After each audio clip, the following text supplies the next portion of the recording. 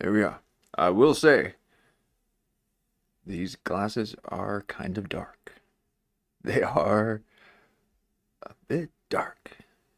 You gotta think ahead when it comes to that kind of stuff. Um, but I'll power through. But I do gotta get a little thinner frame, okay? Because I'm crushing my consciousness. It's inhibiting me to think out of the my right side. Okay, that's that creative side. No, I'm right down the middle. Okay, my two hemispheres are aligned and equally balanced. I'm not more left than right. Okay, I am equally creative as I am logical. I like to observe people. I mean, look at this, Jamie. Come on, Jamie. You gotta abrir los ojos if you want to. Okay, now that part right there, I should pause that. With Kurt Metzger right there, back there. Still good. They all got their eyes closed. Um,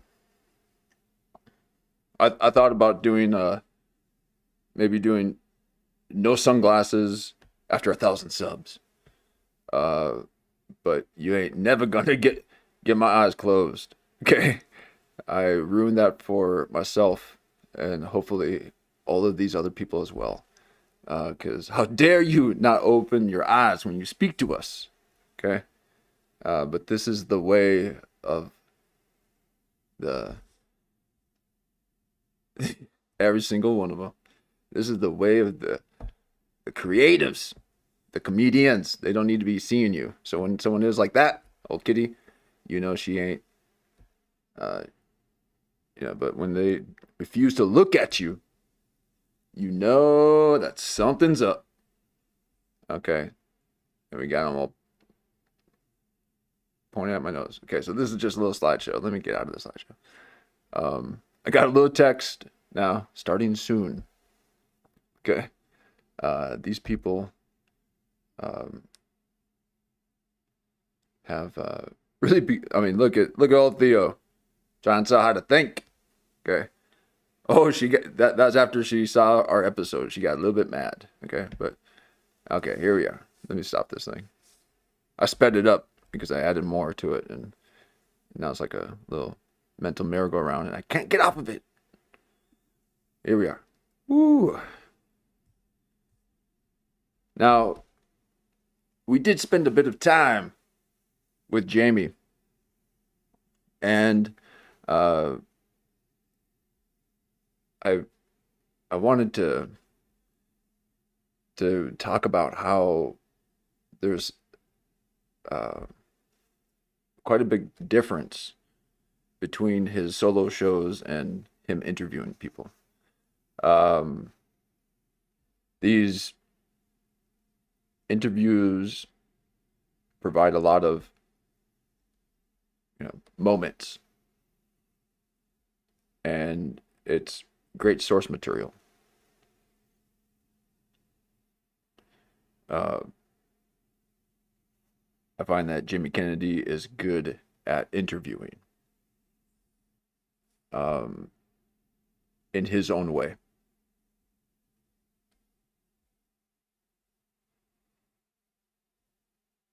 And I guess I don't have the other clip of him doing a solo, but these are the interviews. Let me.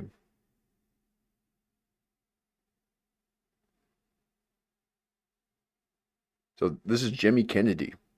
Okay. Um,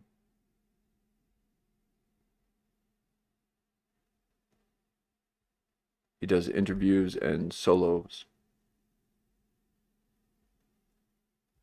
I think this is the one that we were looking at before.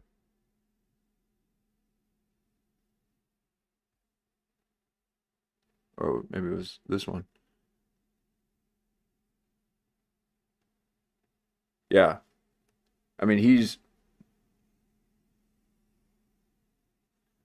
he's doing a 1 hour sesh and trying to describe them. That's hard to do. Okay.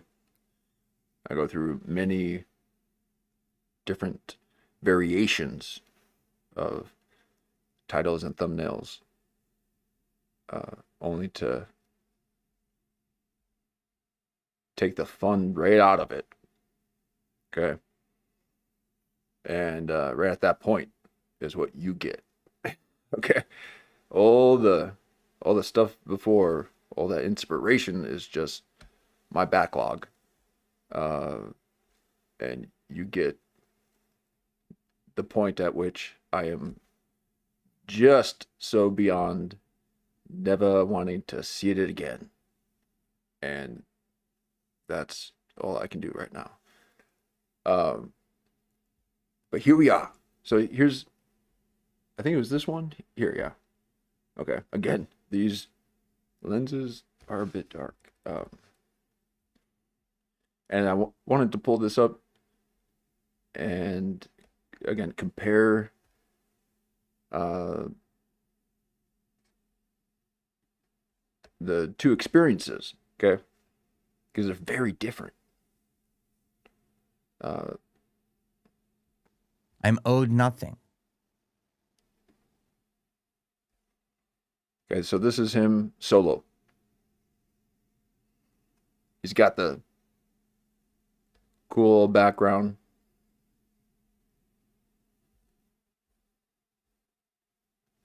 This is a nighttime sesh.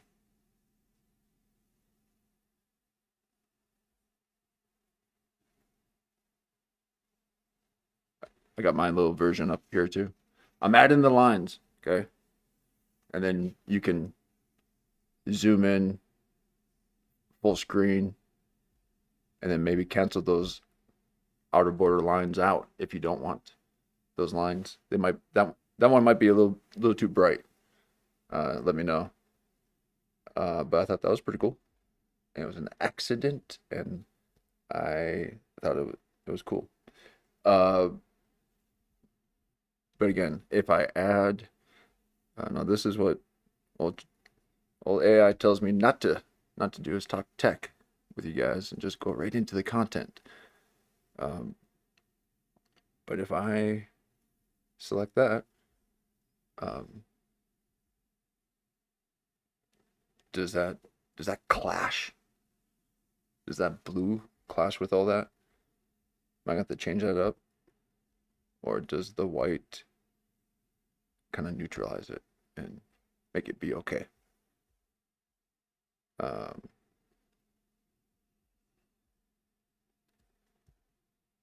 Here we are. So that's a little bit of a monitor check. Okay, I gotta make sure. Yeah, changed up my settings again.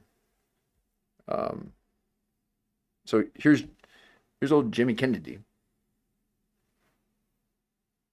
doing solos. The big old microphone in front of his face.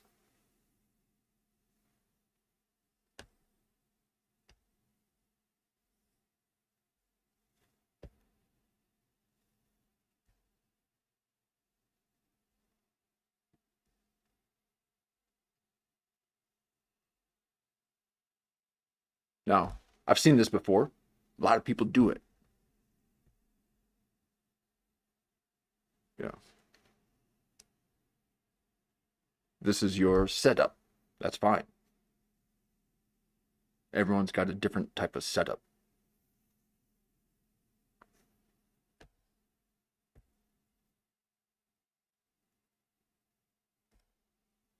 So that's looking like Melton to me.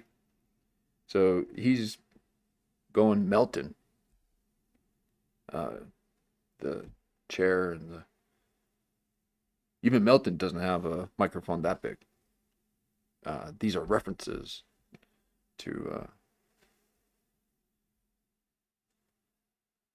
the outer internet. Do both mainstream and underground. Okay, I gotta remind people that there's a little bit of underground.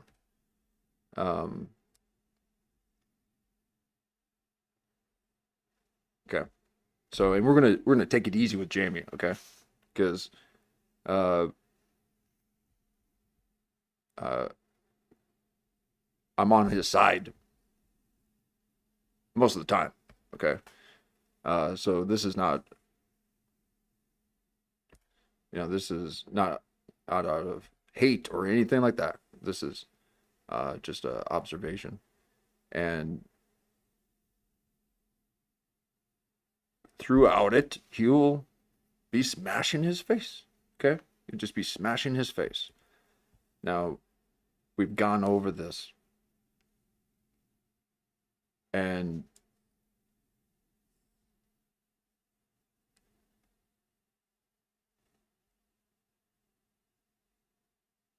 I don't want to have to go over it again, but just wanted to see show the difference between the solo and the interview. Now,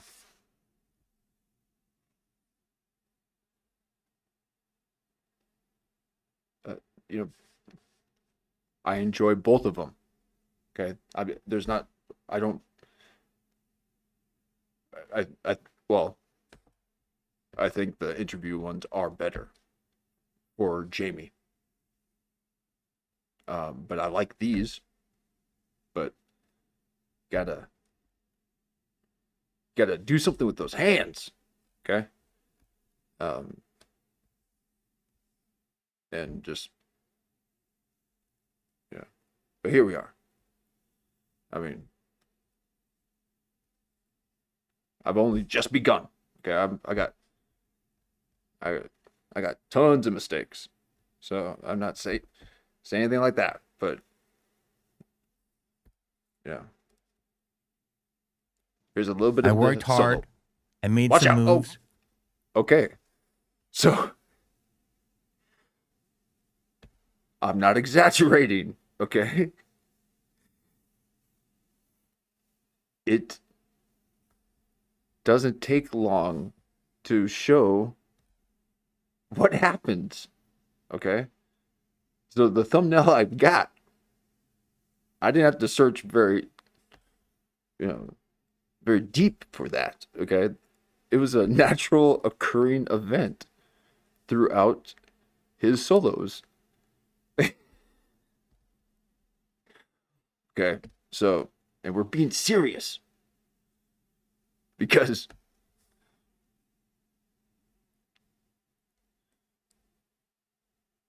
we might have discovered comedy within Jamie for the first time. I enjoy this, and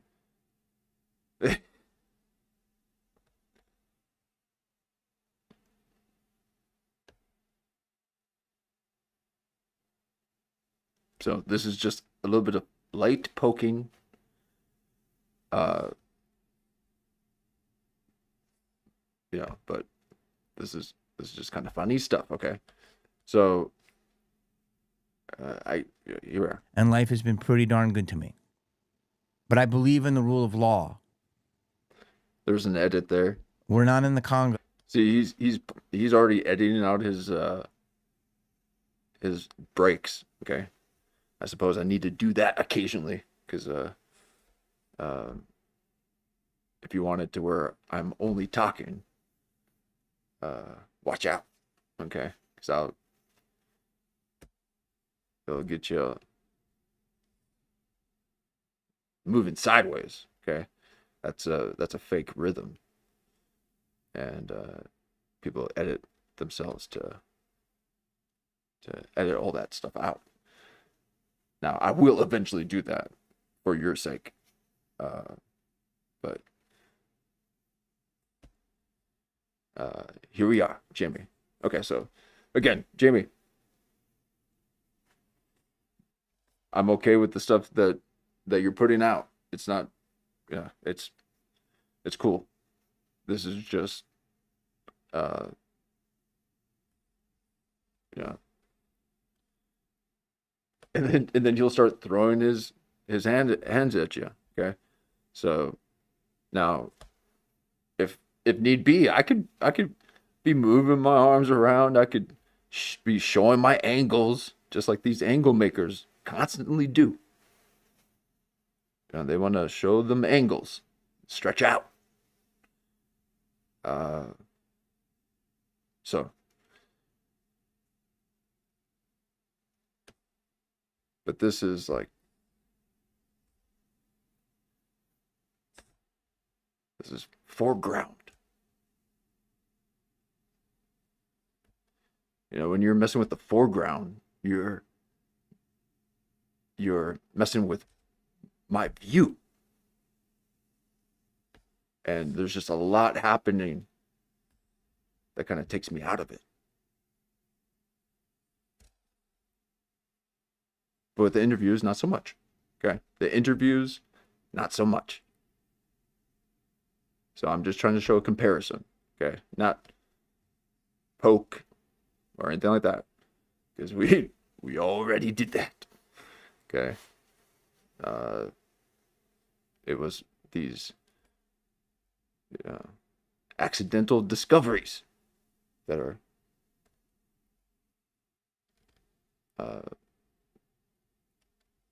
what I would say is comedy. Okay, so this is just a little bit of funny stuff. We're not in the Algiers. Okay, we're in the United States of America. So if it's the same thing, when you get pulled over, don't argue. People are saying, how can they demand the paperwork? Are people not understanding what the if a cop asks me for my ID and I don't have my ID, that's a problem.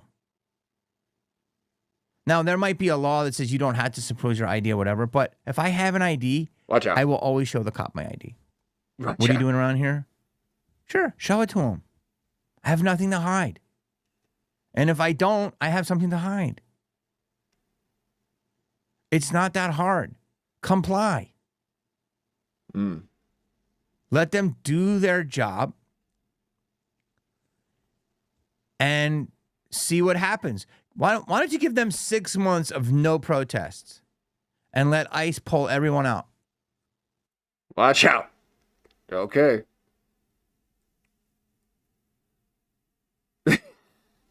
Now, why?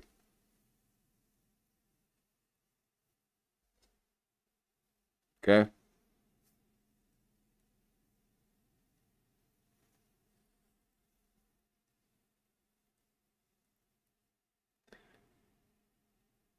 It's like when he gets mad. When he gets mad, he'll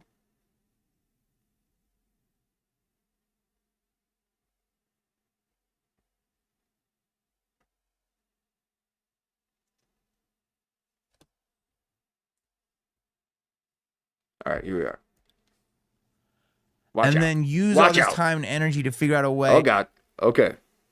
So not only, oh my God. Not only did he spend all that time rubbing his nose, he is now going to wipe it all over his eyes. Okay? This is, your guys' space. Okay? Especially in such a large screen. You're moving the stuff around too much. You gotta understand your medium. And now we gotta watch you rub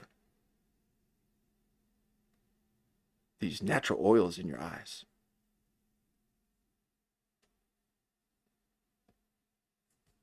To get people that you feel that have been unjustly taken out of this country. Watch out. Okay. Okay. I'm just in a pond, okay? I'm just fishing. Not expecting anything. And these are happening right before your eyes. Okay? I can't believe it.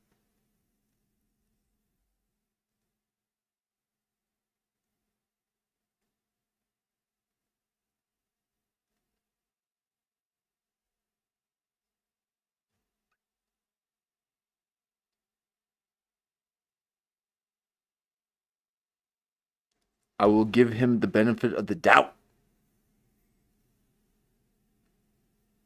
And he had to do a lot of trimming for his, you know, the episodes that he was doing. Like he's in a couple scenes in some movies and TV shows coming up. So he's in character still.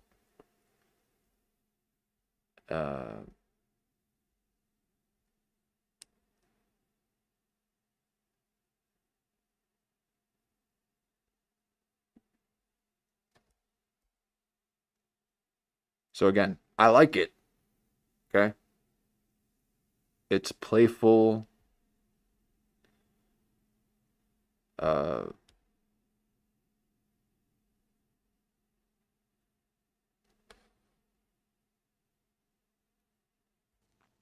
This isn't about brown people. That's the dumbest thing ever.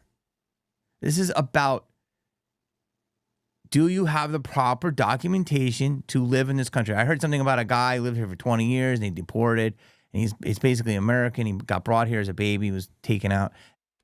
okay. So, and then he has his point of view and all that. So I'm not here for that.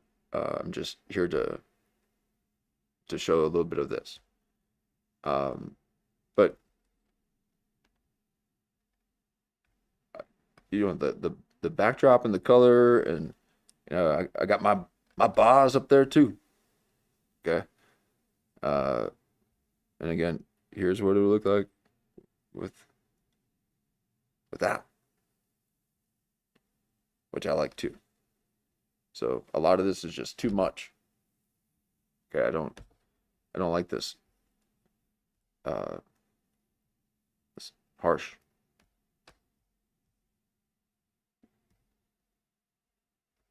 So for that reason, I'm glad that I'm, you know, wearing sunglasses, because I don't like the screen. Okay, I don't like looking at screens, at artificial light. That's why my backdrop is the way it is, because I'm always looking at the sun. So I'm not a screen bearer. I'm a light bearer.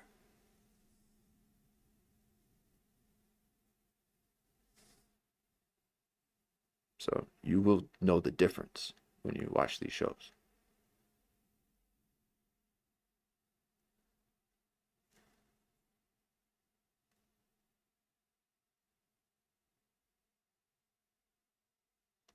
I will say though, I like the bars there, and then when I got that bar right there. Oh, full screen. Anyway, here we are. So this is this little Jamie Kennedy. Okay. Oh, look at that. Whoa, whoa, whoa. So it matches up that. Oh yeah.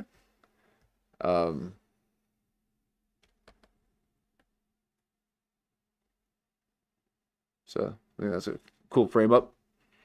But here you are, old Jamie Kennedy, and you know, I like the show. I like what he's doing. There's, you know, I've got I got my fair share too. Okay, but I just thought this was kind of funny. Okay, now for him in uh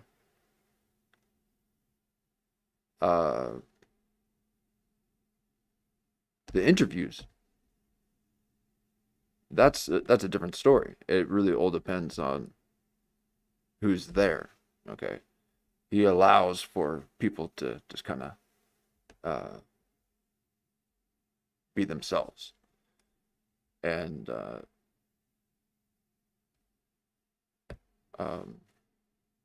this, I mean, we took a look at this Jeff Dye one. Okay, And you know,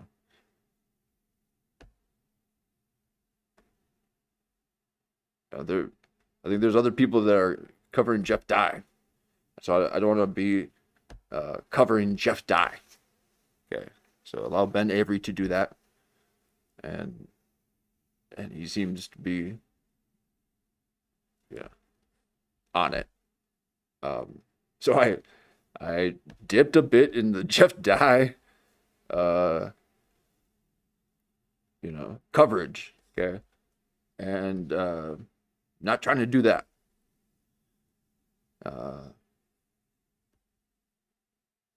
But there's a lot there, and a lot there with Pauly Shore. Okay, I forgot that we only went through just a few minutes of these episodes.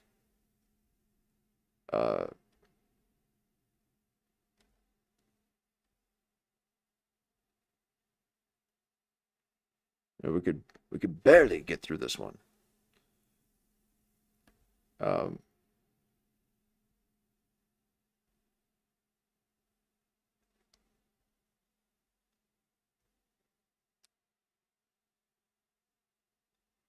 Pauly Shore pulling in 30,000 views.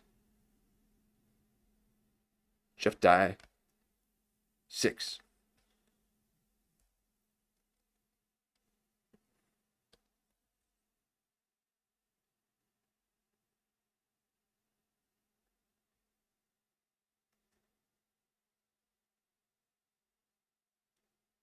I'm still surprised that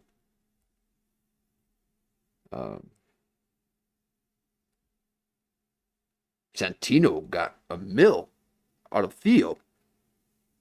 A mil? Mil and a half. 1.6, I think. Off of Theo. How did Santino get a mil? Mil and a half. Okay. How?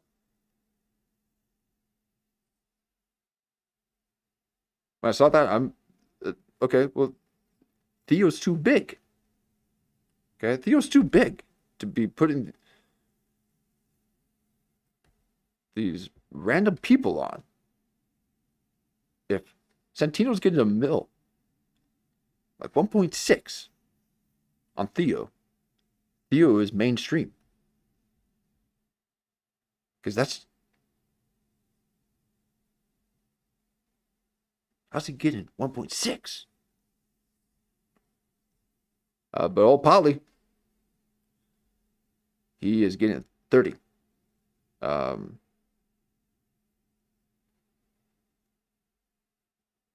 And Jimmy Kennedy is like a Hollywood guy. So he's comedy, LA comedy, with a little bit of Hollywood. Not a little bit, quite a bit. And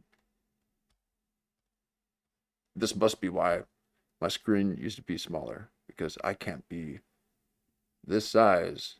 Okay, I'm not trying to appear like I'm bigger than you guys. Okay, when there's nothing out there, sometimes a bigger camera seems more appropriate. But when I get some coverage on the screen there, then I don't need to be that big. Okay, sorry about that. These guys are the big hitters. Okay, we are punching up always. So we are not the same. Okay.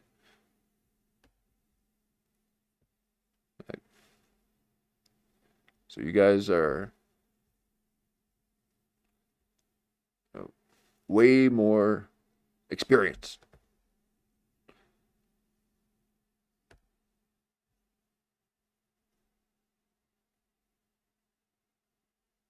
Now, it seemed that with Pauly Shore, it was getting like real personal, real quick. like a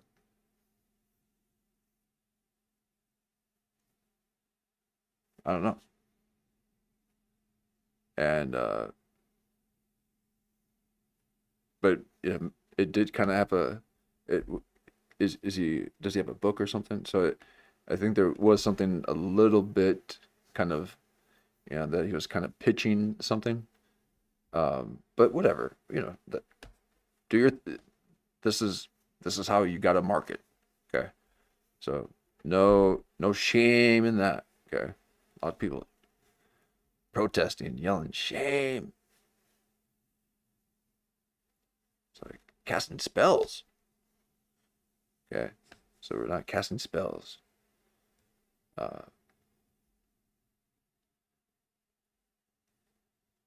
Oh, interesting. I'm just now noticing the oh yeah. I like that border. It all has those gaps, just like the sign. Cool. Um, so Pauly Shore interview got real real handsy, real you know edgy, shocky, you and with Jeff Dye it was a completely different story. So you can see that Jamie's pretty neutral and uh, allows for the guest to be.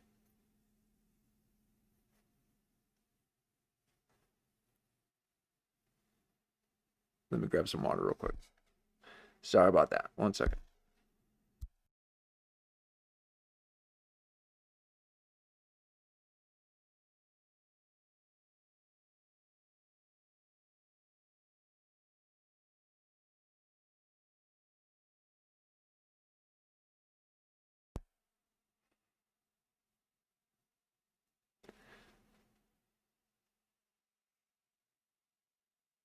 So between Pauly Shore and Jeff Dye, it was two completely different shows. Okay. So you can see that there's really no formula with Jimmy Kennedy. And I like that. Uh,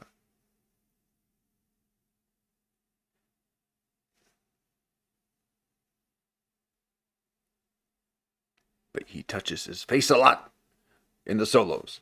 That's all. Okay. So let's just not touch your face so much. Uh, Again, I didn't even realize I even had it queued up for there to be so much nose touching. I just pulled up the clip. Okay. Uh, so there's a lot of that. So I'm,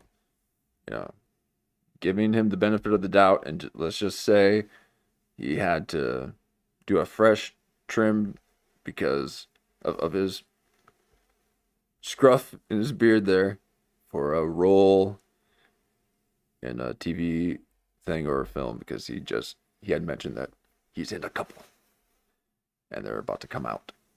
So that's cool. That means he's out there working, hustling, making deals.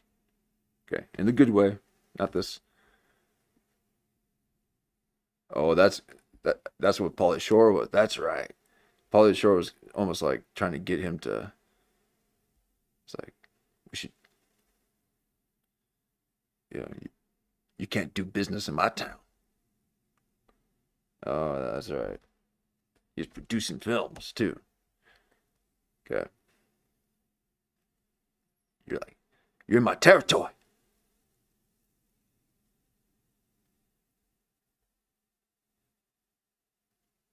It was a bit territorial at first.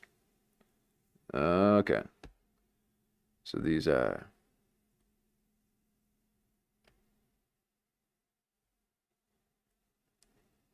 would be within the same casting.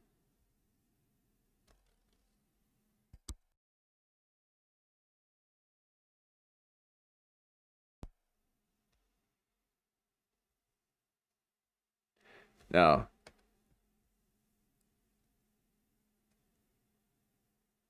I was realizing the contrast. Okay, there's a little bit of a recap.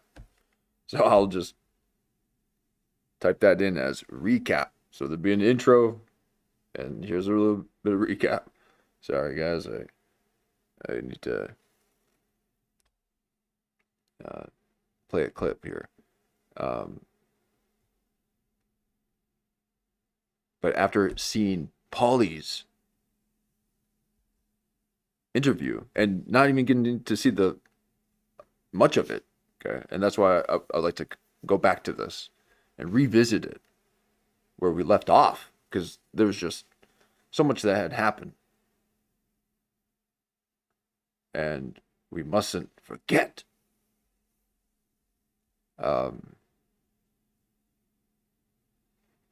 But after seeing this and then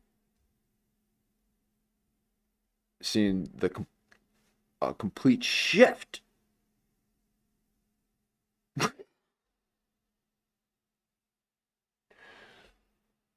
man,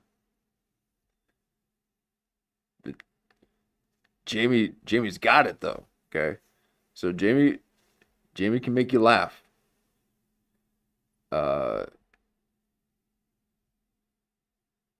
On occasion.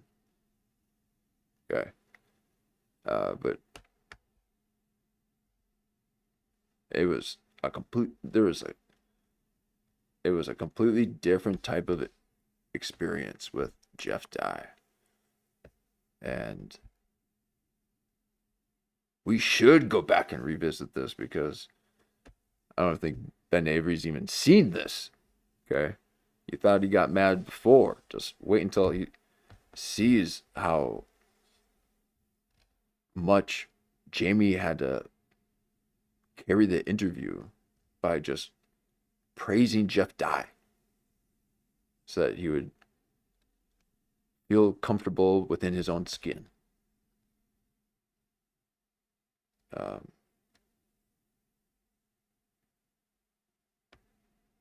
it seemed like Pauly was actually trying to crawl out of his own skin. Okay, there's just a lot of strange occurrences that were unfolding. And then you see that there's a whole subculture of people covering Jeff Dye. There's Jeff Dye coverage, folks. Okay. I stumbled upon it, and I shall dip in there again. But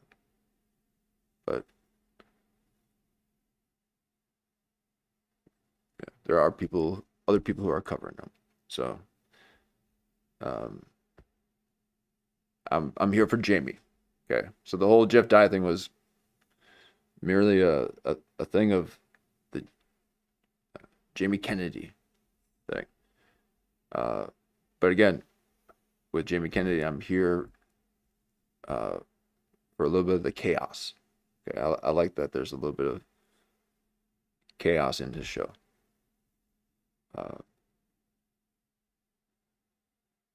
Now, I'm a little bit torn. This is feeling like ChatGPT's split decision, left or right. Let's go to Pauly Shore. Kind of see where we left off, and then we'll go back over to Jeff Dye and see if we can kind of continue where we left off.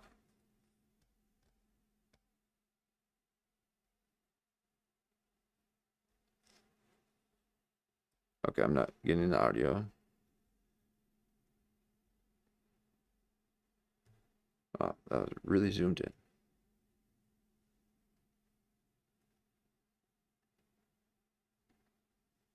Okay.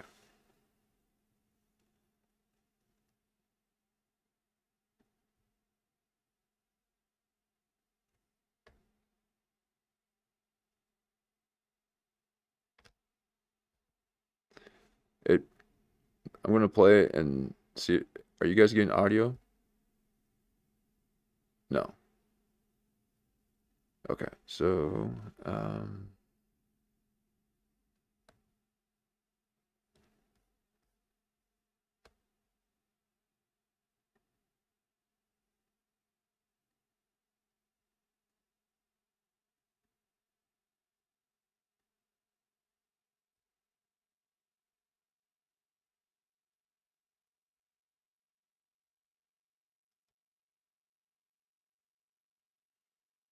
hmm. um,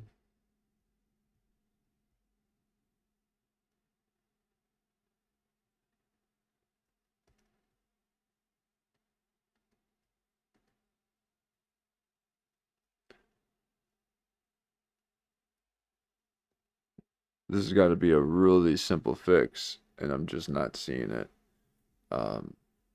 Okay, 1 second. Let me make sure that everything's kind of synced in here. Um,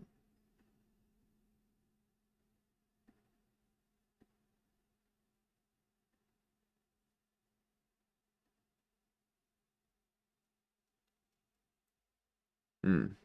Oh, there we go. Spun it into a Okay, cool. All right, we got it. Woo. Okay. So let me back it up a little bit. Now, it's been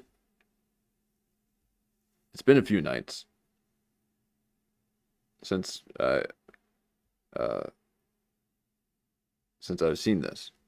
But I know that there was a little bit of this, you know, Nick and Rob Reiner kind of thing that occurred. And Pauly got a bit defensive and said that he's not saying a thing, or that he doesn't know anything about it. It seemed really peculiar to say. It was a strange it was a strange response. Okay. Um,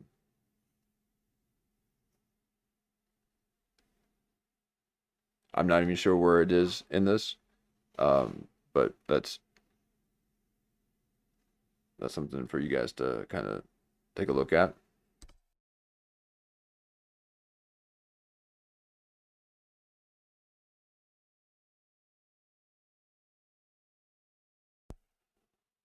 Uh,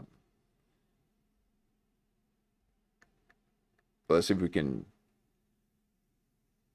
find out where we were, and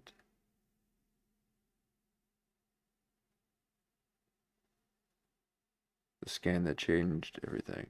Okay, so let's try this. a sitcom. No, it's Fox. Fox first, and then NBC did it later. Okay, so whoever it was, Okay, and again, I like. Sorry, I'll let it play for a bit. But I like that Jamie's got a little bit of the background of Hollywood, and this is kind of like a different generation than what's out there now. So Pauly Shore wishes he had it. Oh, Pauly Shore. I think. Well, I think he's stepping into it, and he should. Okay, he's looking lethal.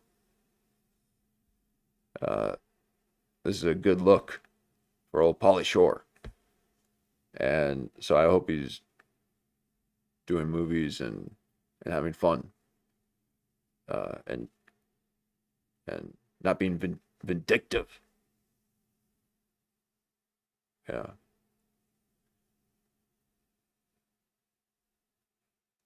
And this is a man who talks about his mother all the time. I couldn't imagine. Yeah. But I mean, speak about your family.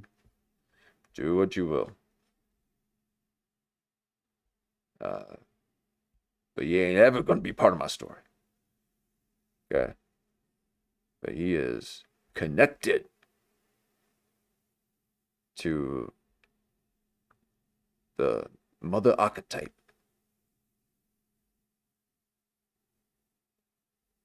And not in the mother nature way. Okay, in the devouring way. So this is the devouring mother.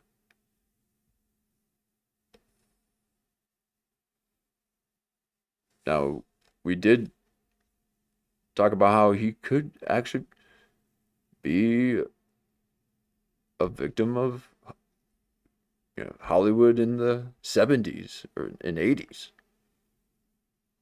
Or like when he was young. Before he popped. So maybe there's a lot there that he's had to manage and deal with. That would explain some of this.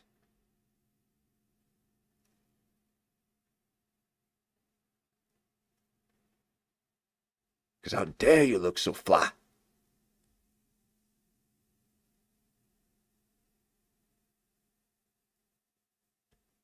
Like matches his salt and pepper. I'm liking it. But here you are. He's sprouting wings and gonna soar on his own. Oh, Pauly Shore. And then I got the Keanu Reeves Jay role. Ferguson? Oh, Keanu Reeves. And I think it was Brian Grazer. No, but you know Jay, the actor? Yeah. I think he was in. Anyway, I remember this was a huge pilot. Yeah. So This is so Hollywood I got talk. the role, and I met Leonardo DiCaprio. Oh, And he here's was more 14, Hollywood. Mm-hmm. and we became friendly. And Oh, friendly. You didn't become friends? Hold on a second. Make sure that your volume's up. Because this is Hollywood dish. Okay.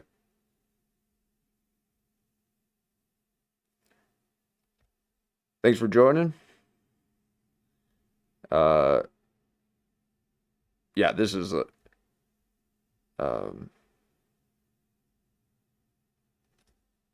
I mean, maybe I'm going old Metzger here and connecting dots that shouldn't be connected. Let me bring that it back was here. cool, obviously. 1 second. I gotta adjust my volumes a little bit here. Okay. So this is a lot of Hollywood talk, and then he's got names coming out of his prefrontal cortex. He's about to pull out the Leonardo DiCaprio card right there. Okay? That's when he's right about to do it. And then proceeds to say that they got friendly. Not that they became friends or acquaintances. So what do you mean by friendly, my friend? Oh, you ain't my friend, buddy? No, you always befriend someone that has a Y at the end of the name.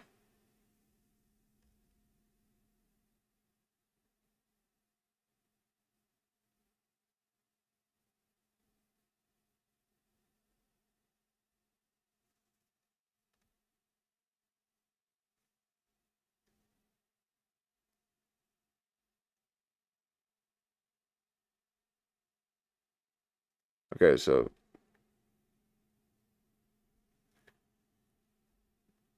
yeah. This is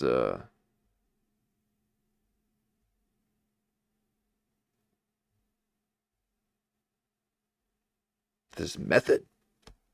Okay, he's going method.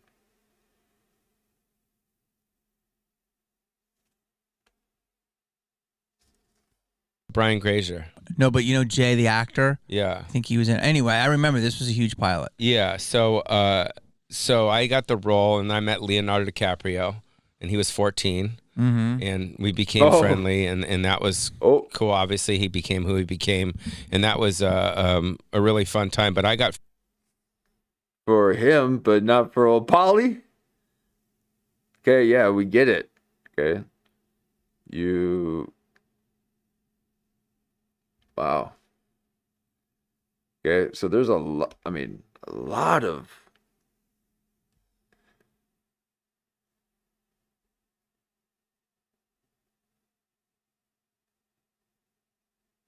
a lot of battling in LA, to get into position. You got to really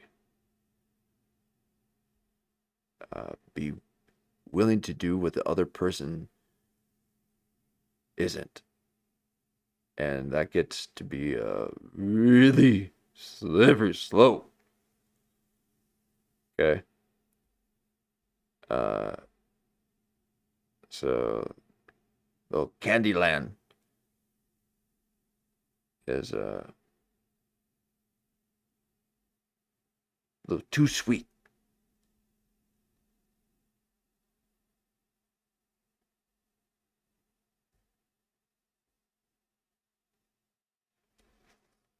Okay. To never just be happy for someone else's success. Okay. That's a strange thing. Okay. You got to, yeah. Why are people not happy for people succeeding? And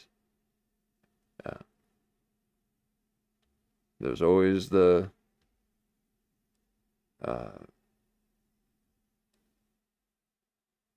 jealousy and envy thing. Okay, there's always that, but there could be something else. Okay,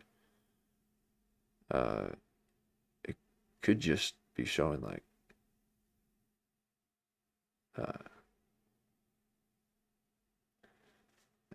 just how difficult it is.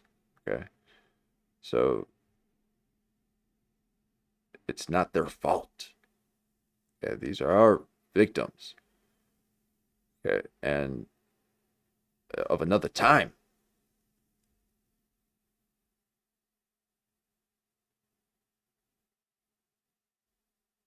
And he's still got the curls. Look at that.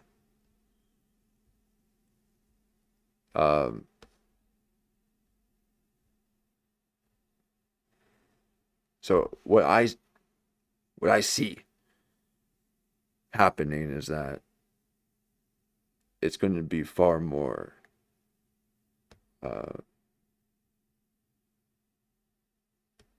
rewarding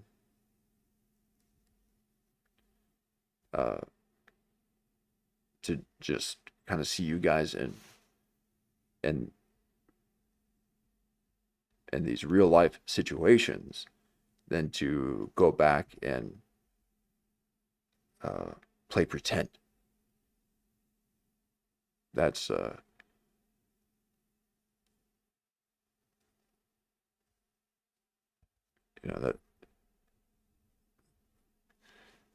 just doesn't register any longer. Okay, you're not going to force me to watch something that's not real. I'm able to detect things that are real constantly. And if I see something in a movie that seems too real, I'm out. I'm not into that real stuff.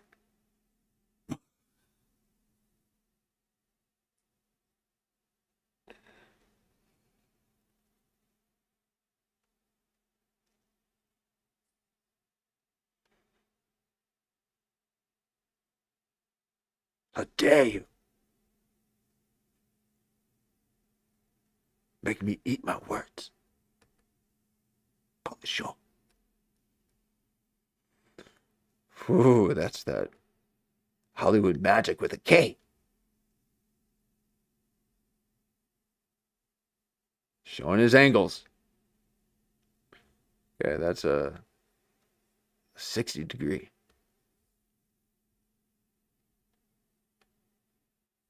You multiply that by 12, and you got a portal. But old Pauly Shore. Yeah. He's got something to say about Leonardo DiCaprio's success. Okay.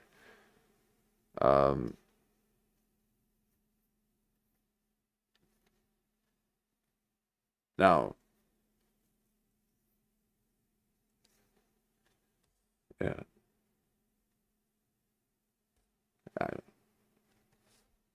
I mean, I was about to say he's no Jack Nicholson. Okay. I mean, he's doing werewolf stuff. So that guy went somewhere and they just filmed it. Okay. So you got to see real stuff. And that's when it's just too much and I'm out. Okay. So Jack Nicholson puts me there every single time. And Leonardo DiCaprio, not a single time did he ever suspend my disbelief.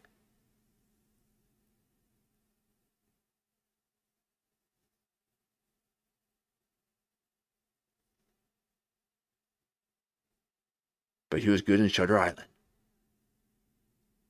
That was a fantastic film. I like those psychological twists.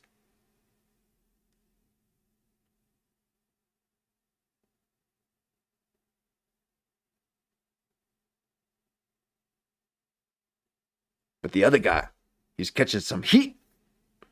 Mark Ruffalo. You talking too much.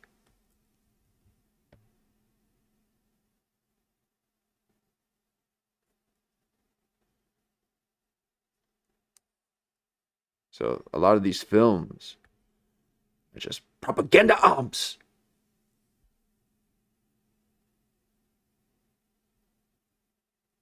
There's someone pulling the strings. These are just puppets.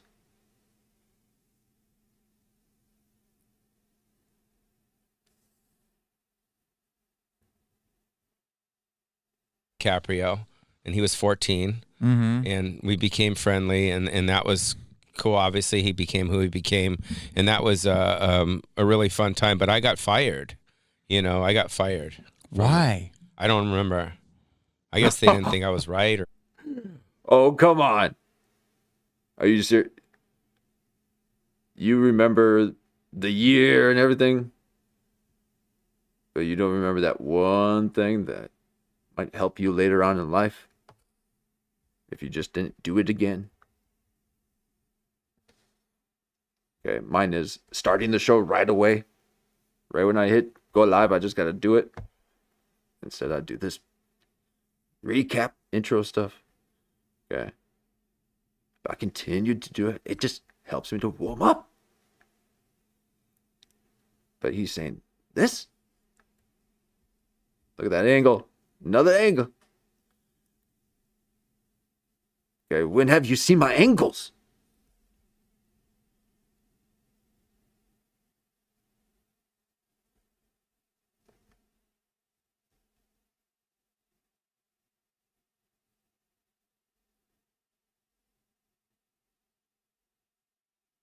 So that is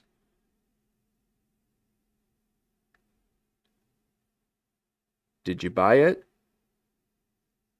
He is checking to see if he bought whatever he just said. He is checking to see if he believed him. So whatever he just said, he's checking to see if Jamie bought it.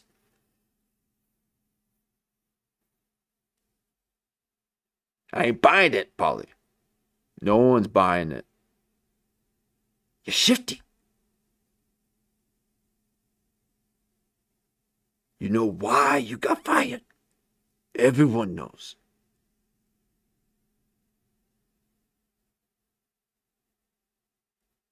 You know, I got fired. Why? I don't remember. I guess they didn't think I was right, or I don't know. So Sometimes then, you get fired off of shit. no, I know. Yeah. And then David became your role. Yeah, David Arquette took my role, yeah. But so what I was saying is that I was, I did a movie with... Okay, so someone took his role.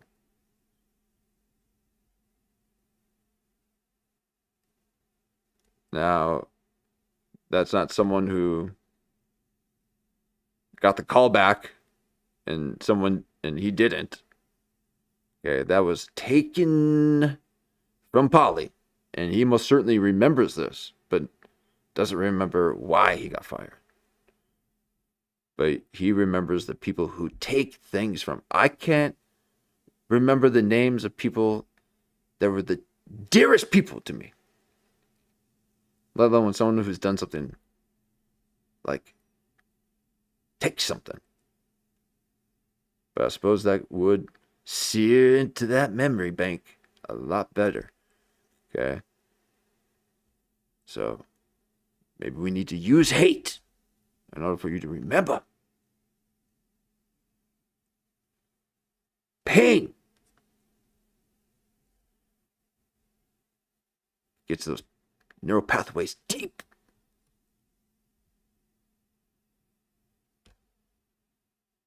And Pauly has seen pain.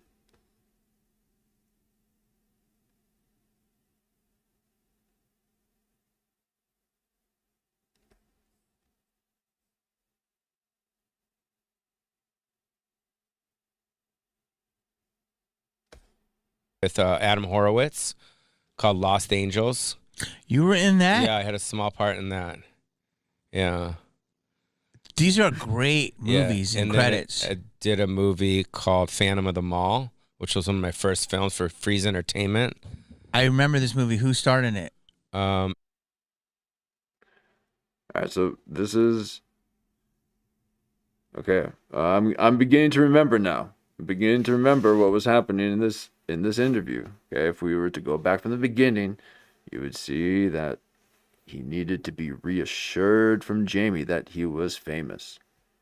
Okay, he needed to make sure that Jamie knew that he had done stuff, and that he thought that Jamie thought that he made a mark in life, because he had a little bit of a scare. Okay, he might have seen the abyss. Okay, very few get to see it and come back and live to tell the tale. So he might have knocked on that door when he heard that he might have had a little bit of an issue, a health scare.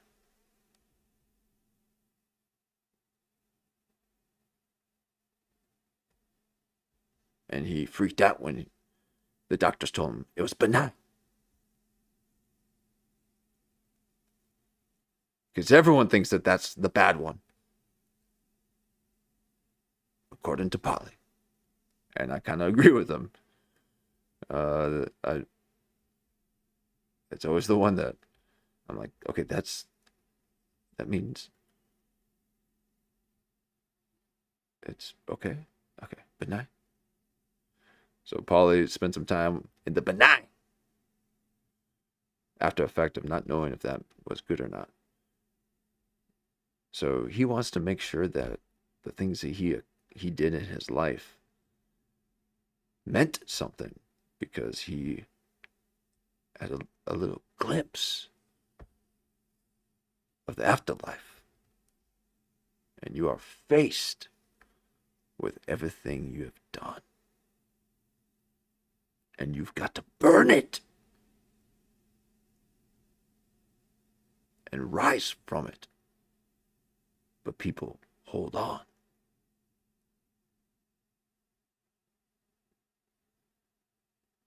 It was Kimber Sissons and Eric, I forgot his last name. I forgot. Just some other actors. I forgot. It was like an ensemble. Mm-hmm. And then we Okay, see? Jamie ain't buying it. None of us are. You know exactly. Okay.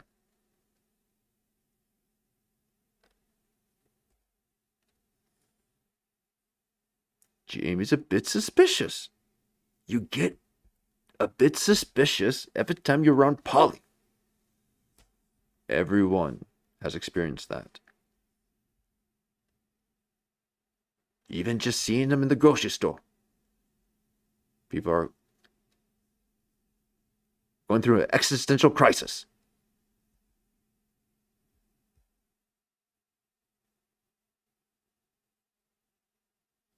But old Pauly here, he ain't buying it.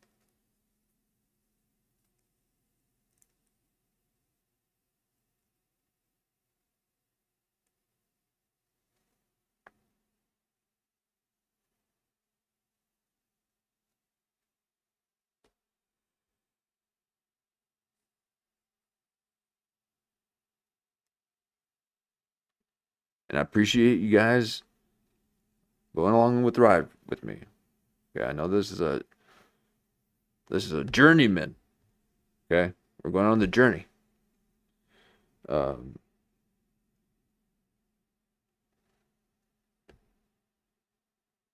but Jamie offers a lot. Okay, with this old mug of his. Okay, he gives us a lot. And we have to watch it while we can, because at the rate of his face smashing during his solo shows, there'd be no distinction within his face. It'd be like a cauliflowered ear. And don't even say ear around him. Okay, he's got them. You know, I'm not even going to say it because, again, that's something he can't help. Okay, I'm not into pointing out things that people can't help. These are just moments within a person's life. And I thank you, Jamie. Okay, this is not sarcasm. Okay, I'm very yeah,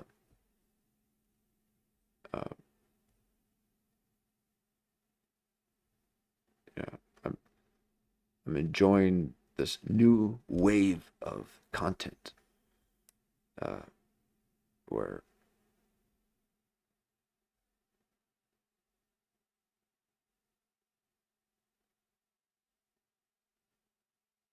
again he had the one with the just that one thing swooping up, but he's got his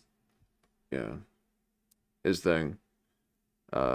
So, but Jamie ain't buying it. Sorry, I'm just when you get an emotion, a raw emotion like this.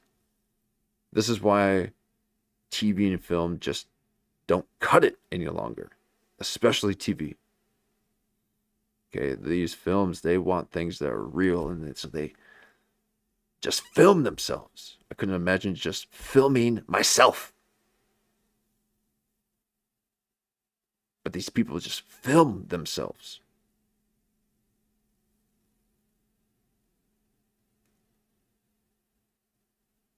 And I find this far more entertaining.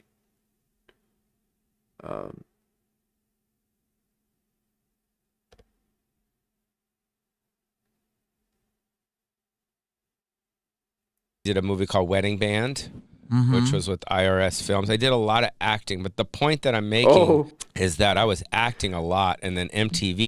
So he wants Jimmy to know that he's done a lot of acting. Okay.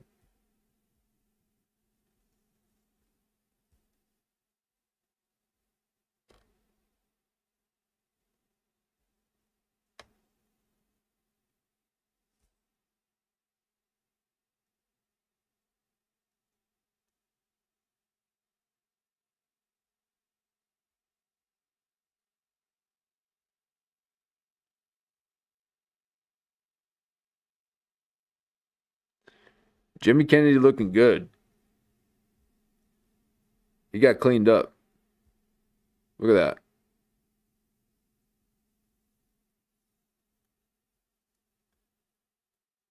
But are those wind pants? Because, yeah, it's not denim. So,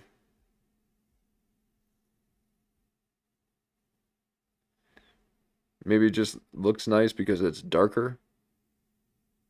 All those angles, exactly. I forgot. Oh my God. Exactly. Oh, that's why. That's why. They got to show their angles. Because they're seeing this thing all the time. I wonder why is everyone doing this angle? That's not even a 45. That's a 6. So here it is. It's these things. They're mirroring their environment. They don't even know it.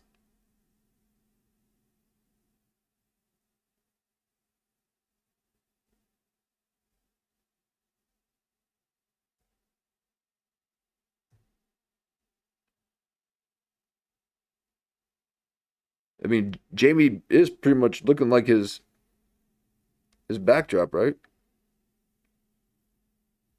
Even the hat. It's the same color as my font.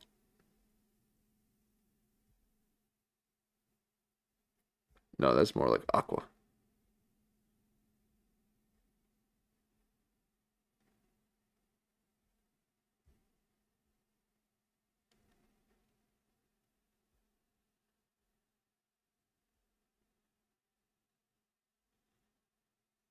It's a again, that's a very bright color. But there are worse. But that's really, yeah. Again, that will mess up your circadian rhythms right there. So I'm glad that, again, that having a darker lens helps. Okay, I forgot why I did this, because again, this is harsh and not good for the eyes.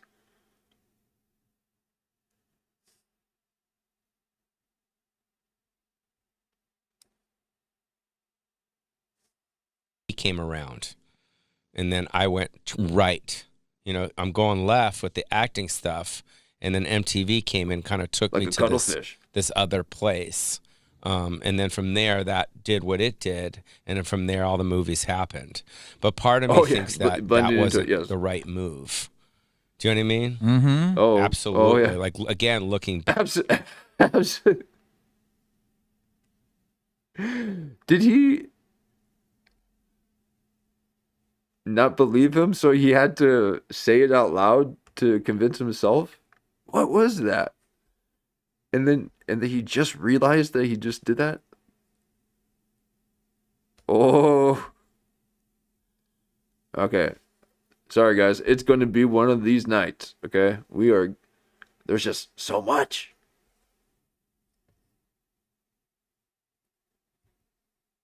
What? It did, and then from there, all the movies happened.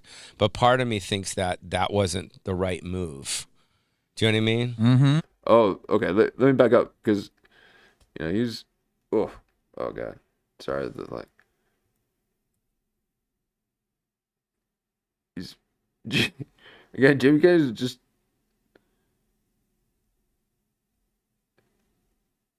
doesn't know how to hold it, like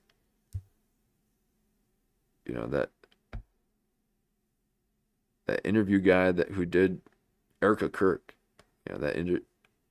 One of Erica Kirk's first interviews with that guy. I guess he's like from Fox or something. And he was just like a robot. It was impenetrable. Completely still. Like me. You don't know if I'm paused or not. Am I paused or not? But Jimmy Kennedy is not really buying what Pauly is saying. And then we did a movie called Wedding Band, Mm-hmm. which was with IRS Films. I did a lot of acting, but the point that I'm making is that I was acting a lot, and then MTV came around. We get it. And then I went right. You know, I'm going left with the acting stuff, and then MTV came and kind of took me to this other place. And then from there, that did what it did, and then from there, all the movies happened. But part of me thinks that that wasn't the right move. Oh. Because MTV was pushing people out like Disney pushes people out. Like they got a whole system. And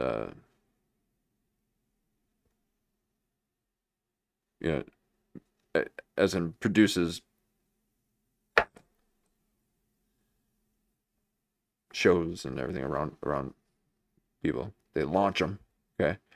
So there's a whole mechanism of how to launch somebody. And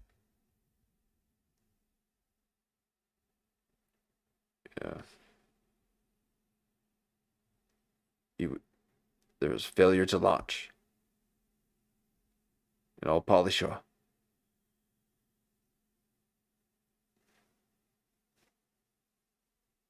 More ways than one. Okay. Because again, the devouring mother.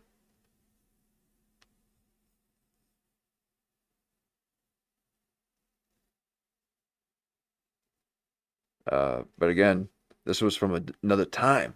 Okay, he's speaking of being friendly with Leonardo DiCaprio. DiCaprio.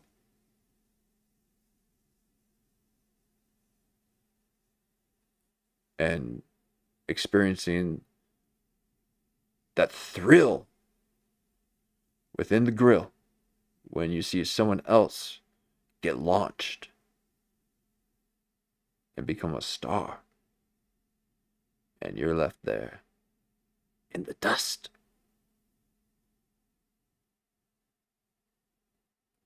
And all that stardust has worn off. Tinkerbell.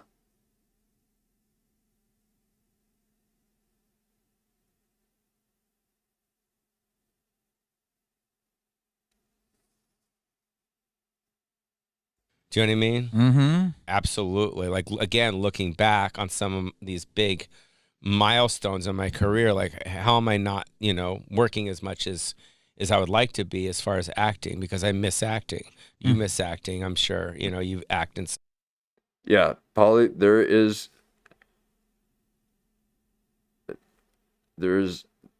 there's anger. Okay. And that's what I was saying before. The last time we covered him. That the way that he covered his face with that mask when he talked about Rob Reiner and Nick Reiner and the murders.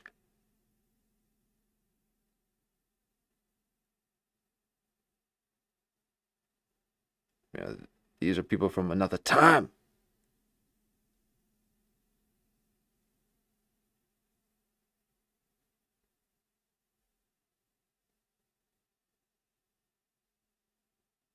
He was all part of the whole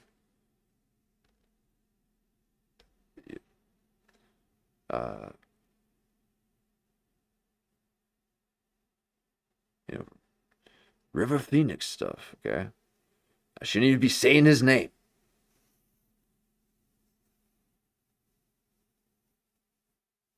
So that whole thing. And that guitar player from Red Hot Chili Peppers.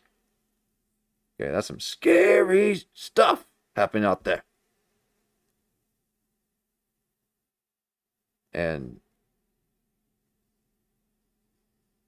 Johnny Depp was a bartender where River Phoenix died.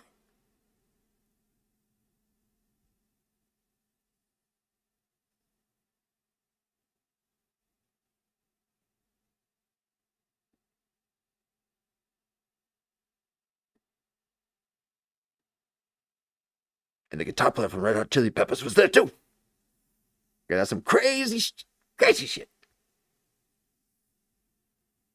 So he's in that era. That era no longer exists. No matter how much, Lady Gaga wants it to. Keep that niche tucked in. We don't see any of that ritual stuff.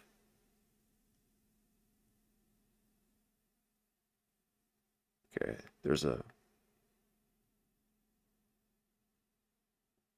the rule is you don't show your magic.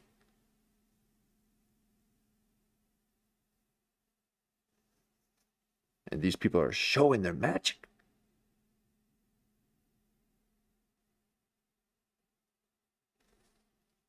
And Pauly wants in. He never was.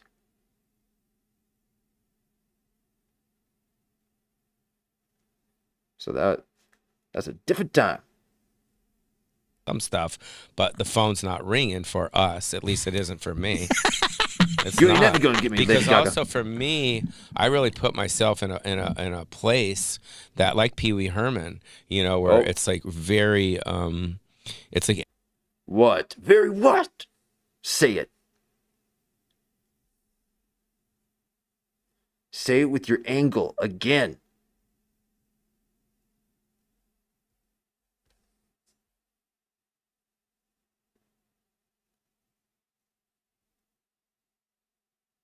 Every time.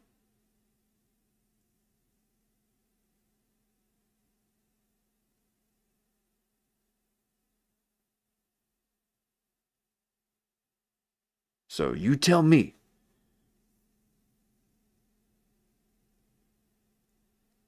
Are you doing this because you're telling the truth? Or are you trying to trap us in a lie?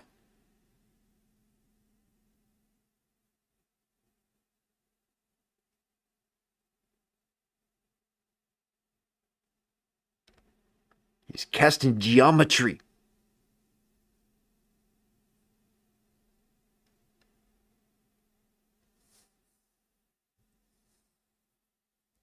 that, like Pee Wee Herman, where it's like very, it's like everyone, it's like, everyone knows that, like, my agent will be like, oh, like he tried to get me with managers, like bigger managers, and they all passed. Mm-hmm. They all passed, not because they didn't like me, but because they didn't want to work. And they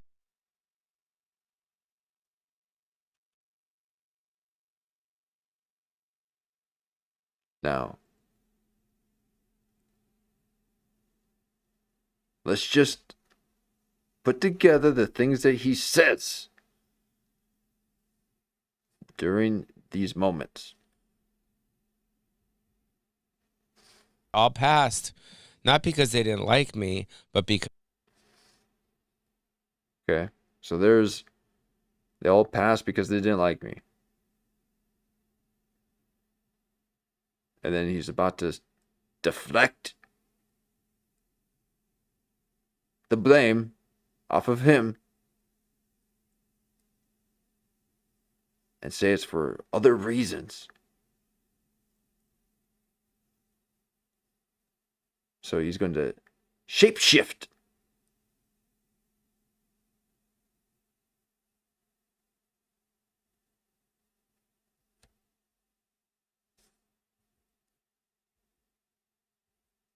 And there's another time right there. These are separate moments.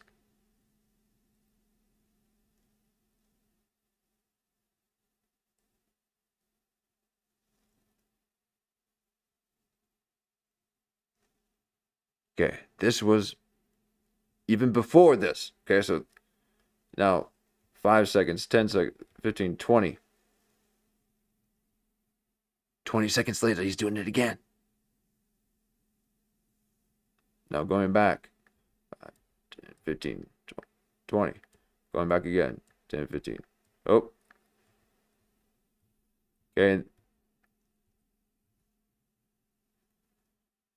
He's doing this all the time. working as much as I would like to be as far as act. career, like how am I not back on some of these big milestones in my career? Like how am I not working? Okay, so let's just listen to the things that he says when he does this. He's going to do a series of them. Move. Do you know what I mean? Mm-hmm. Absolutely. Like Here. that. Oh yeah, TV this is what started it all, because he said absolutely, because Jimmy didn't buy it. Is that I was acting a lot, and then MTV came around. Okay. And then I went right. Absolutely. I'm going left with the acting stuff, and then MTV came and kind of took me to this other place. And then from there, that did what it did, and then from there, all the movies happened. But part of me thinks. So he did it at place. Here. Oh, is it right there? He does it so fast. And then MTV came and kind of took me to this other place. And then from there. Okay, this other place. So we can just assume that it didn't really take him to another place.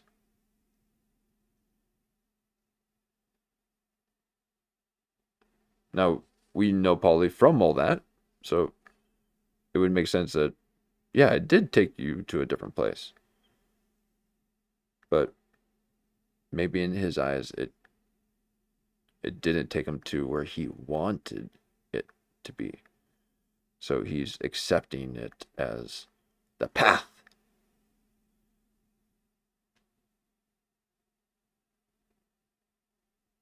And you'll hear later on that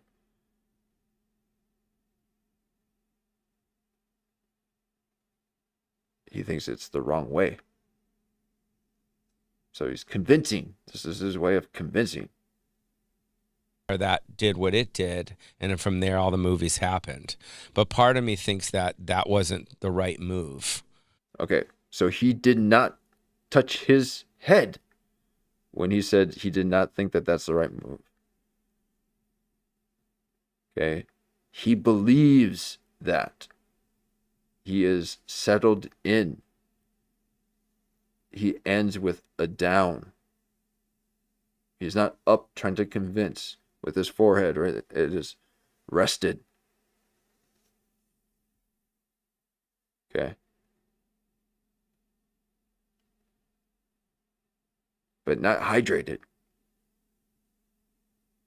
So we all know why he's doing the scarf thing. Okay, it's a really funky neck. So stay away from the high color stuff. So any of those button collars, that's what gets you that stretchy neck. So you gotta keep that one unbuttoned. Then you won't be twisting your skin like doing a snake bite to your neck every day for years, and you wonder why your neck looks like that. Sucking on them N95s. Couldn't imagine.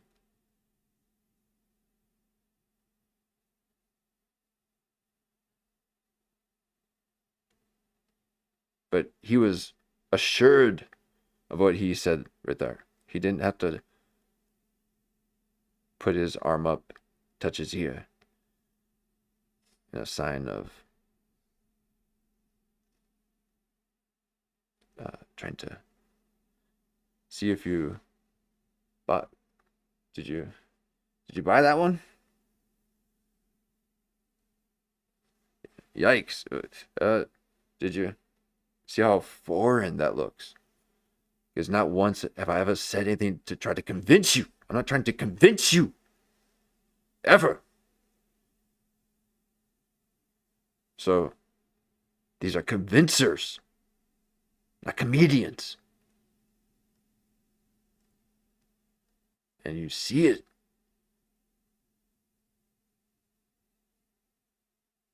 The effort that it takes for them to speak.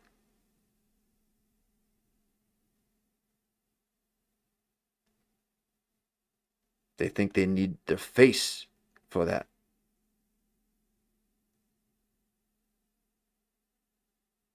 But the more of that,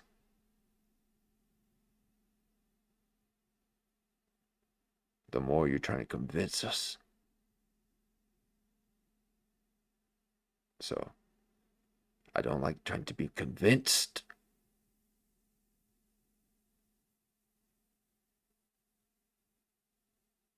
And he's trying to convince Jamie that he's done a lot of acting. And he went down a cool, unique path route, like MTV, which I agree with. I think that's cool. He doesn't. He wants some of that Leonardo DiCaprio.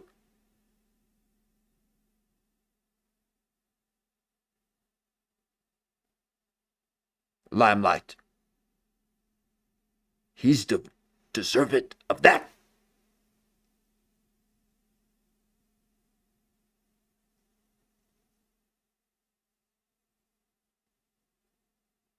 But because he's a victim of old Hollywood, if you were to tell him that, he'll hurt you. Because he's felt pain.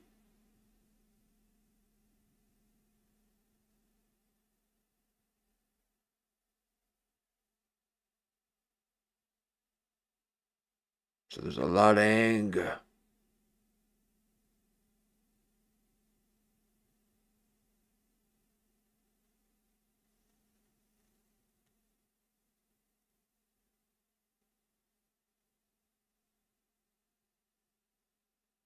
But this is when you see the abyss and it stares back.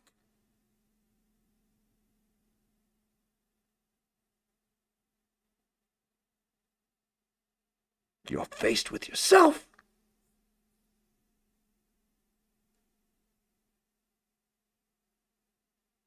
Do you know what I mean? Mm-hmm. Absolutely. Like, again, looking back on some of these big milestones in my career, like how am I not, working as much as I would like to be as far as acting? Because Okay, so how is he not working as much? So that's everyone's. How is he not?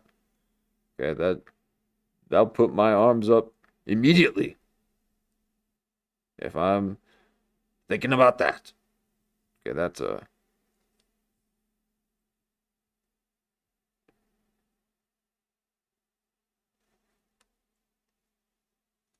He's never looked down the barrel.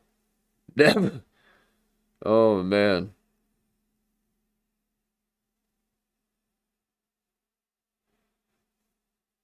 He's looking right down the barrel. See, again. You should never look a man in the eyes. He wants you to.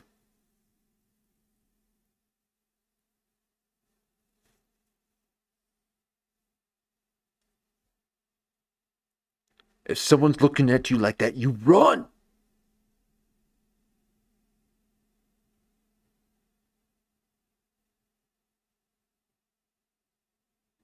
like again, looking back on some of these big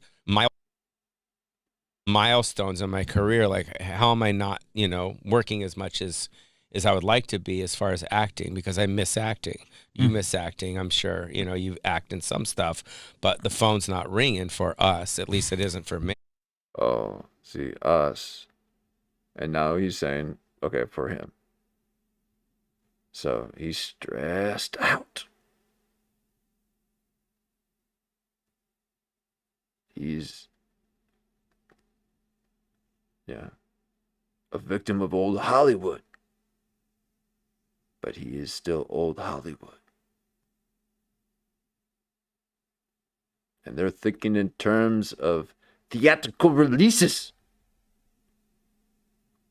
I haven't thought about a theatrical release in ages. And I used to watch these films on repeat.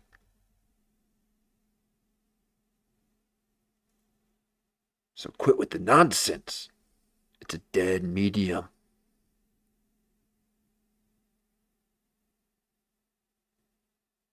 but they want to keep going back. They're holding on.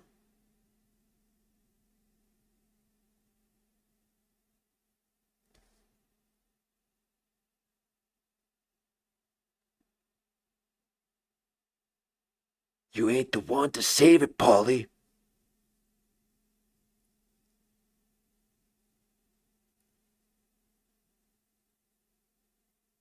And that's what it needs now. It doesn't need players. You're just a player.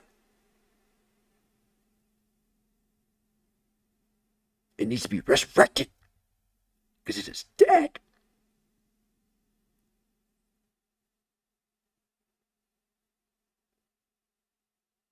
And he's sharing you. He's telling you the story. He's sharing this with you. That's what I was trying to say. It's not. Because also for me, I really put myself in a Let me rewind it. Okay, he is real. I remember this got too real. Okay? I just switch it off. Because he's getting real with Jimmy Kennedy. And Jimmy Kennedy likes it light.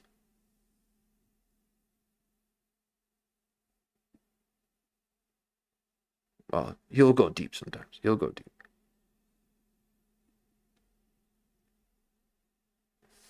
as I would like to be as far as acting, because I miss acting. You miss acting, I'm sure. You know, you act in some stuff, but the phone's not. Some stuff.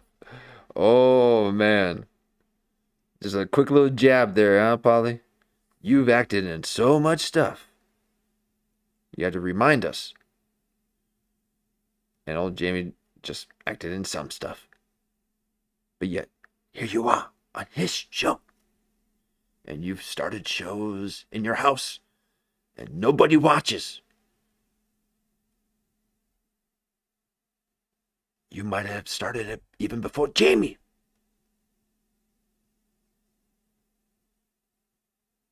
But you're too spun.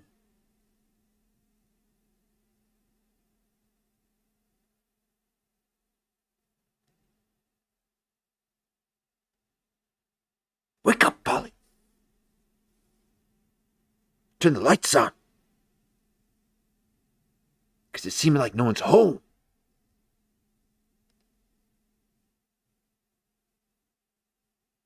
What have you been thinking as of late? Because this looks like an MK Ultra self-delete. If I've ever seen one before.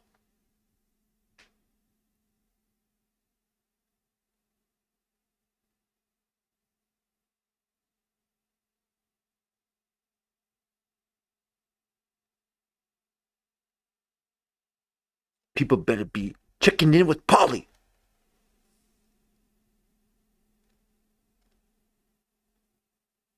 Because he's contemplating things.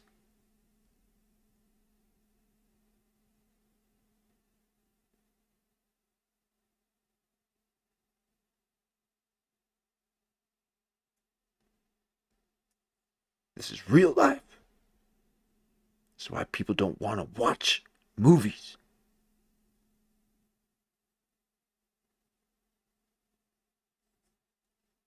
Ringing for us, at least it isn't for me.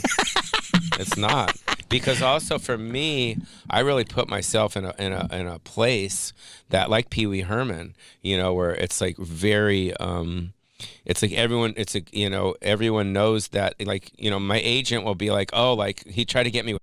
Everyone knows what?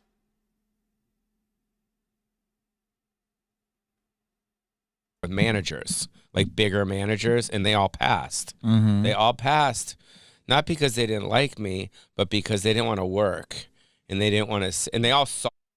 All right.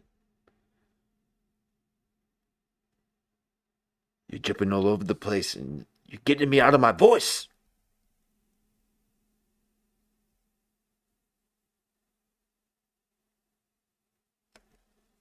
Here he is with another angle. He's trying to give you another angle to the story.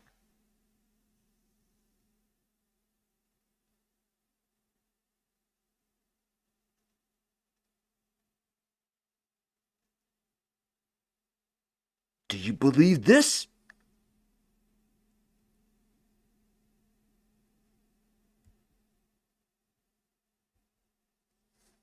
Managers, like bigger managers, and they all passed. Mm-hmm. They all passed, not because they didn't like me, but because they didn't want to work, and they didn't want to. And they all saw the vision. They say like, "Oh yeah, he's just one role away." They saw it. Yet you rub your eye.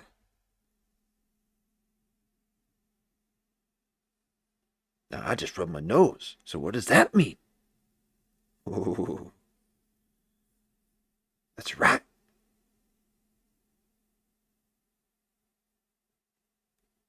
But Jamie's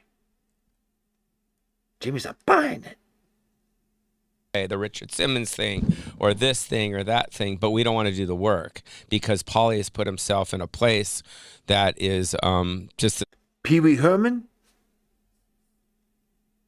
Is that what you're trying to say? Because why did you mention Pee Wee Herman? If not to say that you are the same essence. So, does that mean you did something in the theater? What are you trying to do? Or are you talking about his later years where he was in Blow? That's some cool shit.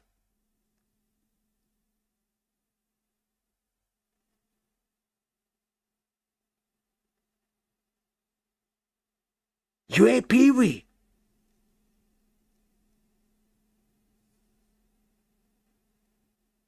Pee Wee had dedication. He played the character. He was the character.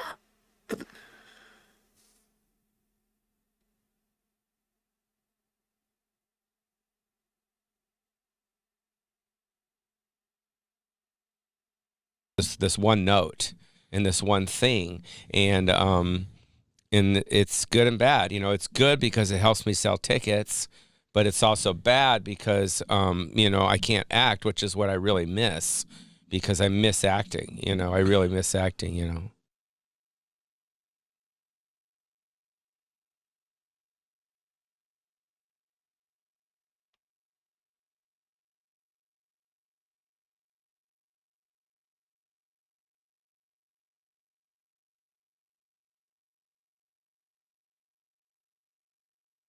And this is why who's ever close to old Pauly needs to be checking in on him. Look at this man. Holding his hand like he's holding a weapon. He's been contemplating things.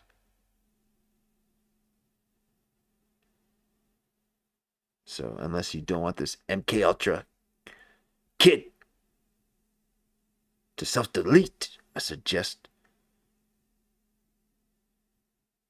you tell him how much of an impact all his films has made on you. Because he briefly saw the door to the abyss. He didn't even go in. Okay, he didn't see the light. But just that little bit of self-awareness got him thinking to end it.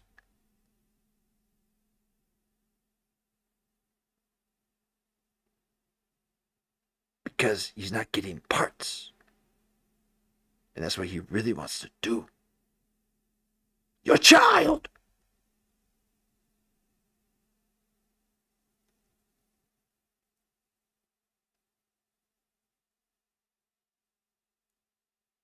If you could do it again, what would you do? I probably wouldn't do the MTV thing. I would have stayed on the acting thing. And who knows? It could have been Tom Hanks. It could have been Robin Williams. It could have been all these things.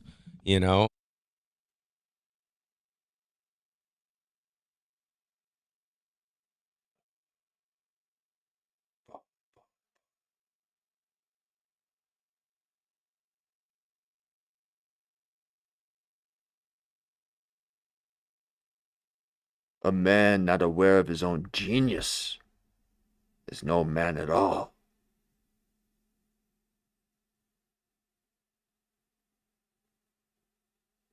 It's never good enough for Pauly. He wanted to be Leonardo DiCaprio. If he just stuck with it.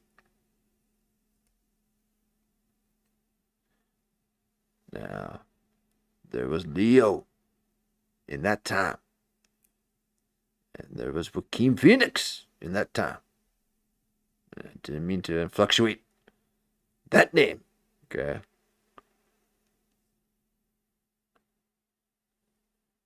And there was Johnny Depp.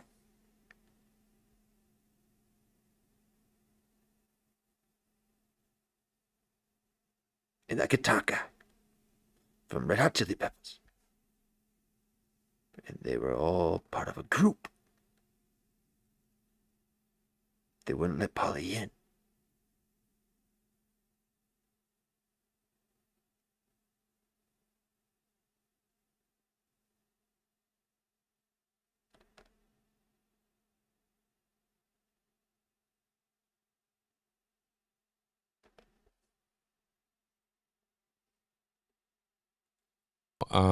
That, you know, all that stuff I wouldn't have done in the Army Now.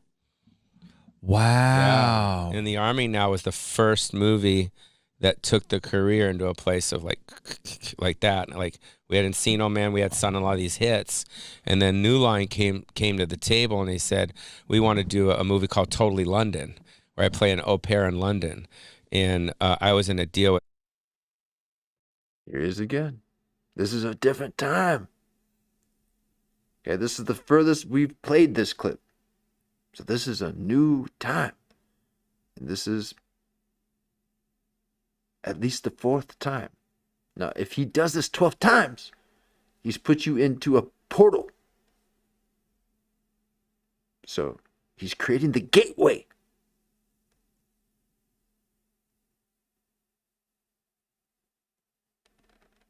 So this is the 4th time.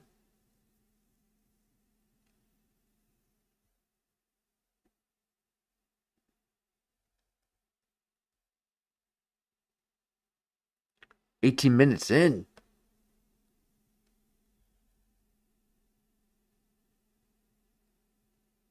It also looks like he needs a cigarette. It looks like he just needs a cigarette. Okay, they get that look. Yeah, so I get that too, but that's too much. Too much angles. So that is the 60-degree angle. These are Masonic symbology. Trying to trap you into their thought matrix. With Katzenberg over at Disney, and we couldn't get out of that deal. So Katzenberg's like, well, let's just do the Army movie.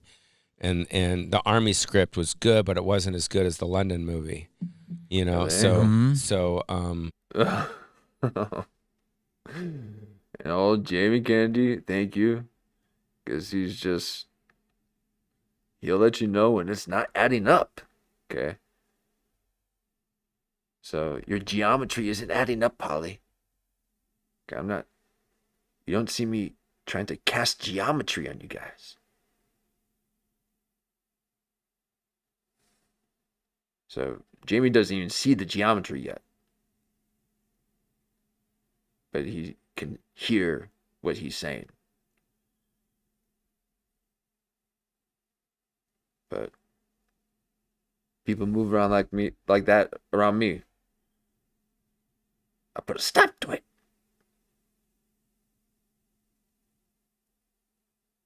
Let your words be enough. Otherwise, don't speak. You know, my manager Michael Rotenberg and Adam Bennett, that was at CAA, were like, you can't do the Army movie because the script isn't as good as Son-in-Law. You know, it's not up there. The director, the whole thing. You know, you should do this. There it is. Okay. This is the sweet gold that I only hope would happen on a stream.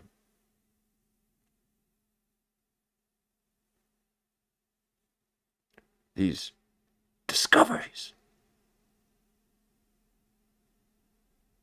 We are no longer in search because we are in discovery.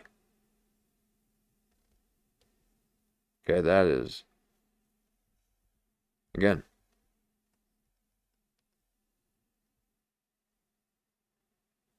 we had Jamie Kennedy in the solo shows, touching his face constantly, manipulating the foreground of your screen, the place where it's for you. I don't flash things up in your face. And now he's allowing his guests to do it. But it's the times of disbelief and to convince.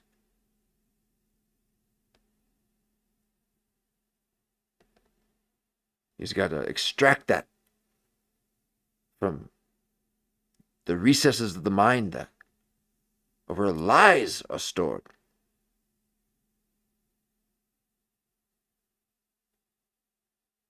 And then you'll see him retrieve it from this prefrontal cortex as he then places his hand on his palm, places his palm on his forehead. London movie, but Jeffrey Katzenberg, I don't know if you know Jeffrey. Of course. Yeah, Jeffrey Katzenberg, the biggest executive in the world. Yeah.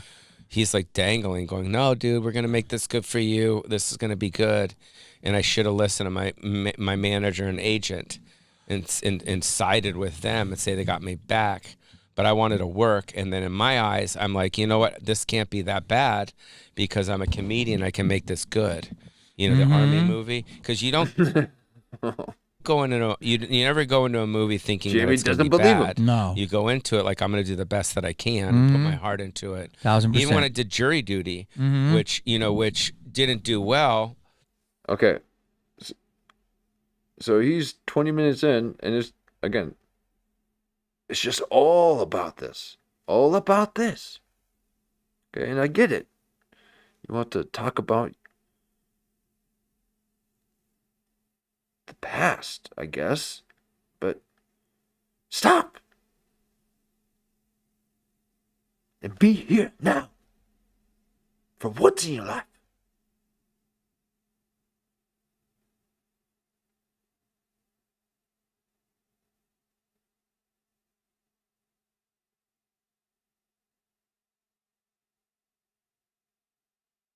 You're not just looking in the past, you're trying to make sure your lives match up. Puff.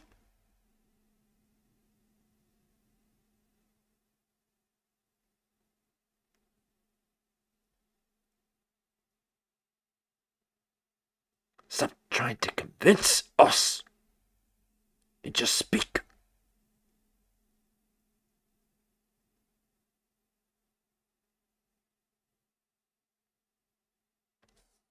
But it didn't do well, but it's a good movie. You know, it's a good movie. The angles. But I was also like, people, the critics hated me. Okay, sorry, I won't pause so much, okay? But he says it's a good movie. It's a good movie, okay?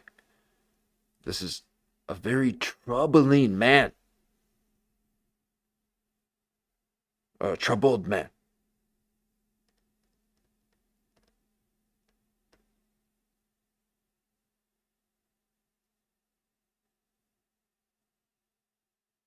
You ain't ever gonna see this again.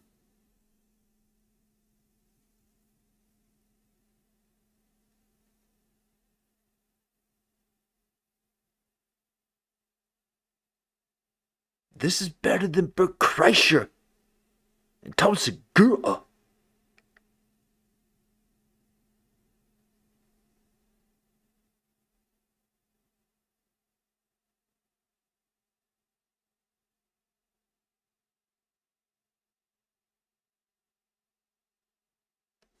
So much. So it's very personal. Very personal. Like they're like whatever Pauly Shore did, like fuck him, was kind of like the critics. Because of my style was so goofy and fun and silly. Mm-hmm. You know what I mean? All that shit. Mm-hmm. And they didn't find it appealing. But it was you. It was unique. Yeah, well, they didn't see that, so it was what it was. Yeah. But okay. So you saw that when he said they didn't see that, he touches his eye. Okay.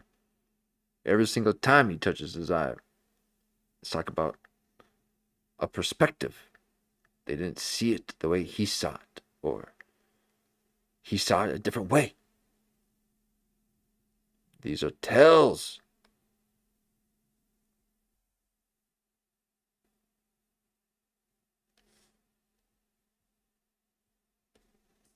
Because of my style was so goofy and fun and silly. mm-hmm. You know what I mean? Like Pee Wee Herman? All that shit. Mm-hmm. And they didn't find it appealing. But it was you. It was unique. Yeah, well, they didn't see that, so it was what it was. Yeah. But you I'm know just that happy- happened to Jim Carrey, and then he became a legend from it. So you were doing your own version. You know what I'm saying? Wait, I want to go back though, because you said so much there. It's like my therapist here. This is good. Yeah, Kyle, how are we doing? It's great. Do you like us? Did you press record? Because last time we did the thing, that's why I'm coming back for the second interview. Dude, seriously, dude, we did this last time. He fucking didn't press the record button. He started.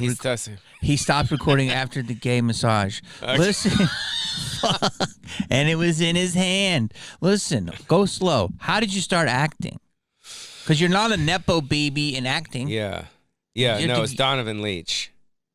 For real? Yeah. Who's Donovan? Leach is the son of who? All right, so Donovan. we got a little Donovan, the So singer. there's a little bit of Hollywood,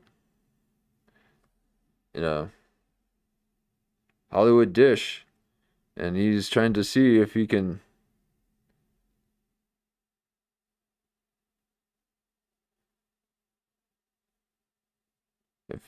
if he would believe him, but that's a man who's familiar with a gun.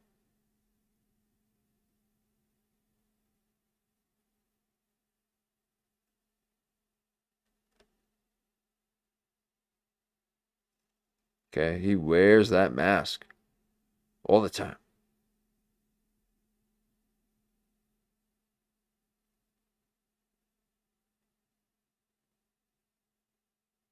I mean, his hand is up like he's holding a gun all the time. I have yet to raise my hands. Nepo And so somewhere, you were boys with him. Yeah. I remember him. He was big. Yeah. And then And he got an audition for Bill and Ted's Excellent Adventure. he brought you. Yeah, he brought me in to play Bill or Ted or one of those guys. And then from there, We got all the way to the end. So it's me, Josh Richmond. It was Keanu. It was fucking the Alex crew, Winter. Josh Richmond, shout out. Yeah. Josh, what's up? What Love up, you, bro. doggy? Yeah. Wow. And we got to the end. Old Hollywood here. And then here he is going to try to convince us again with his angles. Okay. So you just know, anytime he's in this position, he is lying. It's that simple.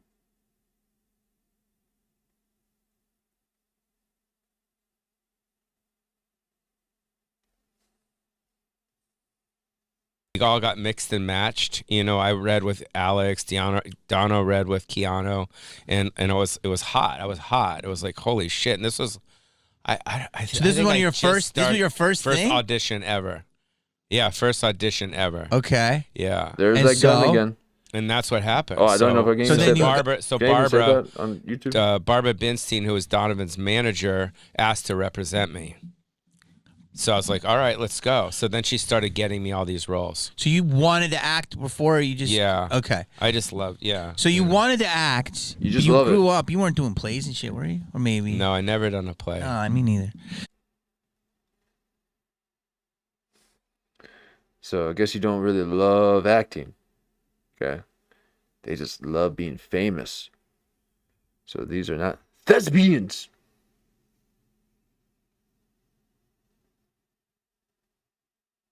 They don't know the old Russian.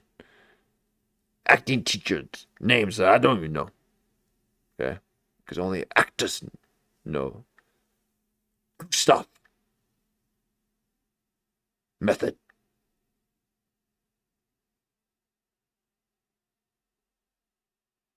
So, you just want to be famous. Pauly, you weren't famous enough. You got a little taste and you wanted some more. But we didn't like you.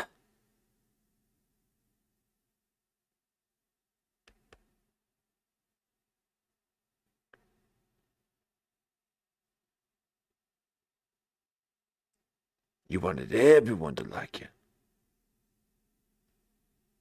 I couldn't imagine people liking me.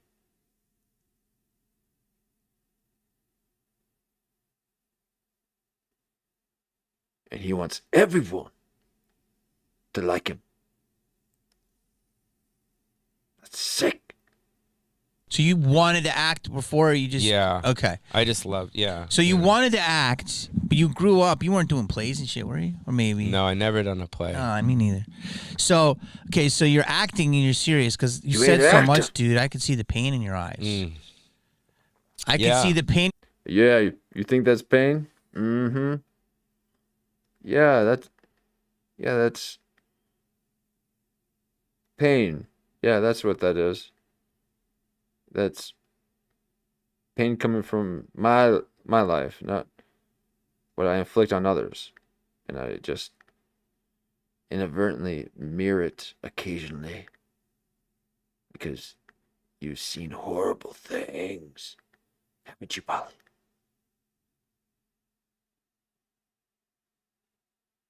What have you done with your life?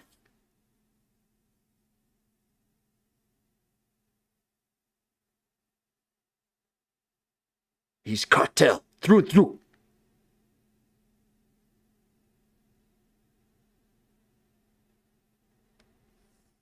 Anyways, but I have this comment, but there's like 6 ways I have to do this, so... I can step Why out. 6? No, Take- because I take don't want my to lose... dog for a bite. I don't You guys wanna wanna lose- make some notes. I don't want to lose track here We can because- stop and then come back, and you can go down the list. No, because how did the MTV thing come about?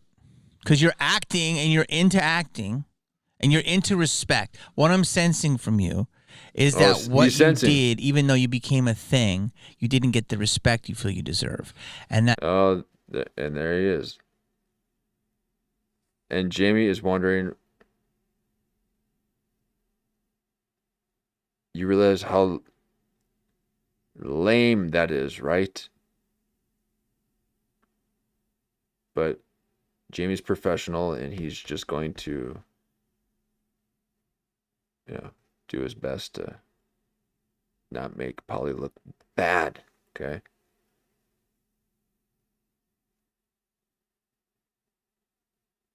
But he can't believe what he's hearing. It's got Jamie sensing things. Okay, that's a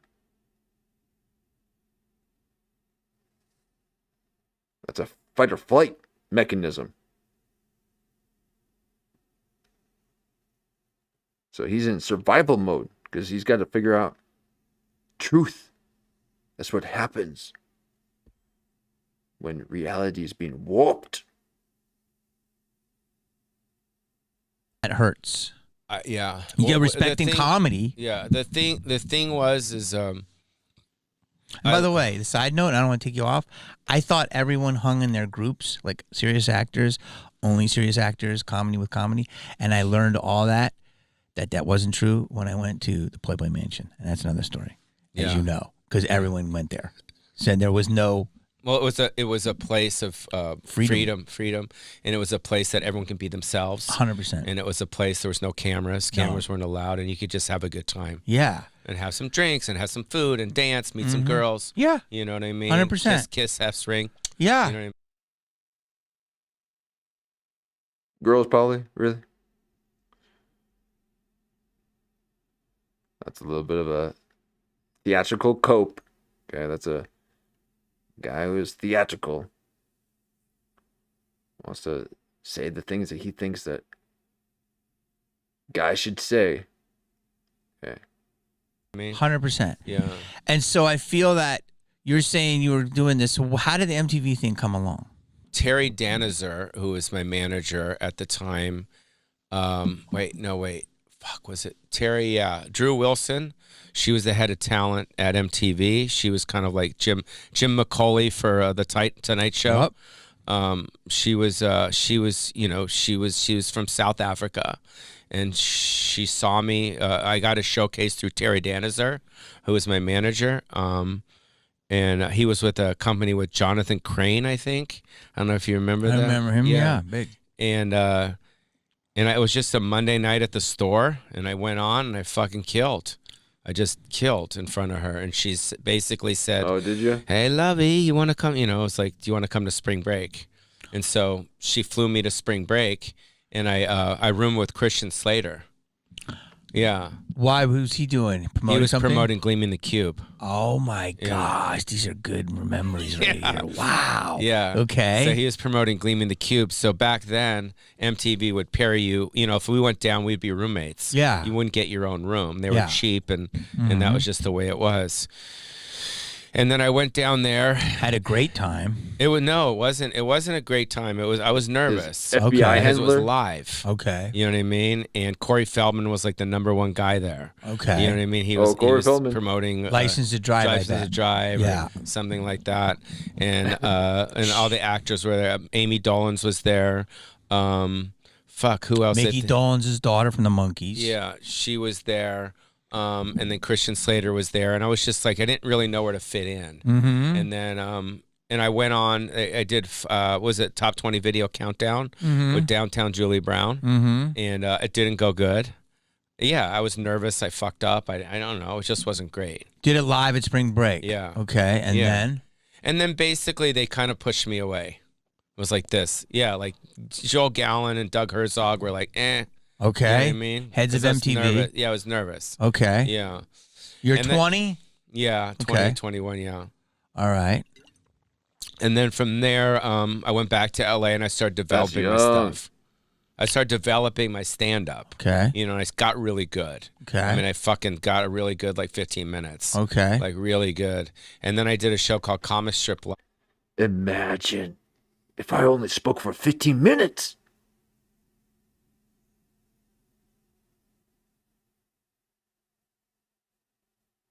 And want everyone to like me for it. I've spoken for 550 hours. In just a month. And you talking about 15 minutes. And you still didn't get your fame.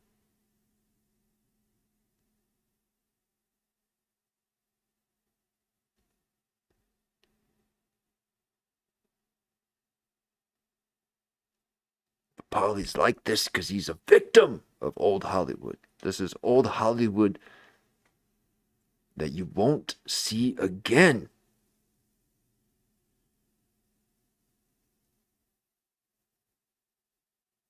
You won't see someone like this being this real, this honest, without realizing it.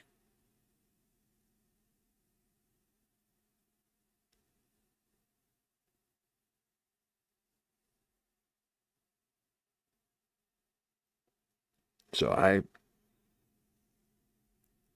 I give Pauly a slight pass. A slight pass. Okay?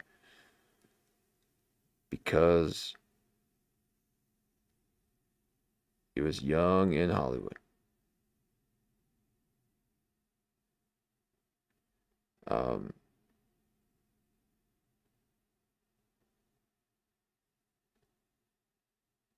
And those were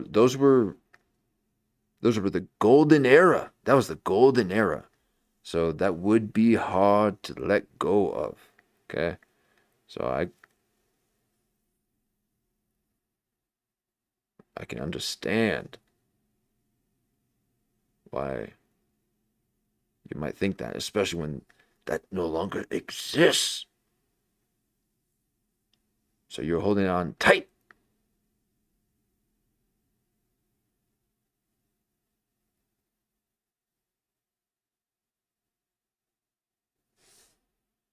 So gotta let go. But there's no Hollywood anymore, folks. Okay. Hollywood's gone. It's not even at the point where privatization is going to fix it. Okay, it is solely a medium issue that is happening. Okay.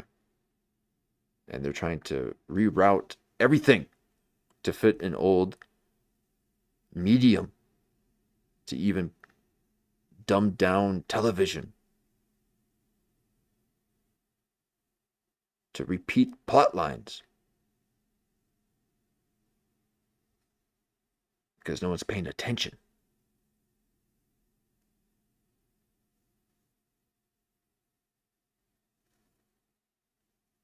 That's hijacked headlines for you. She repeats herself constantly. That's got to be AI. But her documentaries line up so perfectly with what she's saying. So it has to be a human making that stuff. But she sounds like an AI. Okay, but old Pauly,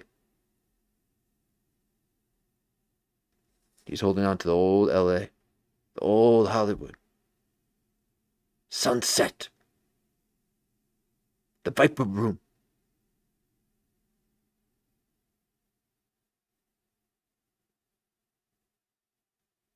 I remember this. Yeah. I think it was at the factory. It was at the factory. Okay. And Rick Messina got me on that.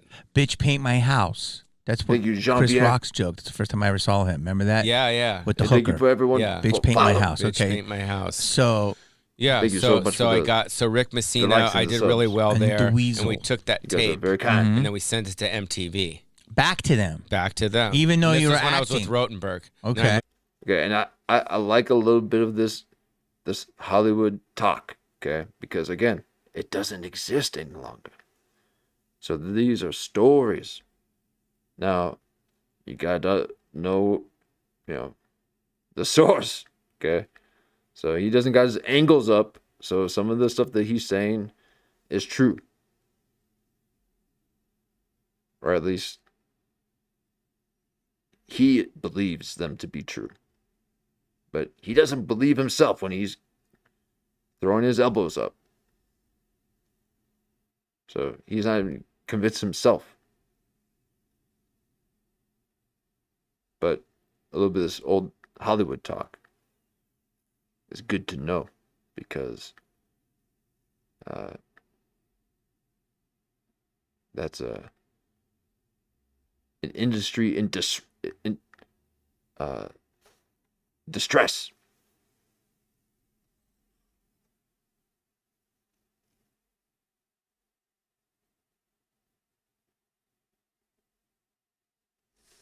Moved to Rotenberg there at that time. So you wanted to go back to MTV? Yeah, because it was cool. Mm-hmm. Yeah, it was cool. But I didn't know it was gonna blow up. I mean, I wasn't like, It I'm doesn't gonna get even a show exist on any MTV. longer. It was like I just wanted to guest VJ Mm-hmm. and do stuff like that. MTV's gone. And then we sent that tape to MTV, and they said, "Oh, Okay.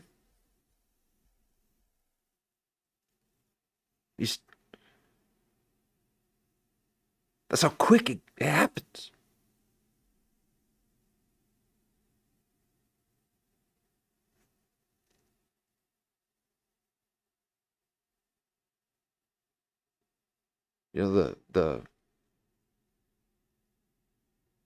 The record store, Capitol Records, gone. Music industry, gone. That old era is gone. So they're still trying to do old era in a ever fluctuating time as we're in right now.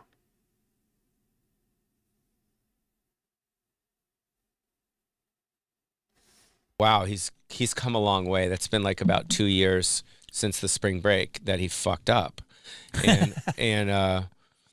and then they had me host a show called Five Funny Guys, and it was at Pepperdine University. It was a special, and it was like half-hour comedy hour with Mario Joyner. Mm-hmm, But I remember that. Yeah, but I was to host it. But they said to me, which was fucking hilarious, they said we're gonna let you host the show, but your part's not gonna air. What? It's basically shitting in your face. Pretty much. They basically said, we're going to do it, but what do you do? So you're just like warm up off camera?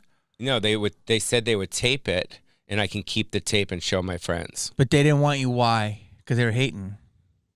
Because they didn't think I was going to pull it off. Okay, so? So that night, I was better than all the other comics. In between. Yeah. Setting them up. Yeah, setting them Any up. comics we know on there at that time? Okay, we don't really believe think this, Anthony but Clark. Jamie is kind of going along with us. Hilarious. Fuck, who else was it? So you... Jamie's a professional, okay, when he's doing these interviews, and this is why I like him.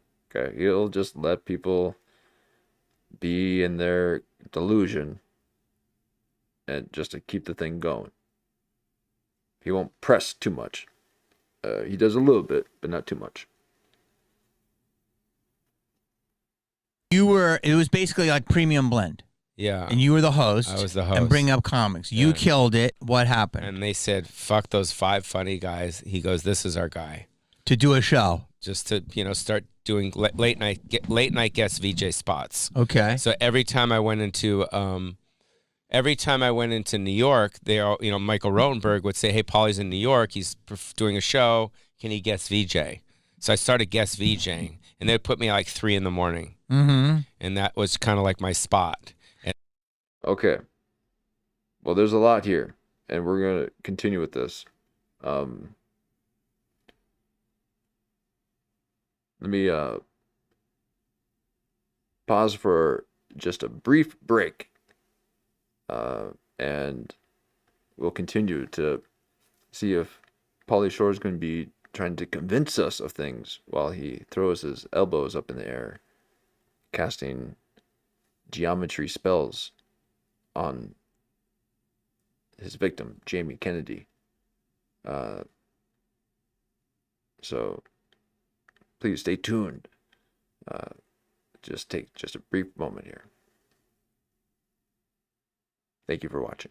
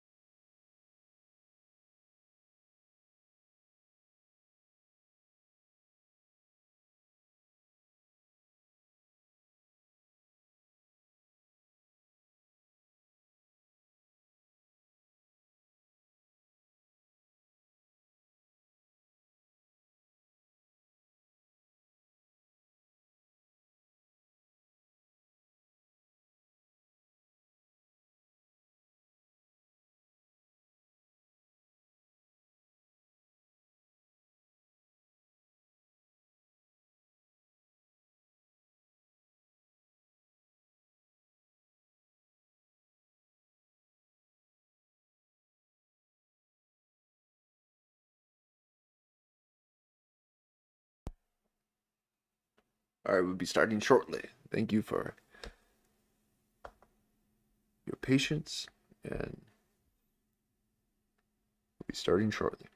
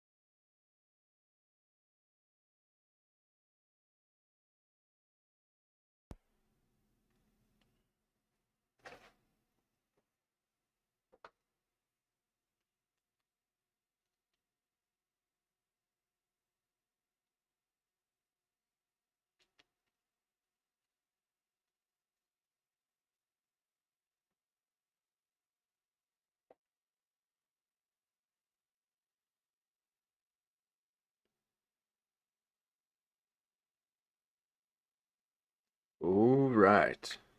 Thank you for your patience. And we'll get back to the show. Oh, Jamie can't. Look at God done again. All right. Now let's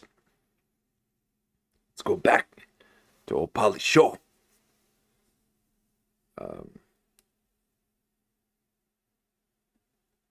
Now Pauly Shore.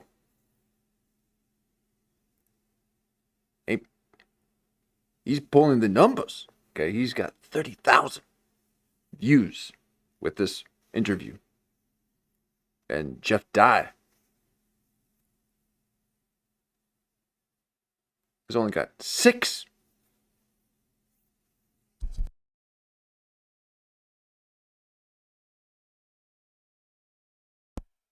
Thousand. 6,000. 6.6. And there are people who are covering Jeff Dye. He is dry. Jeff Dry. Okay, it is not Jeff Cry. Ben Avery. It's Jeff Dry. And Jeff Dry has addressed his slurping when he breathes.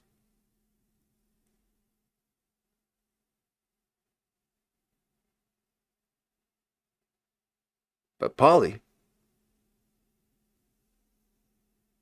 even pulling the numbers. Okay. How are you pulling? You're not even. Metzger pulls in the numbers. Okay, I can't be a Metzger man.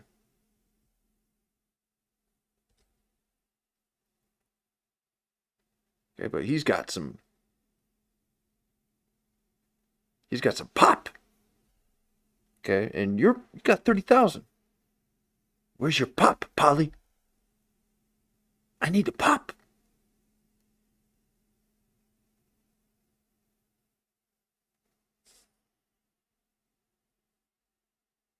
So I got to stay off of Kurt Metzger. I'm going to be dependent on him to keep going.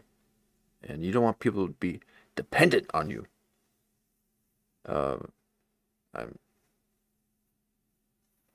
I believe in self-reliance and depend on no one. But Kurt Metzger gives me the pop in the numbers. Okay, and Pauly, if you got 30,000 with old Jamie Kennedy, you better give me a little pop. Okay, because old Kurt Metzger gives me 300. Jeff Dye got me 800. Okay, these are numbers I'm talking about right here. Views. I'm at the bottom.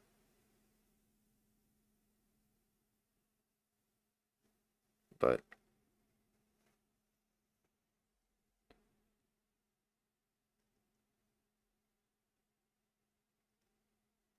I'm about to go full Pauly and start blaming my views on the content. And then I just started fucking doing my thing, and it was fun. And at this point, my stand-up was really getting developed, and I was being goofy. And then from there, we did these vignettes called Totally MTV, where I play a gangster, real estate agent, kind of like Randy the Redwoods, that type of vibe. So, again, I'll let it play. Okay, I'll let it play. But I don't remember there being a lot of hate for Pauly during that time. I mean, I know people kind of had their fill. But all the stuff that he's saying seems to be things that even Jamie Kennedy thinks that are good accomplishments. You should be proud of that. It's not good enough for Pauly. And he needs that Leonardo DiCaprio fame.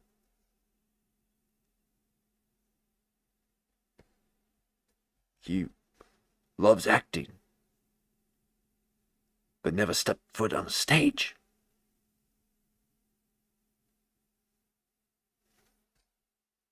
So there's something else that he wants, and Jamie sees it constantly. He's trying to get Jamie to buy it. He ain't buying it. No one's buying it.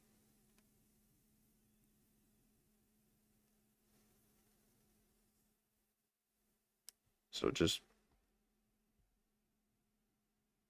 enjoy your pop. And then live your life.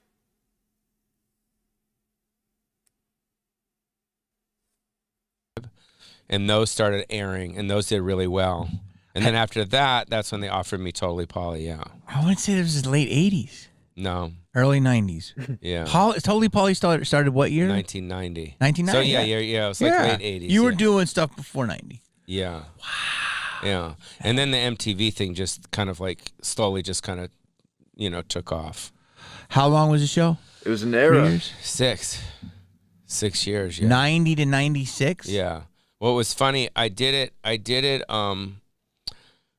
was called Totally Pauly from like 90 to 94. And then I was starting to star in movies. Okay. So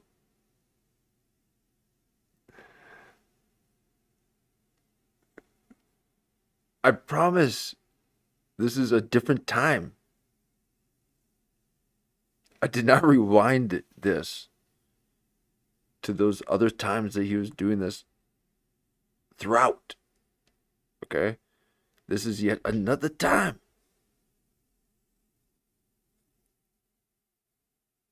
That he is doing this. Now, I don't know of anyone in the internet space who has ever mentioned this, okay?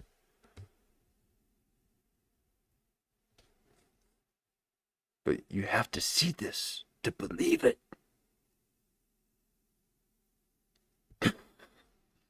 He's casting them, okay? He's casting geometry. He wants to put you in the matrix.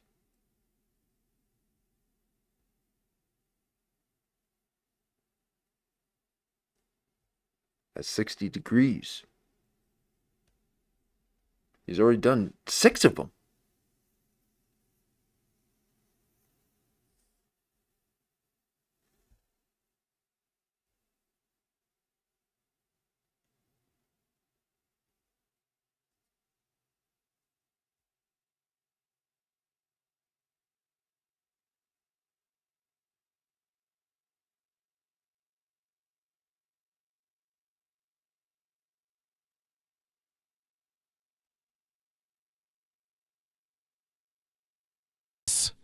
And then I said, let's change the name to Totally Different Pauly, just to switch it up, but yet do the same exact thing. Mm-hmm. I mean, that's how fucked up my mind was. I'm like, it's totally different, Pauly. Like, it's the same thing. So we changed that, which was kind of just fucking with people. You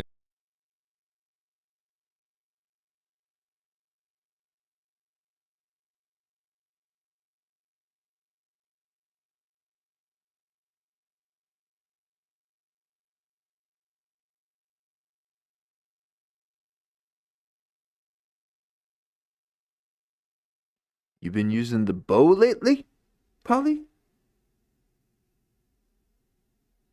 You a bow hunter?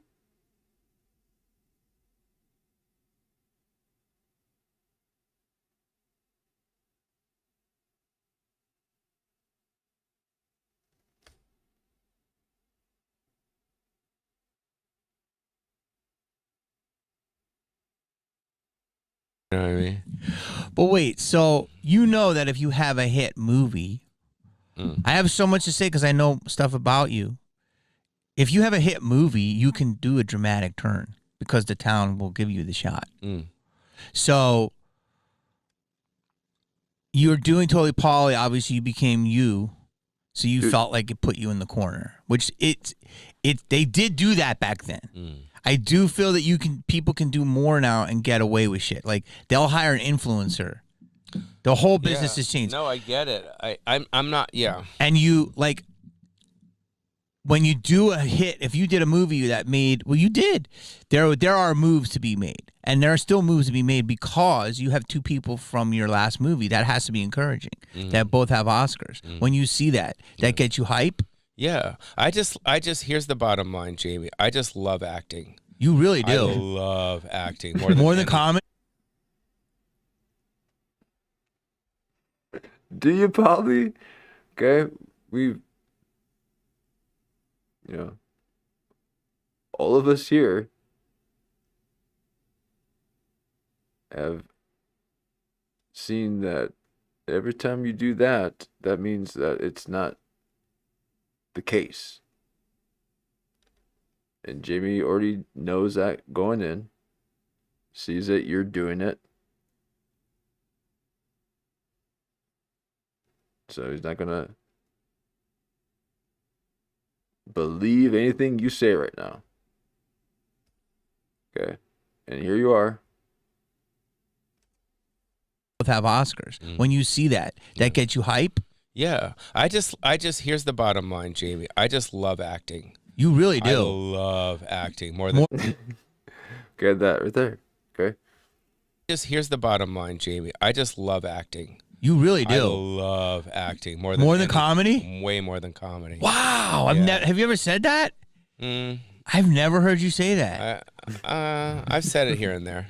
So wow. So why don't you do it? It's more meticulous. It's a lot harder. Well, you know. Yes. I mean, it's a lot of layers to it. But so's comedy.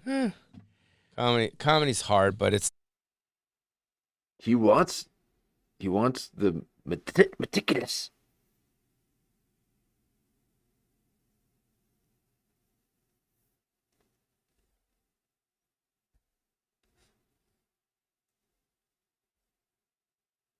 They want to film themselves. I couldn't imagine.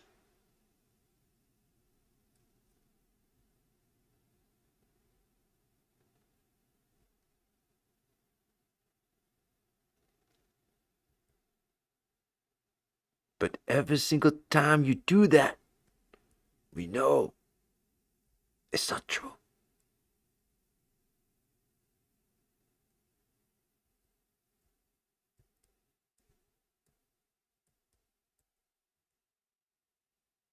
I'm not. Yeah. And you like when you do a hit. If you did a movie that made, well, you did. There are moves to be made, and there are still moves to be made because you have two people from your last movie. That has to be encouraging. That both have Oscars. When you see that, that gets you hype. Yeah. I just. Here's the bottom line, Jamie. Do you think that's a thriving industry if two Oscar-winning actors just did a film with no, I don't want to say that, okay? Let him work within his field, okay? But it might just look like it's not thriving. I don't know. I just love acting. You really I do. love acting more than comedy. Way more than comedy. Wow. Yeah. Have you ever said that? I've never heard you say that. I've said it here and there. No one's ever heard you So say why that. don't you do it? It's more meticulous. It's a lot harder. Well, you know. Yes. I mean, it's a lot of. Oh, okay. So he knows. So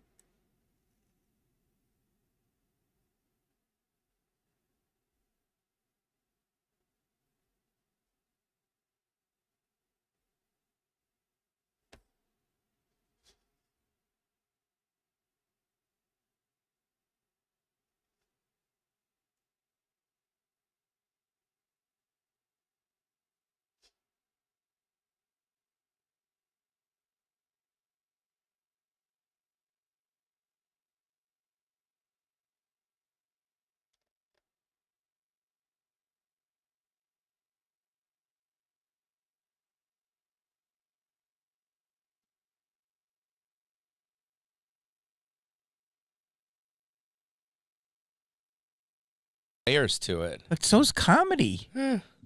Comedy's hard, but it's I mean, you can fuck around a lot on stage and kind of.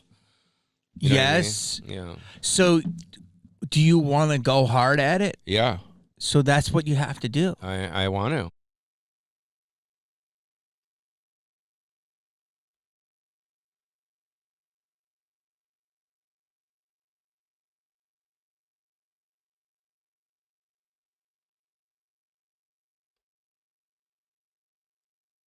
you could do it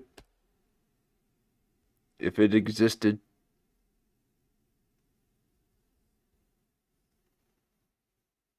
He's got it in him.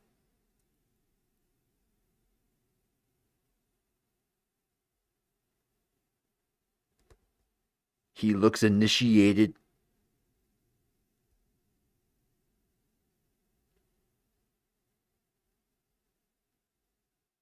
But the industry no longer exists.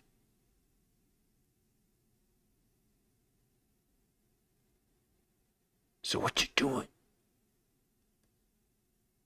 Playing pretend.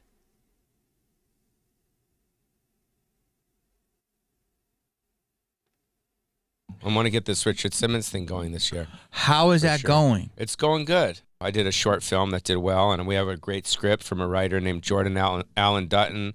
We have a great producer attached to it, so we're just waiting right now. So we're waiting, yeah. Okay, so I heard this. Was there a time that there was a movie where you were going to be a cop with Ice Cube, and you were going to go to high school? And I heard that was a great action script. It was more like the Defiant Ones. Yes. It was more like that. Yeah, so it was me and Ice Cube being handcuffed together. Yes. Yeah. I remember this. Yeah. And what happened? It was on the shelf at Disney, and they just kind of shelved it. You know, it was when I had that deal at Disney, because that's where my deal was when I had all of my movies, and they just didn't do it. Is there a role that you? Okay, so he's claiming that he was a Disney kid. Okay, a lot of people were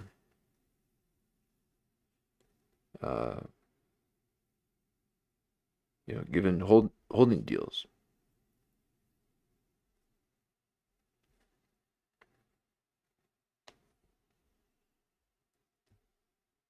And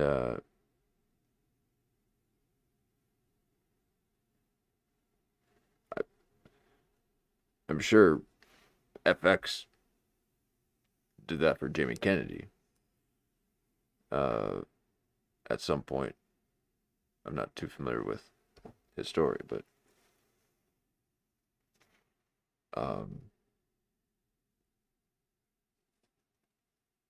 Pauly Shore. You turned down? You said could have changed your career? Yeah, fucking Shaggy from Scooby-Doo, bro. Turned it down? Yeah, dude. Turned it down? Dude, you remember? I mean, you go to the Comic-Cons with me. Yeah. We sit there and who's fucking Shaggy? Oh, Matt. Yeah, and what do we say? What the fuck happened? He's got the longest lines in the history of lines. Yeah, lines. because it's Shaggy from Scooby-Doo. But did you go up for that role? No, I'm just kidding.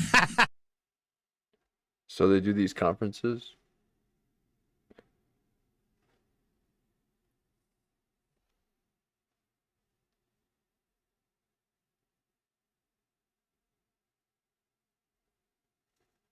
That's pretty intense. To be sitting at, I couldn't imagine sitting at a table and people approaching me as I'm sitting, as I'm in the seated position. Okay. Again, I'm 4'3". Okay. I'm standing as we speak.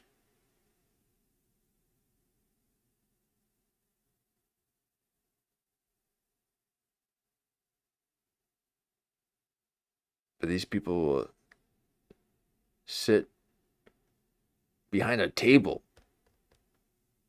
and just allow people to approach them. Oh, man. Wow.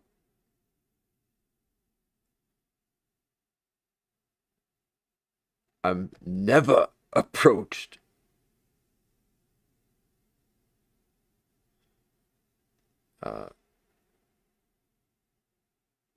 For good reason, okay? Like, you don't approach. They want people to approach them. They want people to like them, to believe them.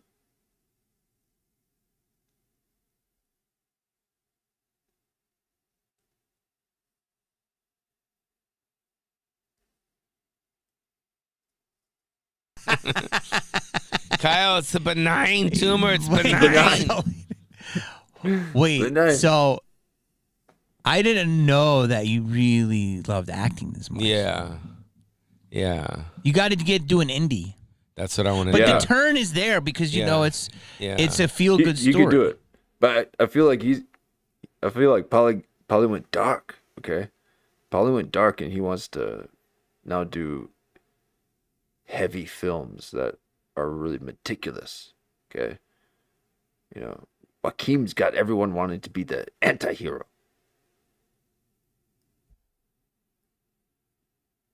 I mean, he is single-handedly responsible for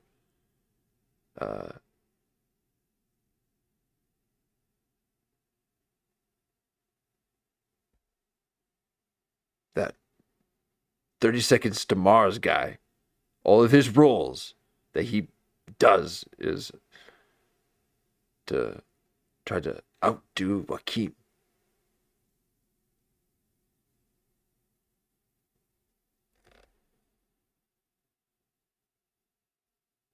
So everyone wants it so organic. Okay, you can't live in that in-between space for very long. You have to be able to capture it.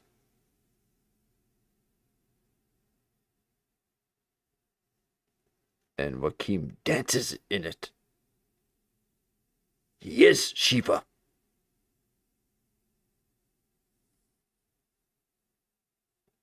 And everyone's trying to emulate. That's sickening.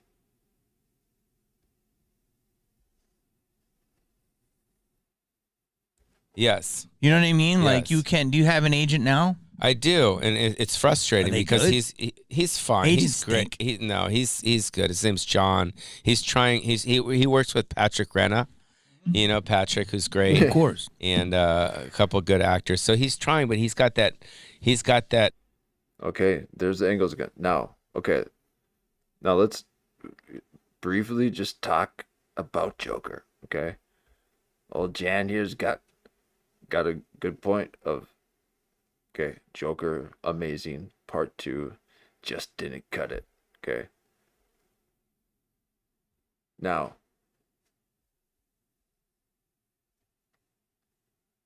do you ever think that Joaquin would allow this to happen?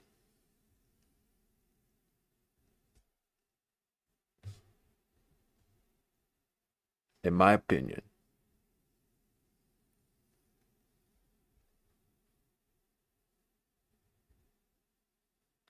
outside looking in,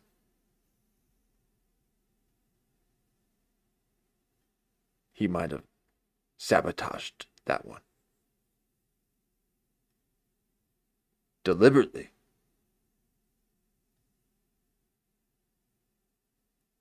Because you can't repeat perfection.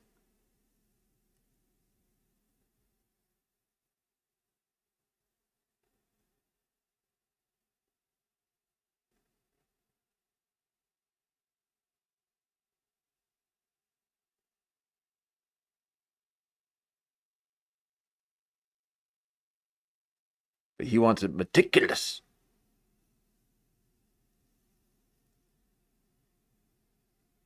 You know, he wants to dance in the twilight.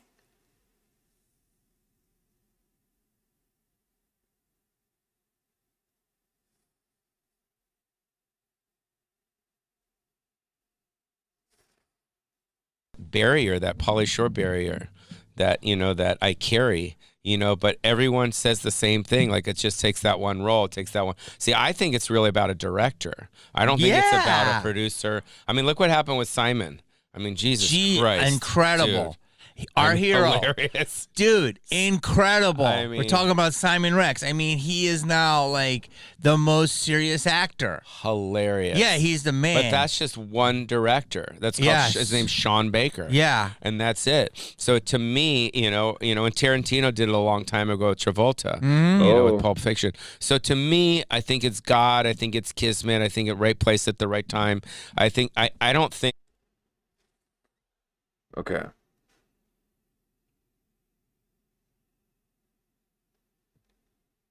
Now, again,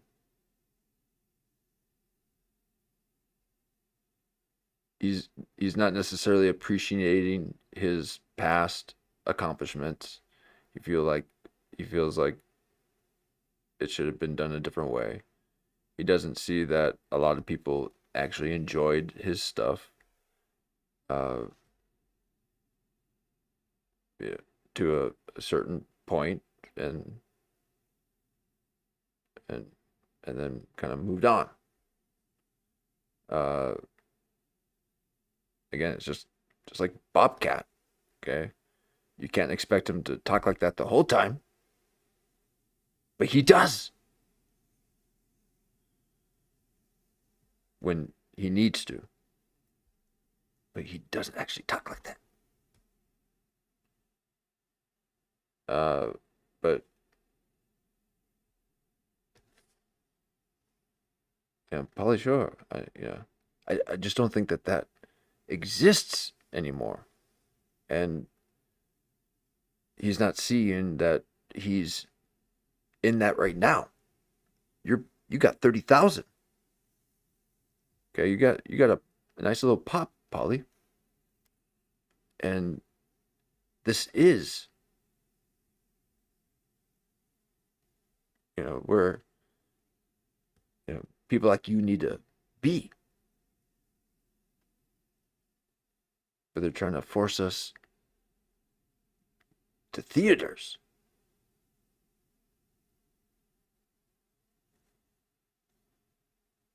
So we won't ever see this again.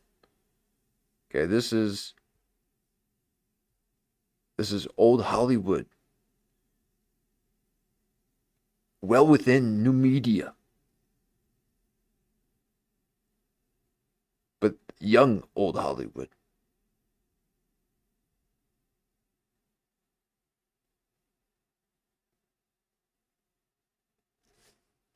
I know it's going to happen. I already know because it's in me, and I have the drive. Logos.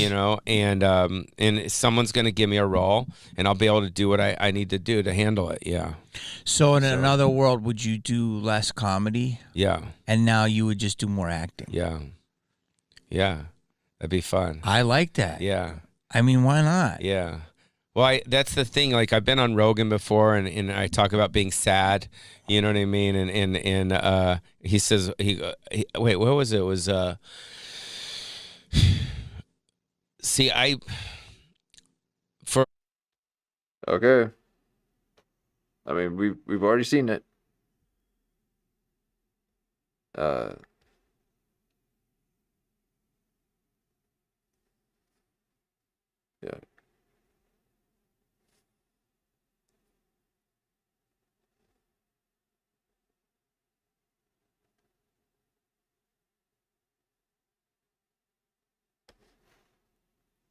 Again, Pauly's trying to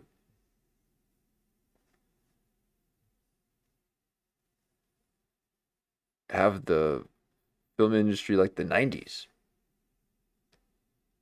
Okay, you're not doing indies anymore. Christopher Nolan has a difficult time.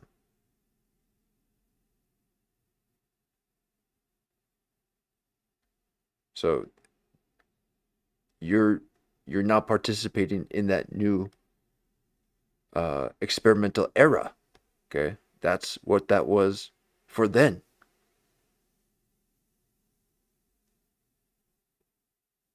But they want to use it that way.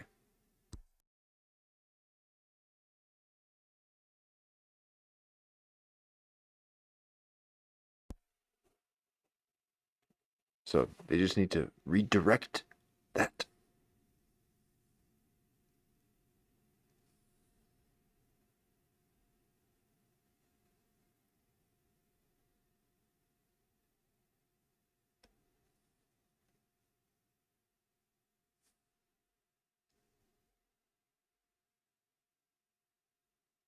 Because he sees it. He sees it. He sees that there's nothing. Even if you were to try to do something, it still wouldn't pan out for anything.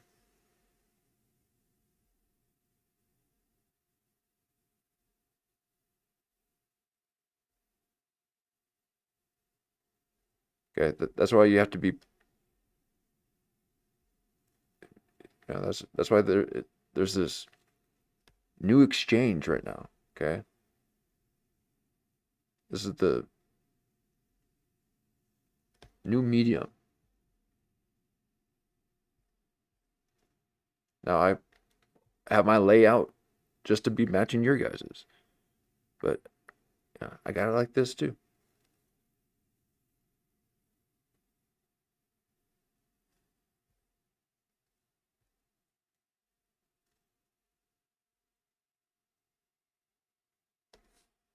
But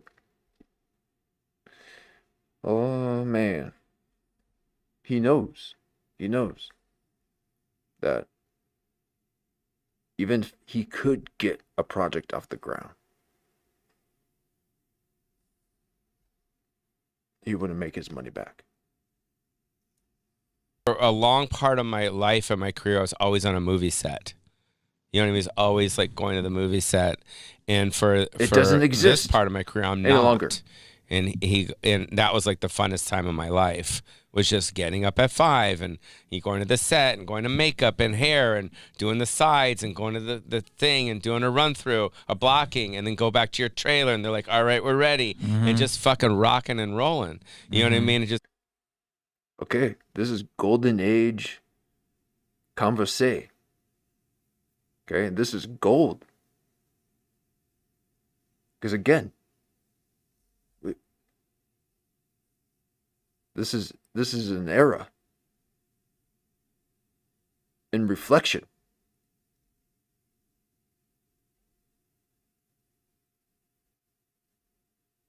So he's talking about the times when things were good.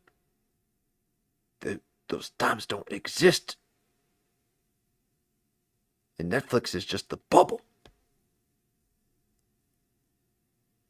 before the whole thing pops.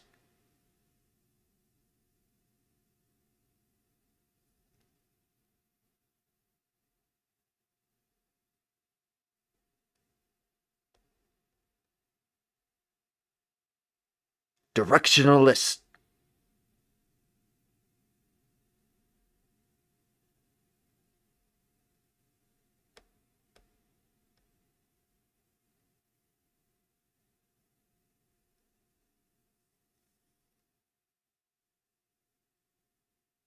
that whole process is just. I can't. All right. I can't even do this, okay?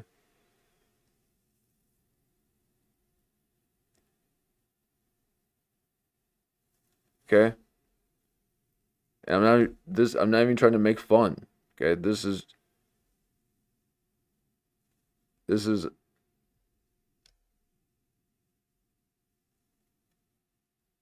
yeah.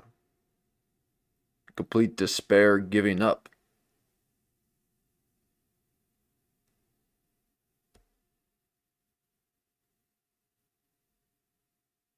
Okay? He's exhausted. But it's a mental exhaustion. For all the, you know,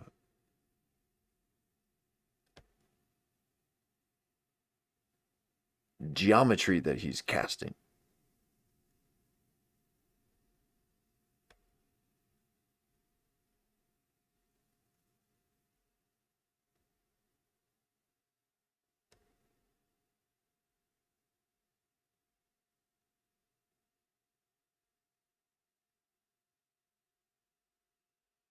Oh, we got a movie idea. I'm just reading the chat here.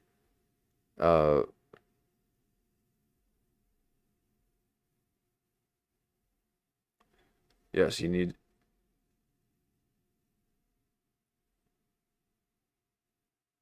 He's ready. Okay. Just someone write a role for him.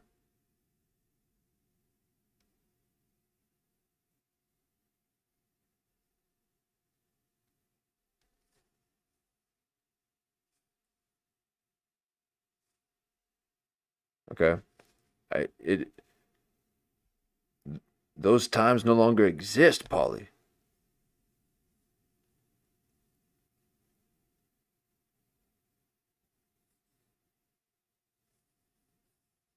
And it's okay to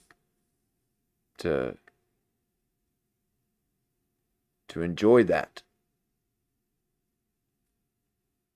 Or yeah, enjoy that you had that.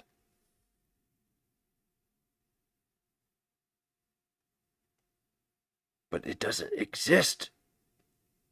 Even Conan said that doesn't exist any longer. The industry is gone.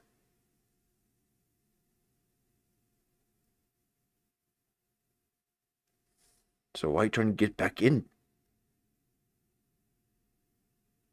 And yet here he is in it. And not realizing it.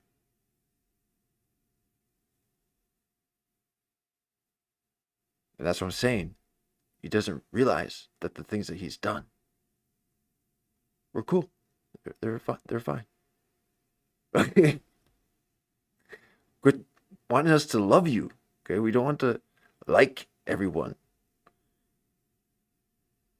And it makes him so mad that he's willing to do whatever it takes to be mythological on film or whatever he said. Oh, It's fun. You know, Son-in-Law was such a fun movie for me. You know what I mean? Working with really good actors, a really good script, a really good director, and everyone is on the same page to just try to make something really awesome. And I love that, you know, and it's just, I think it's hard, and I like challenges, you know? So we'll see. One of the nicest things you ever did is when Scream 2 opened. Do you remember what you did? Mm-hmm. Can I tell the story? Yeah. So Pauly lives and lived in a street which his house was this way. He had a shared road with Wes Craven. And so when Scream 2 opened to 38.7 million, which was like the biggest huge horror movie opening of all time, Wes came home and there was a huge banner over the driveway. Yeah. And it said, "Congratulations on the #1. You deserve it. And this business, how tough it is. Congratulations, King." Yeah. Dude, that was like this. To this day, I think about that. Wes absolutely loved that. Wow. And you put that on the driveway. I put it in balloons. In balloons, huge. yes. I like hired a company to come in there. It's unbelievably beautiful. Me and my friend put it together. Yeah. Dude, it was beautiful. Because it's hard. Yeah. You know, it's hard. And he loved it. Oh, cool. He talked about it. Really? Yes. And you talked about it. Yes, he talked about it. He was like, Pauly was the sweetest guy. He was my best neighbor. He was just so sweet, just huge balloons. He took pictures of it. Yeah. Because it's hard, yeah. And especially back in the day when there was no internet and there was no, like, you know, streaming and all that stuff. Everyone lived and died by the box office. You know what I mean? I mean, it was like, and you would know if your movie did well by Friday. Okay? You can't. It's not about the box office anymore. Okay? It's about the views.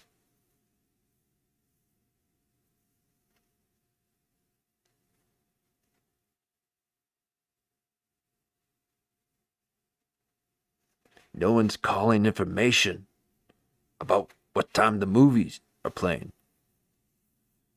at the triplex.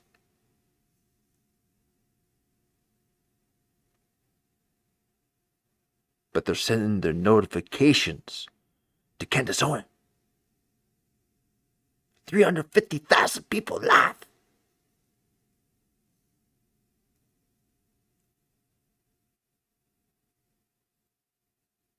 Cracking the case.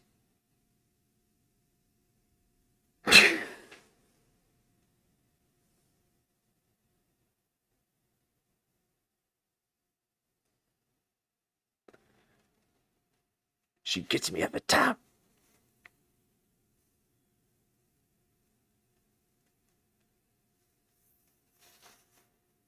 But Pauly Shore wants that world.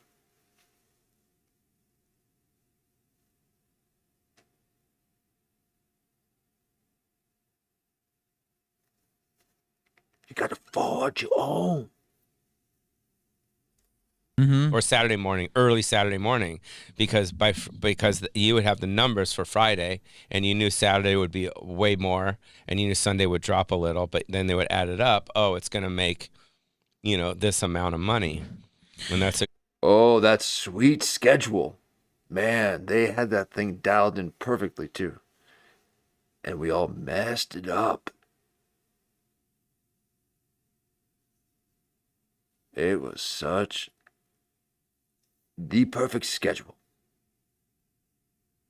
TGI Friday, Saturday morning cartoons,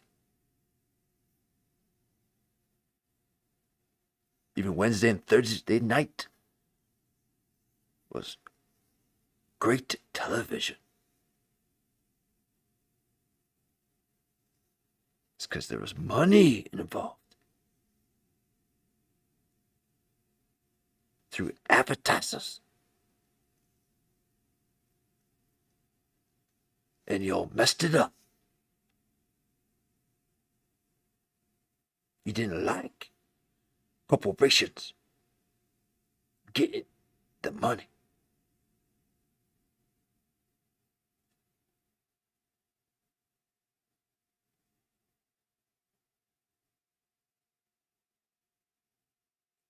You make me tremble.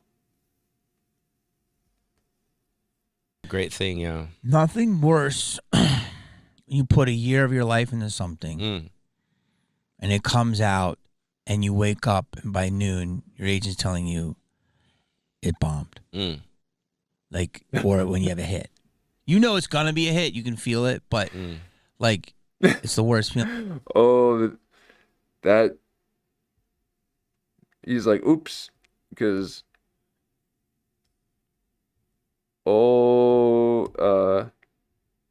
that kind of hit Pauly Shore for there. Friday, and you knew Saturday would be way more, and you knew Sunday would drop a little, but then they would add it up. Oh, it's going to make this amount of money, and that's a great thing, yeah. Nothing worse. You put a year of your life into something, and it comes out, and you wake up, and by noon, your agent's telling you it bombed. Like, or when you have a hit. You know it's going to be a hit. You can feel it, but, like, it's the worst feeling. Like that Friday if it doesn't work. I've had that happen, yeah. But it's also not fair because, like, how much did In the Army cost? $6 million? No, like 12 or something. Okay, but I believe it probably kind of made its money back. Yeah, no, it's done well. It's done well, but the box office did okay. But here's the thing. You are a proven business entity. And yet, if the town doesn't root for you, it's bullshit. Because there are people you know. How do you feel when you see somebody have bomb after bomb after bomb and they still got shots? Yeah. You know that. Yeah. And you're like, yo, what the... It's not fair. Yeah.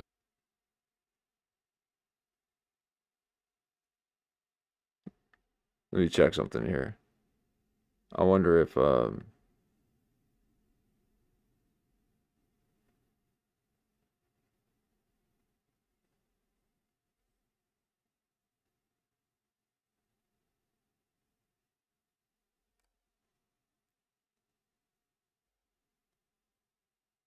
wondering if I was getting the all the chats here.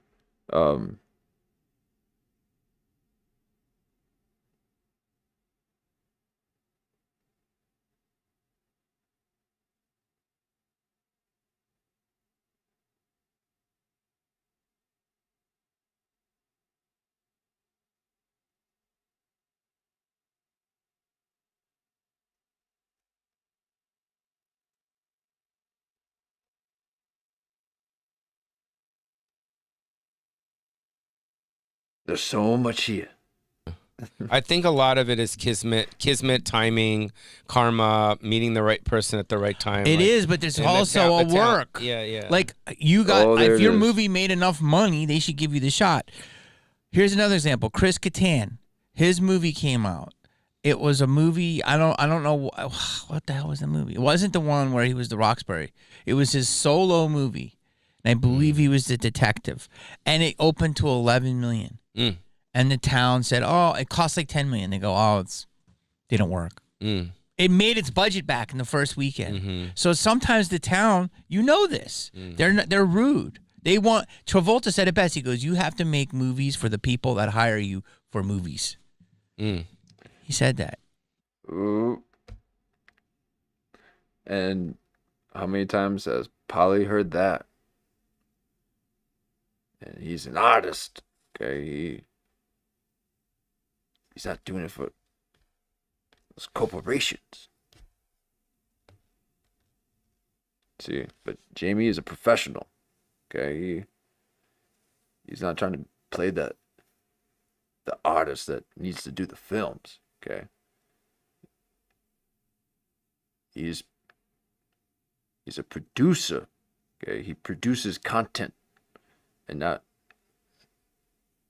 to devalue the things that he's done by calling it content, but he is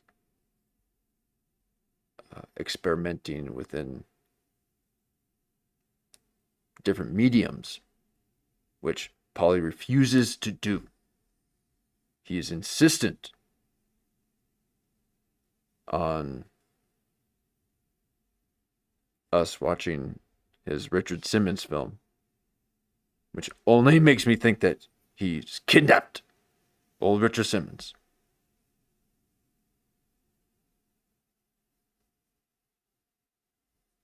Okay. Because I haven't seen him since.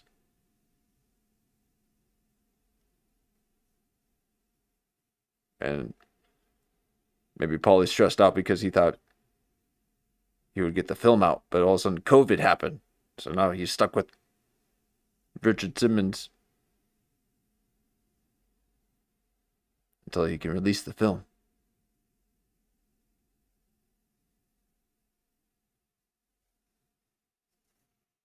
But Jamie Kennedy is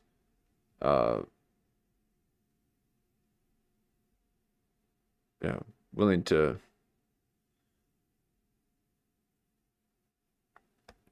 experiment, willing to have fun.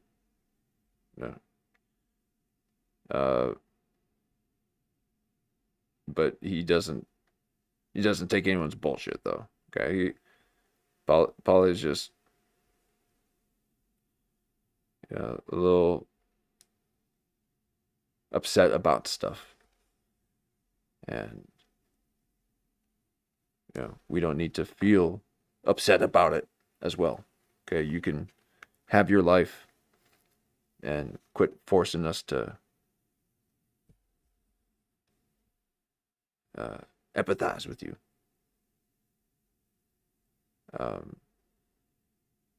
Because you ain't ever gonna get me to feel.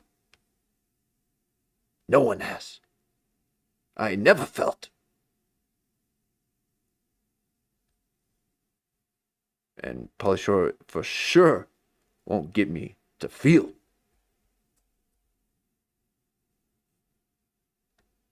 Say that again? You got to make movies. The people that make movies have to like the movies that you make. Yeah. The decision makers. Yeah. Because you didn't really lose money. Biodome. No. A sneaky hit. Yeah. Yeah. No, I mean if you did the numbers, I think for all my movies, I think it's a lot. Yeah. Yeah. And it's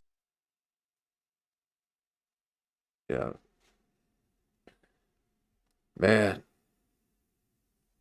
Okay.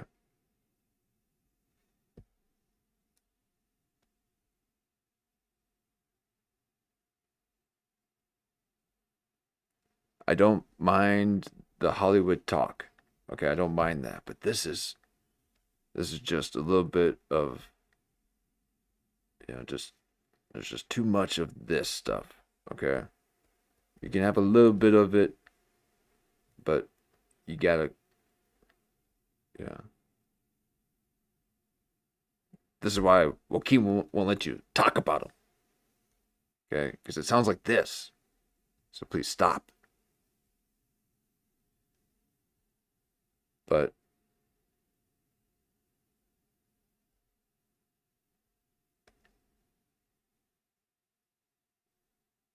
Paulie's trying to get back. Okay? There's nothing left.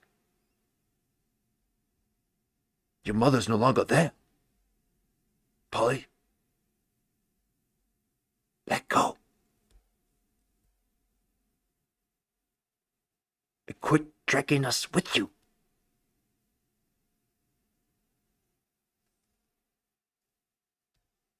Just like all of a sudden you fall out of favor, not because of the box office, because the critics gang up.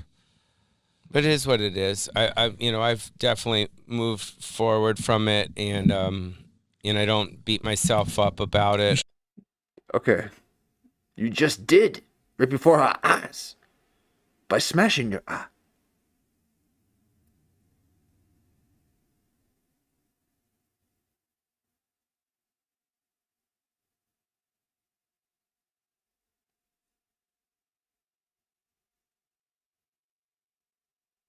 Why is it always this angle?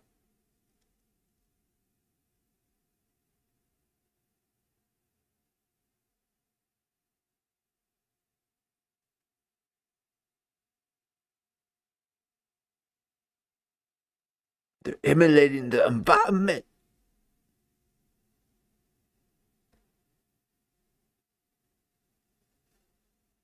That's some sacred geometry.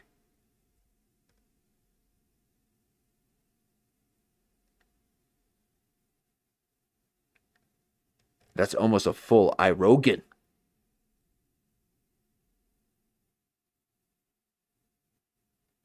They all want to get there. Move forward from it, and I don't beat myself up about it. I just kind of accept it and just kind of move forward from it, and count my blessings. Yeah, dude, you're how?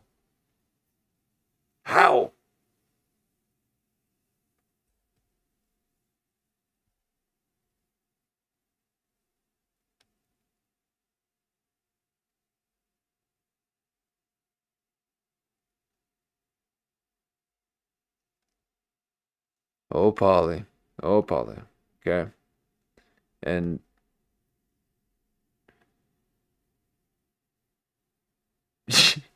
Jamie don't know what to do with that. He's like, how can you just say it out loud like that?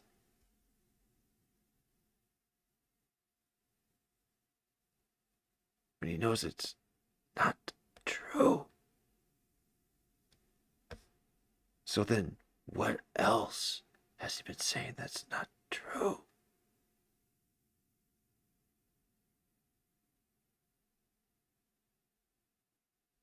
Who am I?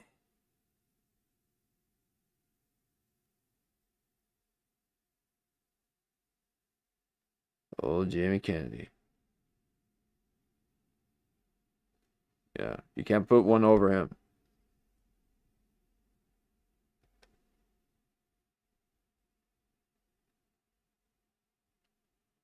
But thankfully, he's not smashing his eyes. Okay? But he does in his solos. Because he's trying to convince. Let your words be enough.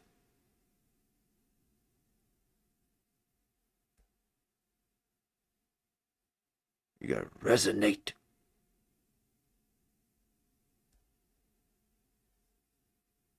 one move away. Life is about, ups and downs and sides and this and that, and even the holidays, everything personally, professionally, all that shit. It's all we create everything.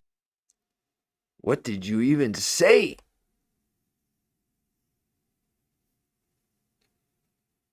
I mean, that was like some Charles Manson ramble.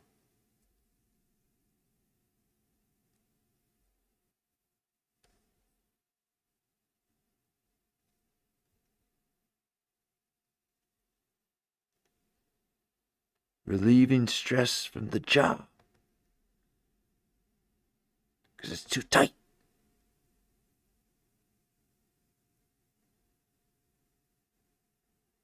From all those things you shouldn't have been saying.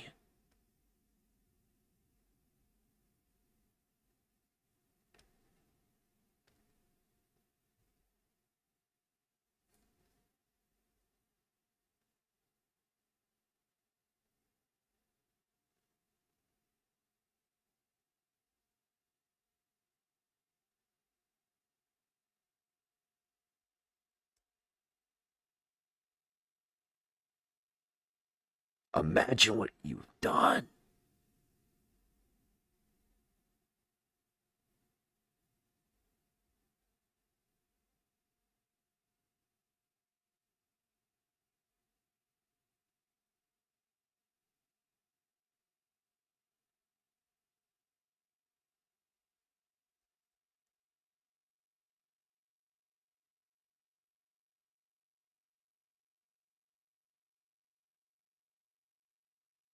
This is a man who's looked under the barrel.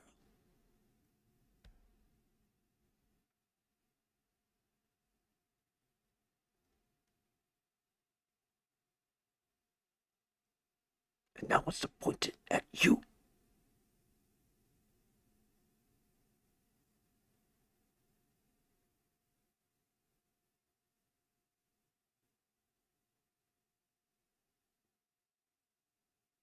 It ain't ever gonna happen.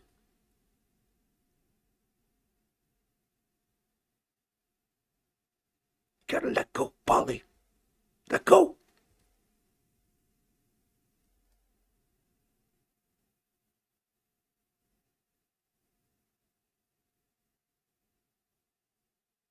But he will do whatever it takes to convince you.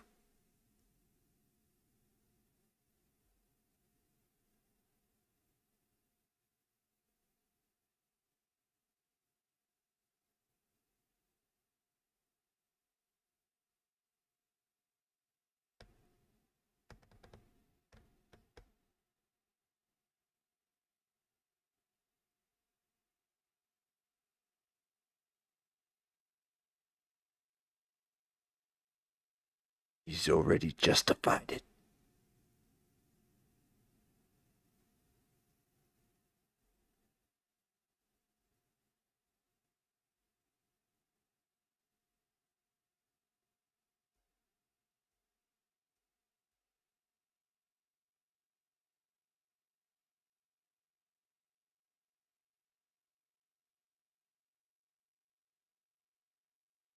And sides and this and that, and even the holidays, everything personally, professionally, all that shit. It's all up. We create everything in our own mind, and I'm a lot better than I was back then when things don't work out for me.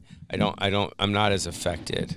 So bad things are awesome, good things are awesome. Like when you go on stage, like if I have a bad set, awesome. If I have a good set, awesome. I heard someone say this recently, everything is a yes. You know what I mean? Just everything is a yes. You know what I mean? A good thing is a yes, a bad thing is a yes. And I didn't have that kind of, even when I did Pauly Shore is Dead, I mean, talk about. Oh, never listen to a man if he's talking about yeses. I need to hear no's. That means you can think.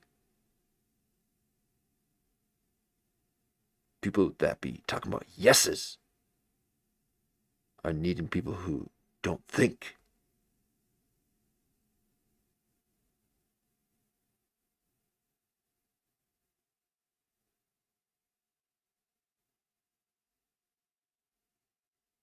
And this is not yes and. This is just yes. And they'll go as far as even to say, it's gone. The great yes.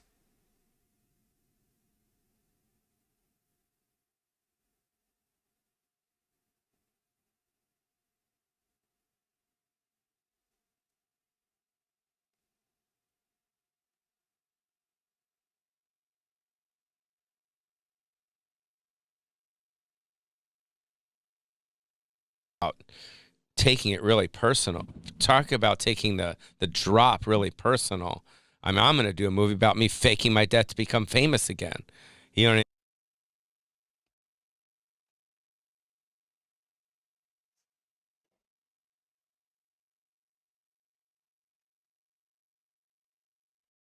I mean? Okay. That must be what I've been seeing this whole time. Okay. I've never seen this up to this point. Okay,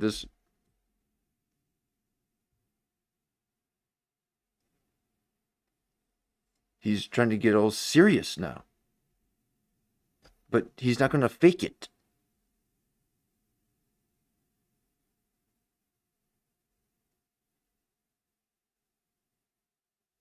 He wants to, yeah.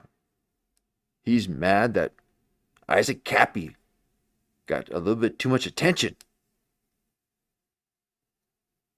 He's like, I starred in films. And people know his name. So he's trying to go not dark arts. This is, I don't want to say it.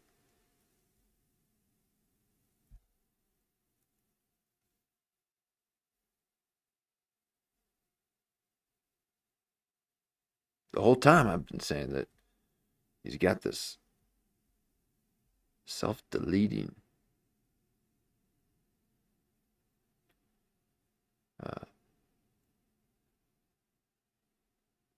essence.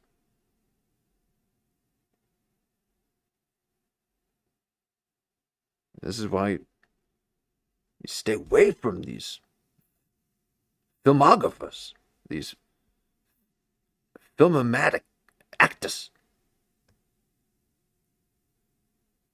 They want to feel.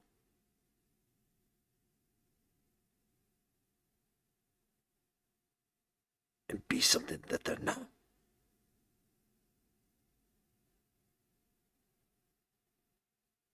But find that within them and become it.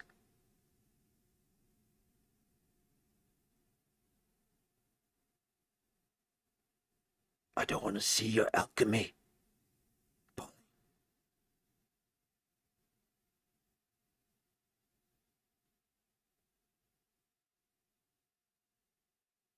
I mean, is that why you did that? Yeah. That movie was very emotional for me, you know, because I had had the biggest managers, the biggest agents. I had all these things, and when my sitcom didn't work and my movies weren't working, instead of just taking a break and saying, "Hey, I'm just going to take a break for a year," pat myself on the back and be like, "Hey, you had a great run, like chill." And it's like a stock, it'll come back. And I fired everyone. You know what I mean? Mm-hmm. And then when I tried to get more representatives, like no one would represent me. Mm-hmm. And it was just like, and then I felt like, oh my God, what did I do? You know what I mean? What did I do? And that's when I was so sad. And I went into group therapy for a while, you know, to help kind of let go of all this hurt that I was going through. The hurt that he was going through, that other people were putting him through for not liking him. I can't believe what I'm hearing. How dare you take me on this journey?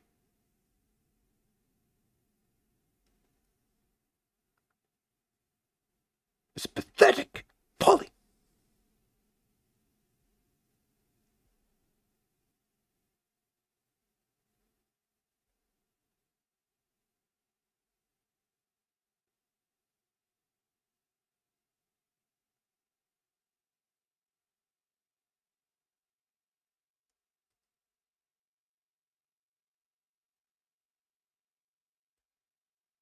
Just be you.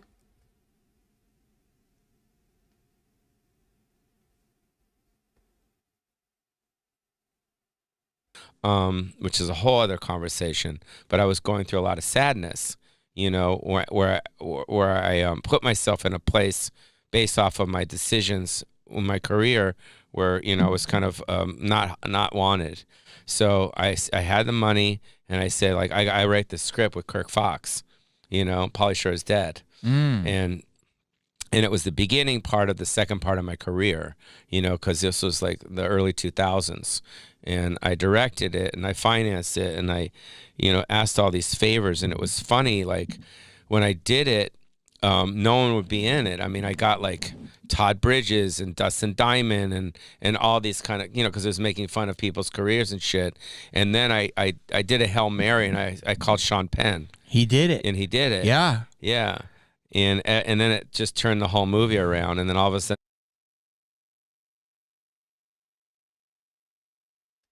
Okay. Now, Pauly's been dropping names like I've been dropping truth bombs. Okay. And sometimes I feel just like with Conan saying Tom Hanks all the time. I think that Pauly drops names for more than one reason. I've got 100 reasons why. But I feel like I've already exceeded my expounding time. But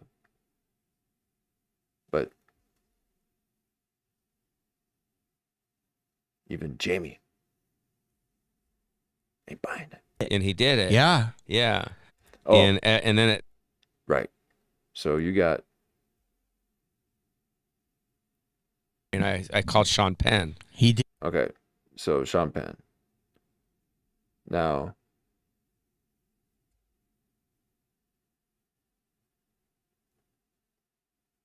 how did you get Sean Penn? Okay. And tell us how you got Sean Penn. Or don't. But you're about to tell us how you got Sean Penn. Because look what you do to your body. That's body karate. People's careers and shit. And then I did a Hail Mary and I called Sean Penn. He did it. And he did it. Yeah. Yeah. And then it just turned the whole movie around. And then all of a sudden Dr. Dre did it and fucking Whoopi Goldberg and you know, and Sandler did it and Fred Durst and it turned into this thing that was from God and my heart and to me. Oh, there's that yes. Oh. See, he threw God in there. Okay. So now he's got trying to God convince you within a film. But because it's so emotionally tied to him, you got to buy into the.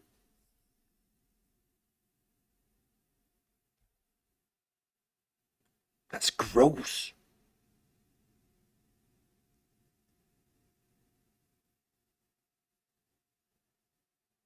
I don't like that.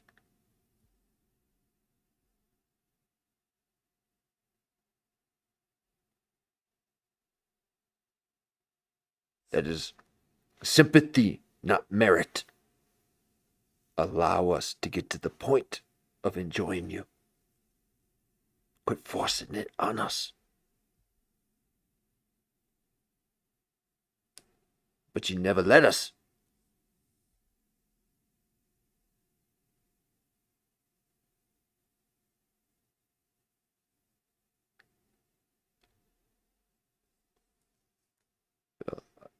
A lot of victimhood. But again, I do believe that he is someone who could very well have been a, part of the old Hollywood system and how they treated people back then. And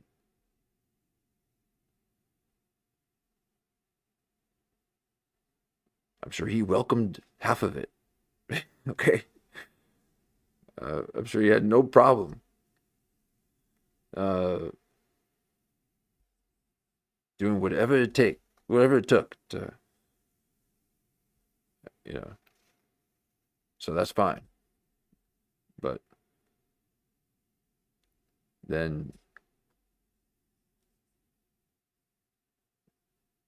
what is it? You become entitled?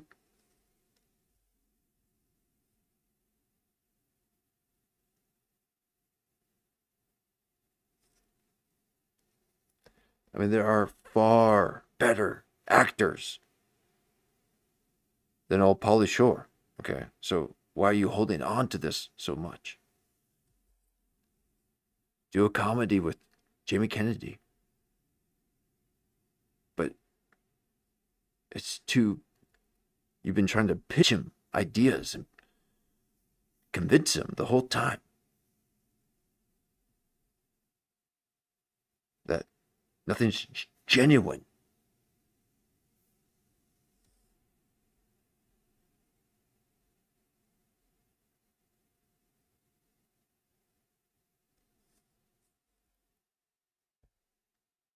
But you're trying to get Jamie's money. Be an investor, part owner of your passion project.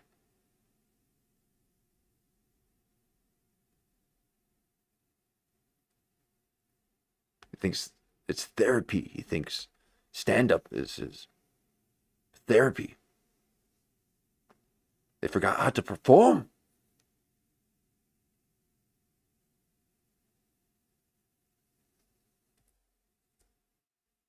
It's not your therapy sesh.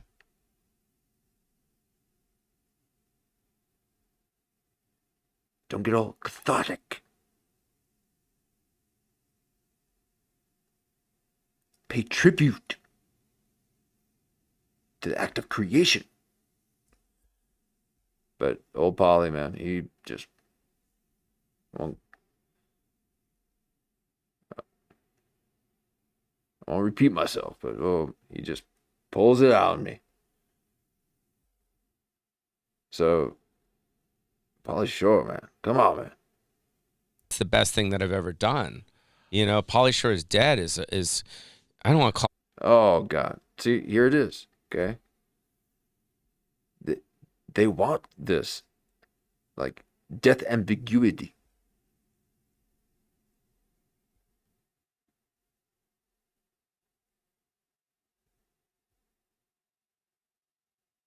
This sick death exploration.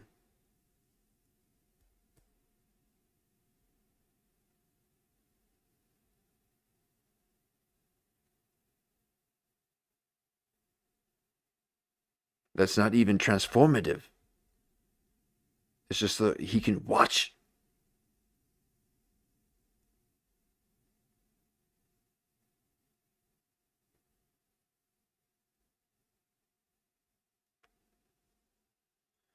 Now, I said even before I even knew any of this, that he looked like he was having some of those old thoughts, okay? And that people need to be checking in on him. And then 5 minutes later, and a whole geometric matrix later, he says that he did the most emotional movie he's ever done, something that he self-directed and produced and acted in, and got Sean Penn. And I think he said Whoopi Goldberg. Who did? Oh my God.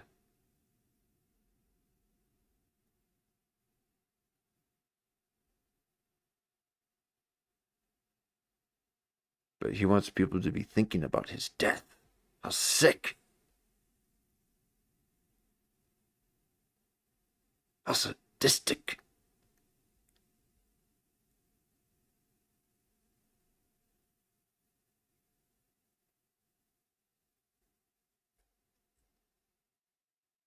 Why, Pauly?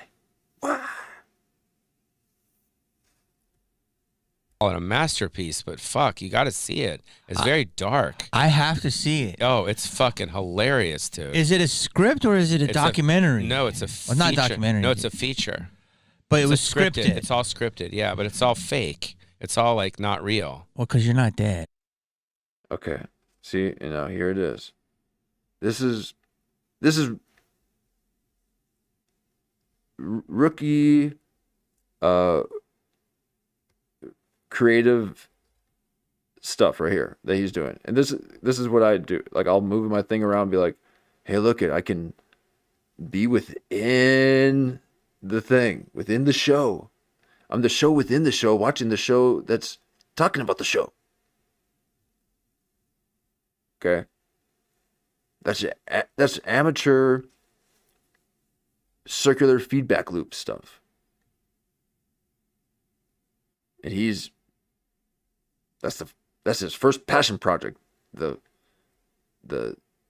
most stereotypical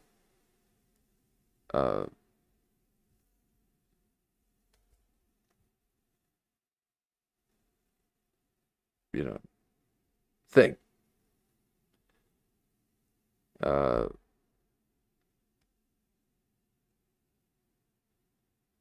But why are you trying to?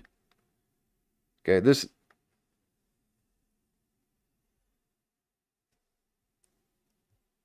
Even Jamie, he's like, okay, yeah, because so it's a scripted thing, but you're not really dead. But now you're okay, but you're acting out like you did it, and it's kind of a joke, and it's really dark and heavy, but it's really funny. Oh, okay, so then people are gonna be talking about how much they didn't care about you, or he was in what, and so you're able to get a quick glimpse of what it'd be like if you died when you actually decide to do it.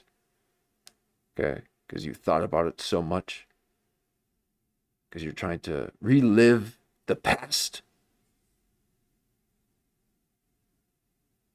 Like, you're no longer just trying to recreate it, you're just trying to relive it. Okay, because you don't even want to recreate something currently in your world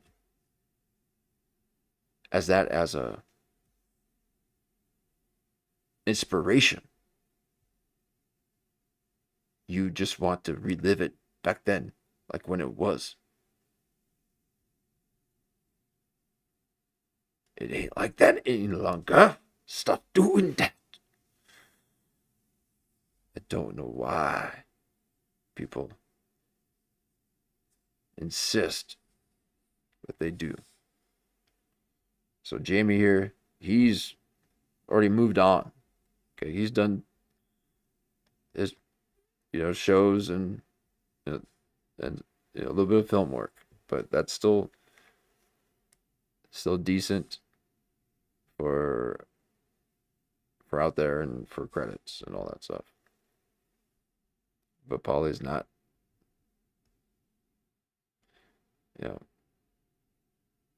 Pauly popped a little too quick. Okay, he popped a little too early. No, us late bloomers, you best watch out for us late bloomers. Okay, because we just sit and wait until we are ready to strike with our ideas and creativity. We don't just,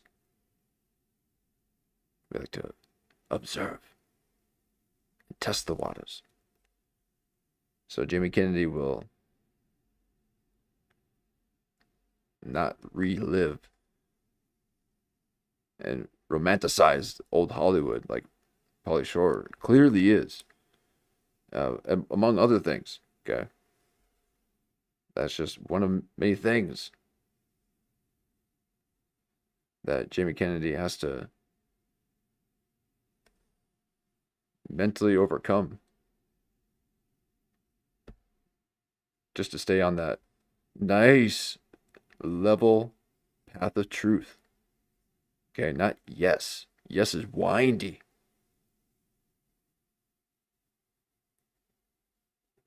There could even be a question mark.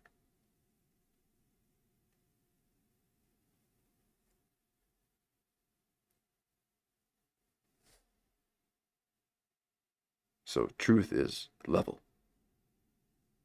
It's solid.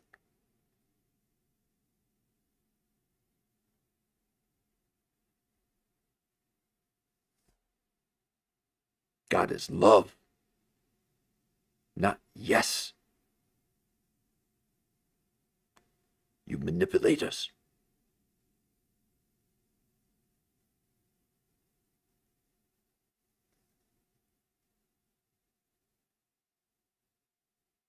He is no.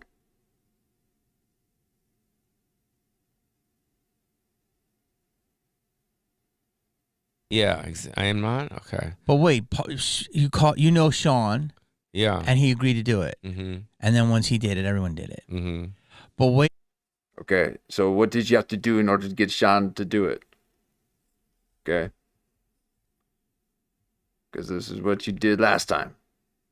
Hilarious, dude. Is it a script or is it a documentary? No, it's a feature. Well, not documentary. No, Oh, sorry, like, this not is too real. far. Sean, Yeah. and he agreed to do it. Mm-hmm. And then once he did it, everyone did it. Mm-hmm. But wait a minute. You think it's the best thing you ever did? I think so. Did you put it in festivals? I did. And? Yeah, we went up to Sundance with it, and yeah, it did really well.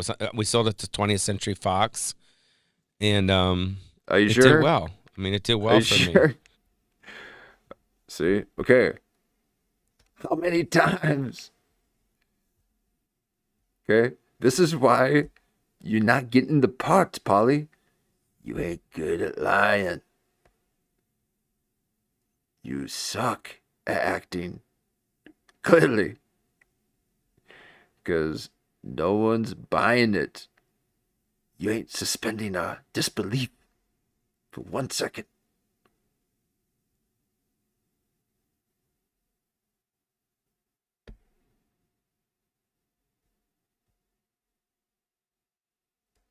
Yes, yes. And Jan says he probably had some dirt on him. Ooh, man. Pauly plays dirty. Okay. And Jamie can see that. Okay. Because he's like, because Jamie's simple. Okay. But he participated in LA. In Hollywood. But he's practical.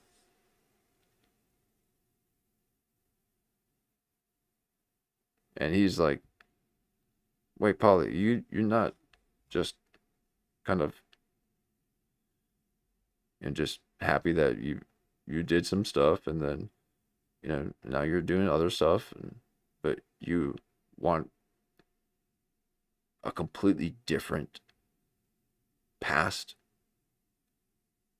one that resembles other people that you envy.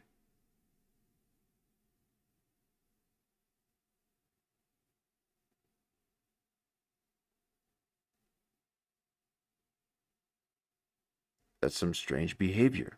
Okay. And okay. Could it be because Pauly's a victim? So I was open to that.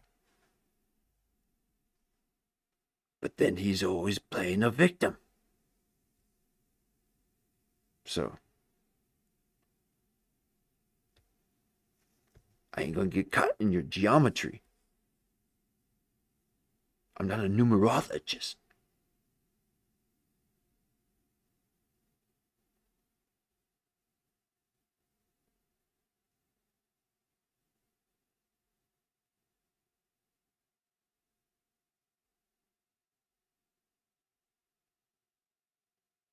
But this is the kind of guy that would do things in real life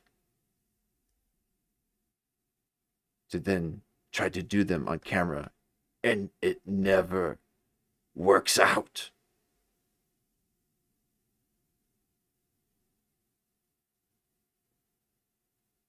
He tries to replicate it in front of the camera, and it's never quite like how it is when you actually do it. Is it, Pauly?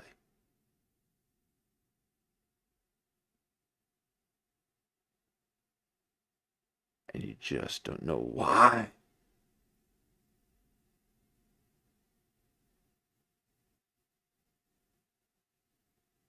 Because when you actually do it, it feels alive.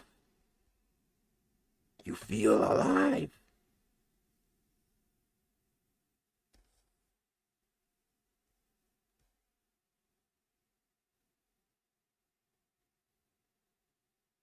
But he wants to have you watch him die.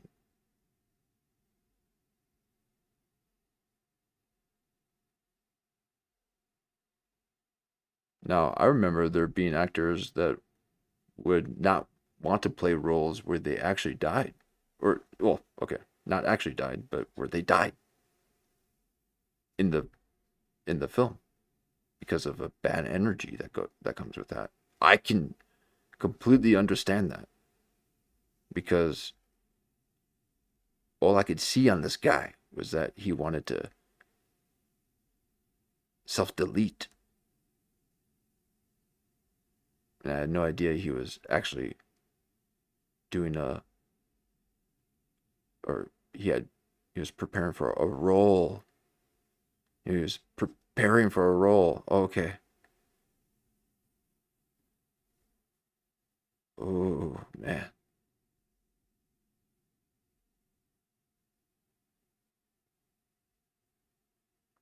Now, film always, that's the thing about film, because if you do it right,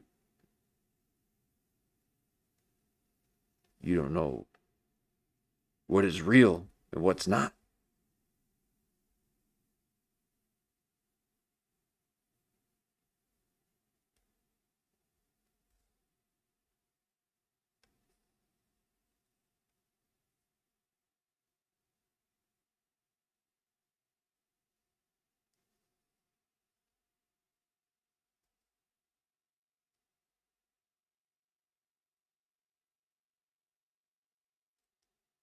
But I would say if you were to stay within that medium, you have to have a team. It requires a lot.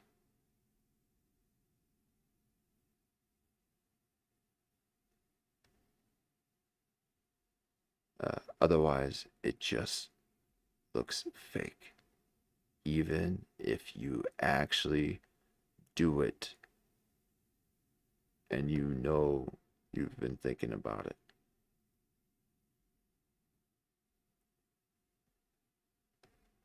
So,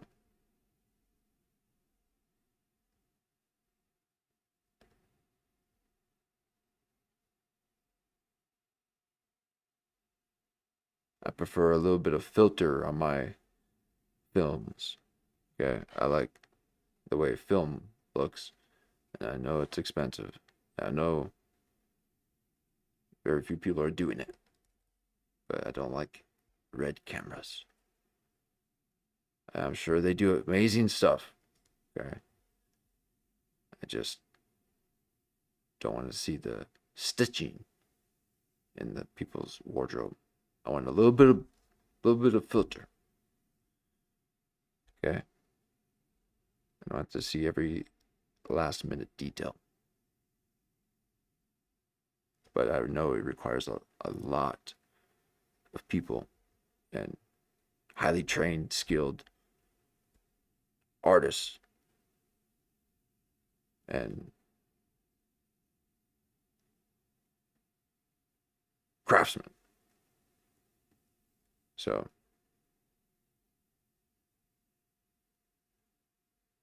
but it just got too expensive. So that sweet TV schedule that Clorox and Tide and Budweiser could put in between ad breaks so that we can watch what at the time was good quality television. And that was because they were fully utilizing the medium. Okay, and then there's people that try to make things look indie and, you know, like Louis C.K.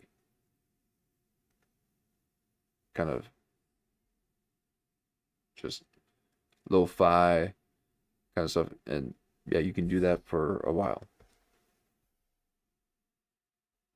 but you ain't ever gonna see me in a theater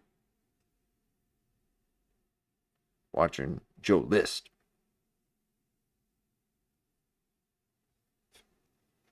And the reason is because you ain't making films like they used to. So everything changed. And old Pauly is trying to get it back. A lot of people are. A lot of people are trying to get that back. They don't know how to express themselves. They know that something was there that is no longer there, but it could very well be there because it really never was there before, but it was there for everyone else. But now you don't know if other people are struggling as much as you. And no, we're thriving. Okay, you are literally the only person in the world that has problems, Pauly. And we are all here to revel within your artistic endeavors of Biodome. Now,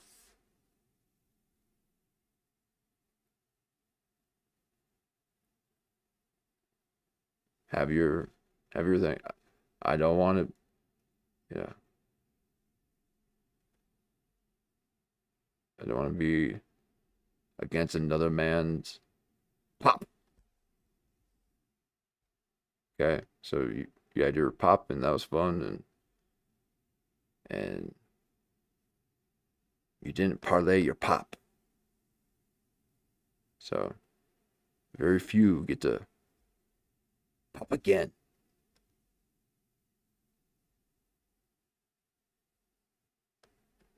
So Shane Gillis has got a double pop. Okay. And he's young in it. I don't just talk about Shane Gillis. But because he's on a double pop, he'll have the simplest people like me singing his praises. So Pauly wanted to get a second pop. And he's considered a lot of dark things. Admittedly so. He just said this was very dark for him.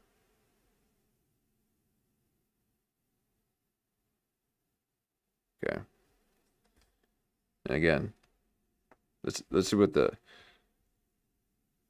me see what the chat's got to say about this. Because you know, maybe I'm just seeing things, but I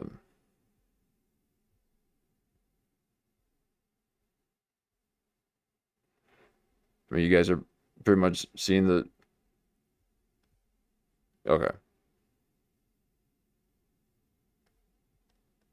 Yep.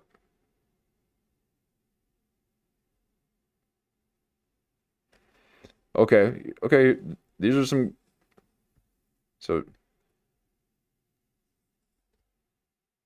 Jan and John here. We got some good old ideas here. And oh my god, okay, so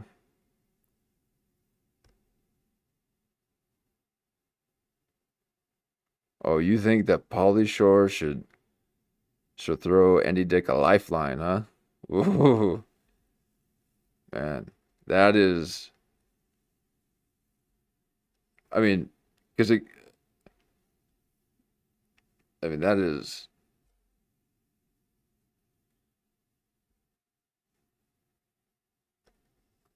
I mean, you think Pauly Shore is like twitchy. Okay. Oh, man.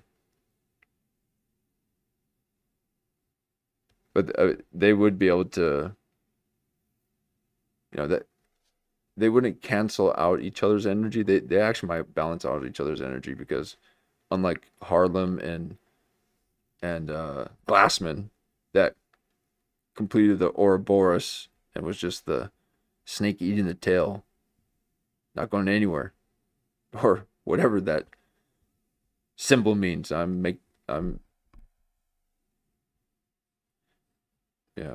it represent the forever wheel.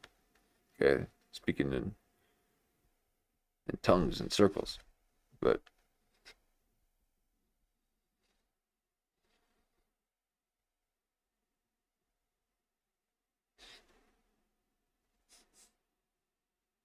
I forgot where I was going with that. But the Lord Boris got me. But yeah, go back to what you. Oh, Eddie, that's right. Oh yeah. So to then, ooh man, to have Andy Dick do a in our in the army now too. What would go wrong? Oh my God.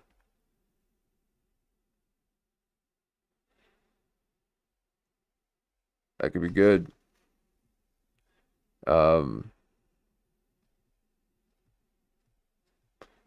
Okay, yeah. So old Pauly Shore is trying to figure out where's Hollywood.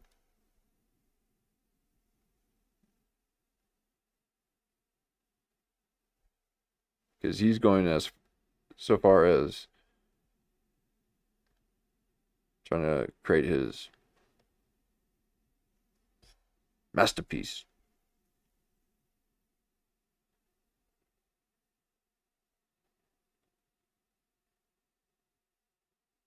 And should I even guess if there's a bathtub involved? I mean, is it going to go that route?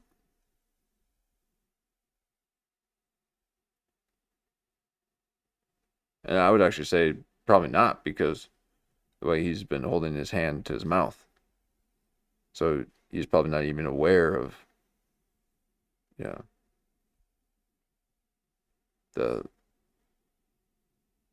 level of Illuminati that the bathtub resembles. So. Yeah. So it was like the ending of your persona. Yeah. Yeah, it was. I had the Ghost of Sam Kinison come out. You haven't seen it, huh? No, It's fucking. I know it was big because I remember it everywhere. Yeah, I seen clips of it because I remember Sean Penn was in it. And then also Charlie Sheen's in it. He's at the top, and it's dark. It's dark, but it's also silly too. But it's not sad. You don't watch it go, I feel sorry for this guy. It's not like that. It's like you're laughing.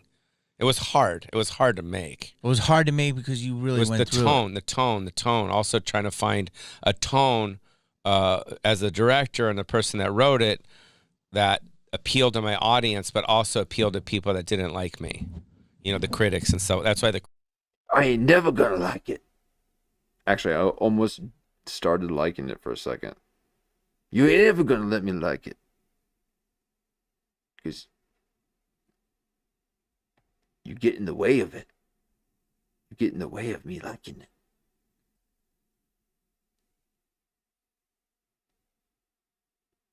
Now, the lights are on a bit, and he's showing that he actually does enjoy the process of creating films. But there's a lot of despair because it's not the 90s. So he does enjoy it. And like I said, even before all this, if that still exists, he would do just fine. Okay?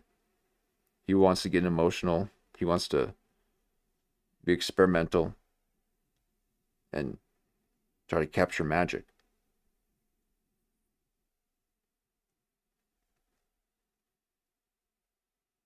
Imagine filming yourself.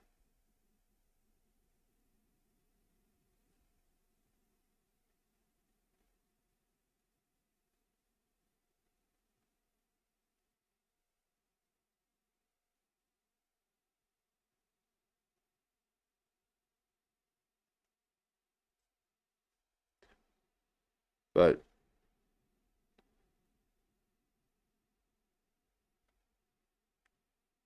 that no longer exists. Okay?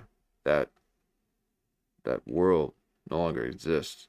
And it just pains me to see someone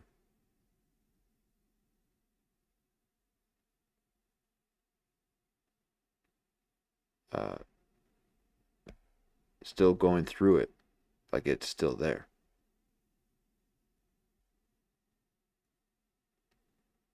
And wonder why people are looking at him strange. You're doing what?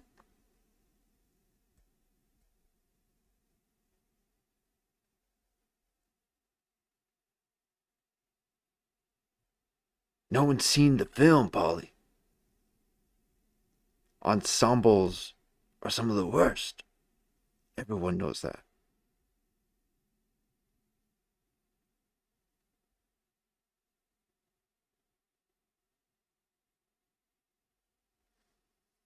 We ain't going to Blockbuster to pick out the new releases.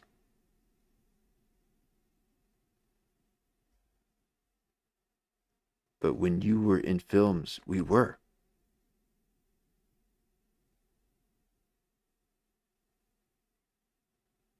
So that whole system collapsed.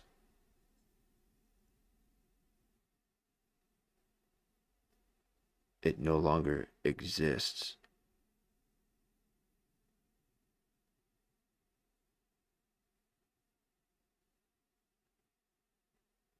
And Jimmy Kennedy knows that. He's come to terms. And he just dips his toes in occasionally. Okay, you can't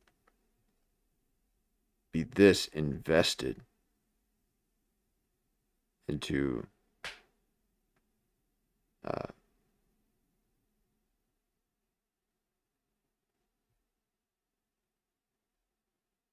yeah, the thing that has no infrastructure.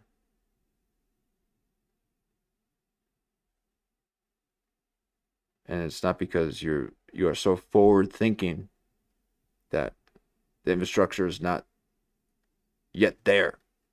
So everyone just thinks you're crazy. But it is because it's no longer there.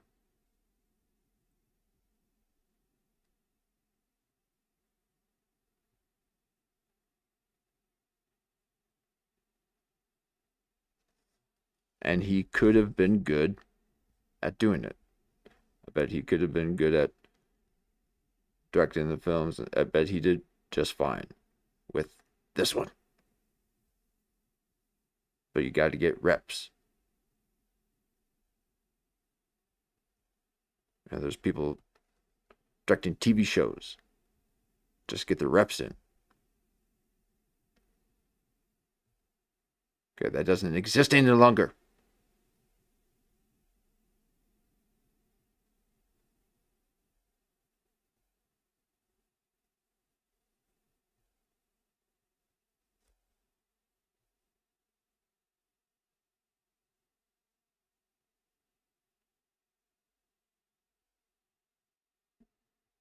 Critics liked it.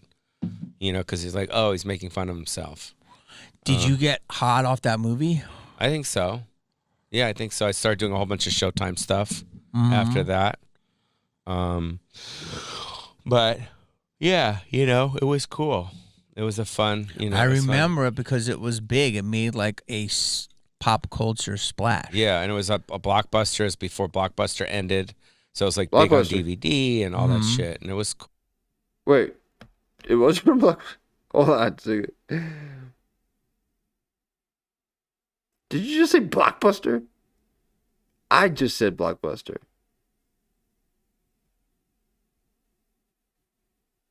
So this was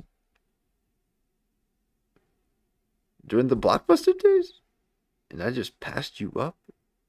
You were never in the mid shelf, down the bottom, folded or flipped on its end.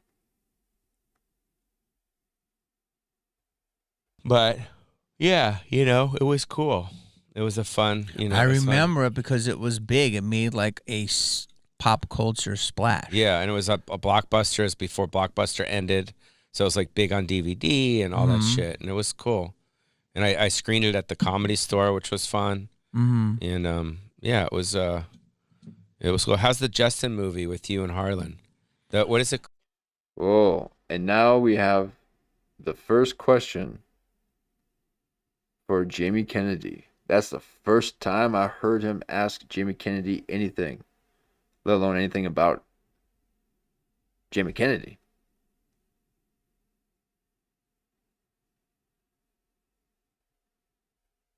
I mean, for quite some time, if not this whole time.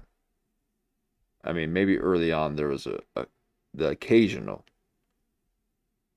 but that's 45 minutes in, talking about you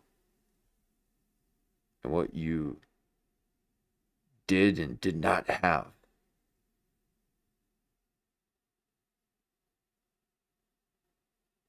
And you're just now coming around to asking Jamie a question.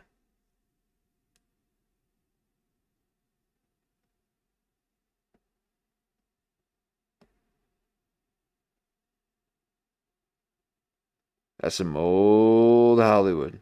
But he's so not old Hollywood.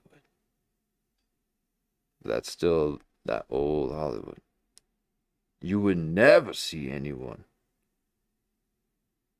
Come on, I mean, as much as he spoke about himself, you will see when he interviews Jeff Dye, Jamie is speaking the whole time about Jeff Dye. It'll blow your mind. And old Pauly would want to capture every moment of it and have it be part of his production house. A new,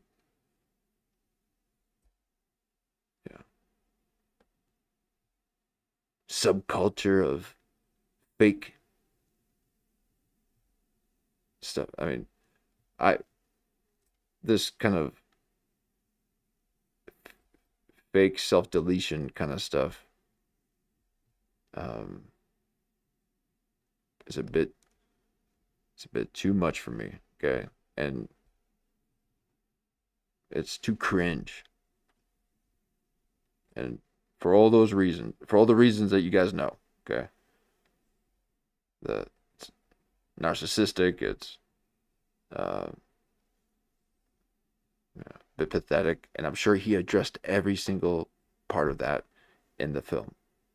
And I bet every actor in the ensemble probably said something about it too. So you're gonna try to get me with your little twist at the end.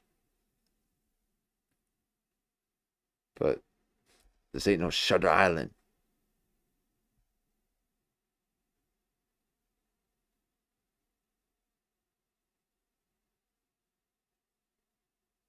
You do exist.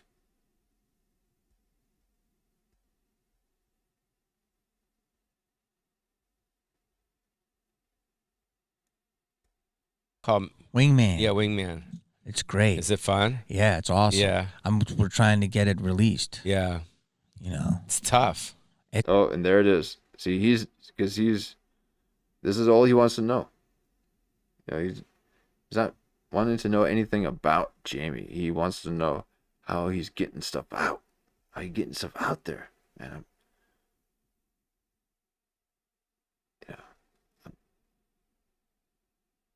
it's tough out there. Okay, I'm throttled. How do you do it? Okay, imagine wanting numbers.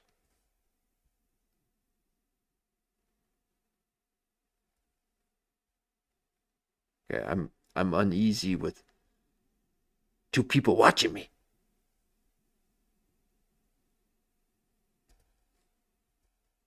He's trying to get the max. Like, how do you do it? So, ooh.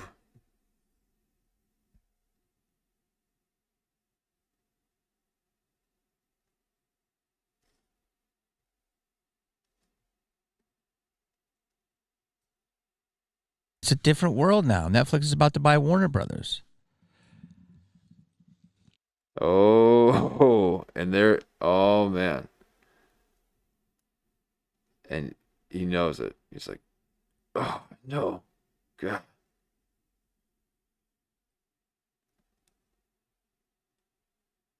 Yep. So there's this mass inflation so that it becomes difficult to afford to produce TV and film, so that it all collapses, and then they can buy it nice and low, and they buy it all up.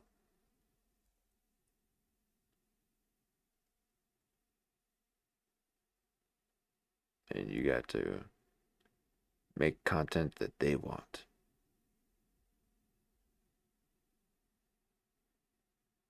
But Pauly wants his Netflix holding deal. He wants that carrot dangling in front of his face.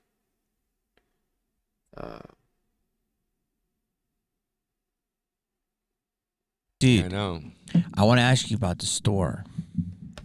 Do you know I'm in the store, I think, because of you? Mm. I think that you passed me because I would go in and, no offense, Oh, your mom never said anything to me. Mm. I would audition, but Did you really audition for her? three But did you three audition times. for her towards the end? Like when she Yeah, was I think sick? so. Yeah. Probably. But she had other things on her mind. No, I think. know. Yeah. She was so busy. But I would audition, and then imagine how many times someone has said this to Pauly Shore. So this is a little bit of a gross factor to Pauly, of like people saying this kind of stuff. And he's just like, oh, okay, yeah. Oh, it must have been the later year. Yeah. She just wasn't thinking straight during that time. Okay, well, I gotta get going now. Okay. Oh no, you want to tell me another story of how my mother didn't like you? Oh God.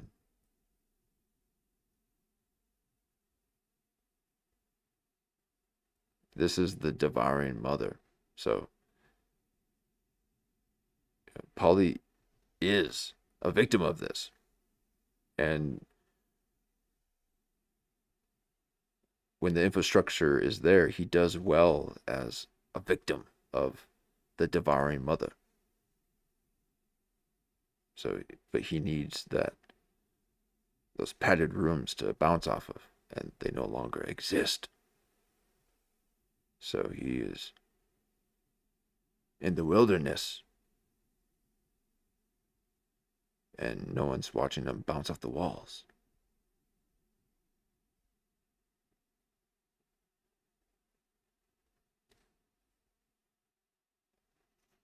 So even Jamie, right here, just said things are changing. So And Wheels. Wheels, yeah. Wheels was so nice to me. Mm. And Chewy. It was more Chewy. Yeah. Chewy was like, keep trying and stuff. And then I started getting Stan Lathan, who's the man. He liked me. Mm. And so he started getting me Please Allows. Please what? This is you. You should know this. Please allows? Please Allow. You know what Please Allow is? It's your club. Please Allow is the lineup in the OR, and it says Please Allow. Oh, I didn't even see that. You said that the Shores are one of the 4 top LA property owners. Oh, okay.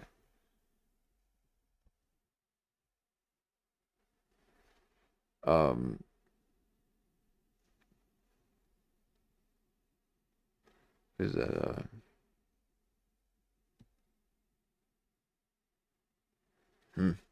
okay.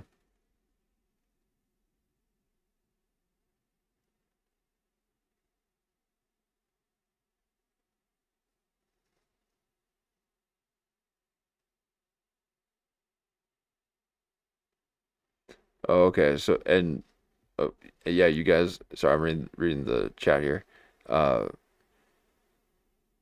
so you saw the Seth Green and Bill Maher interview. Uh, that I would actually like to go over that because that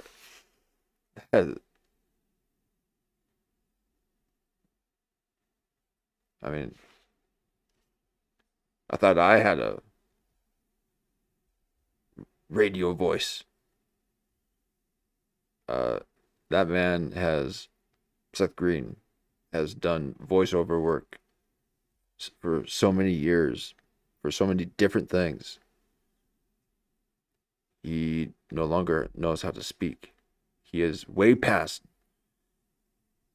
Johnny Depp having a weird accent. This man, Seth Green, I would just say, due to all the voice acting, has developed his own Muggsy way of speaking. He's like sounding like an old mobster from the 20s.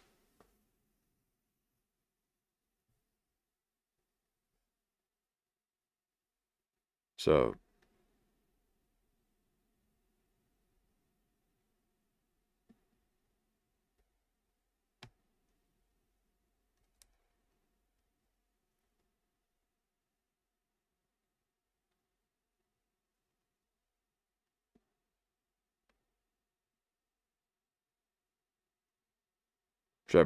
should I pull it up now? I mean, or we can save that one for next time. Because that's a good watch. Uh, and I wouldn't mind uh putting some attention to that. Okay, yeah. So yeah, we'll watch that later. But yeah, exactly. We'll watch that. Oh, Seth Green. Okay. Which again, uh, his wife seems to be really, being like kind of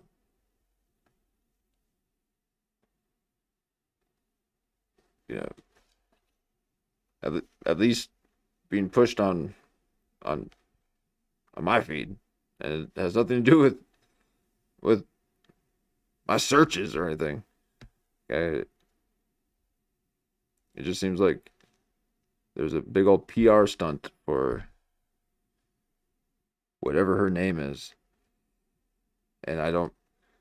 Yeah, I'm not trying to speak ill of her. Okay, so she was in Watchmen. I'm pretty sure that's pretty cool. Um, and I just can't remember her name. But seems that there's a big old PR push for her right now. But here we are. Oh, Jamie. Yeah. Pauly's just trying to get people in his, like old, like movie pyramid. Okay, Kurt Metzger would be dodging this kind of pyramid scheme that Pauly's trying to propose. Jamie Kennedy 5 minutes. Oh, got it. Okay. So this was in 94. Oh, wow. Okay. So I got like 5 minutes to like showcase for people. Okay. I got a pilot with Stan, okay, who probably just directed the latest Chappelle, but he directs everything.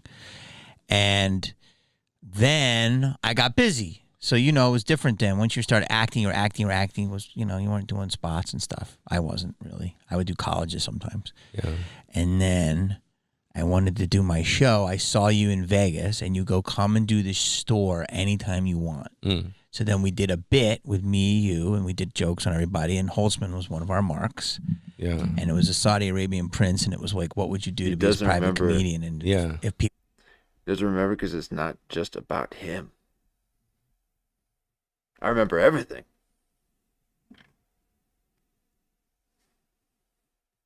I remember too much.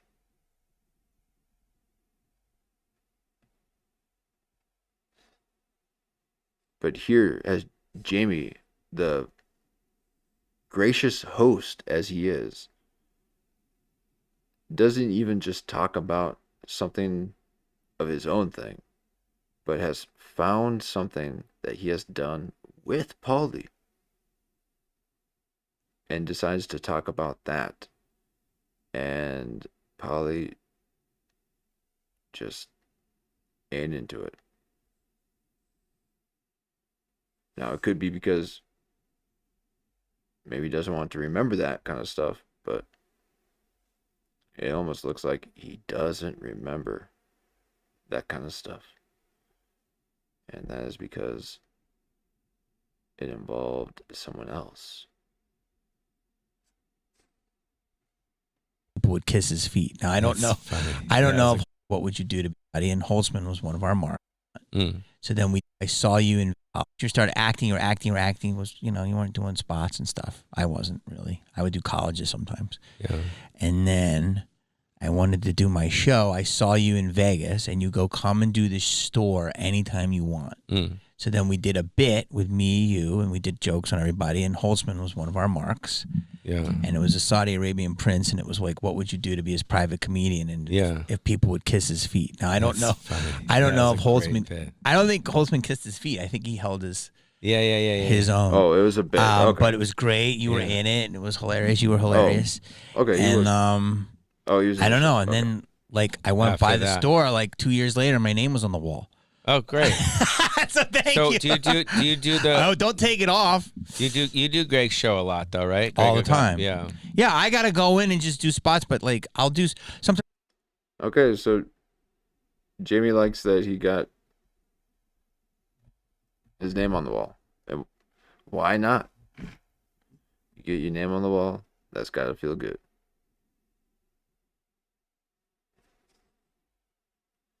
But that's got not a whole lot to do with him. Right? That's more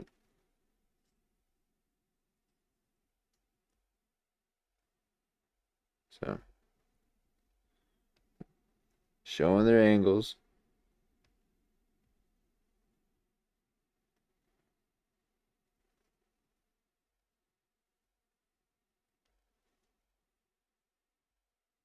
If these are jeans, those are nice jeans.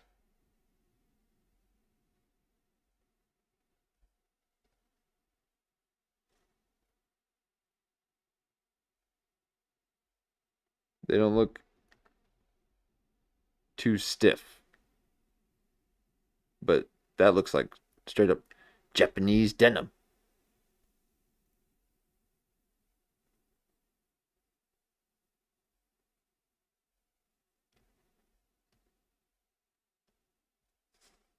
Here we go. Here we are, buddy. We're crusty now. Crusty. We're crusty. Dude, for real. Dude, we're in our 50s. It's fucking weird. Just like you snap your finger and you're in your 50s. Mid 50s, yeah. Mid. Dude, you're like you say it, but we are it. We are it. Isn't that wild? Because I remember you remember me, you know, Scream, Biodome, that whole like 10-year, 5-year run, whatever it was, 10-year run that we had. When did your run start in Malibu? 90, Scream was 96. So I'd say 95. Dude, you fucking, but we've done so much stuff together. A lot. I start thinking about it like, Now we you did your remember. hidden camera show. Yeah. Which was huge. Yeah, thank you. Which was fucking huge. That was before Punked, right? Or around Punked. Right before. Right, And yeah. then Punk kind of borrowed it. Yeah, they borrowed it. But yeah, so we did, you know, you've been doing it, we've been doing it, we're still alive. I had a tumor. Still alive. Oh, and there's the tumor talk. Okay. So he doesn't want to get too far off of the death thing, okay?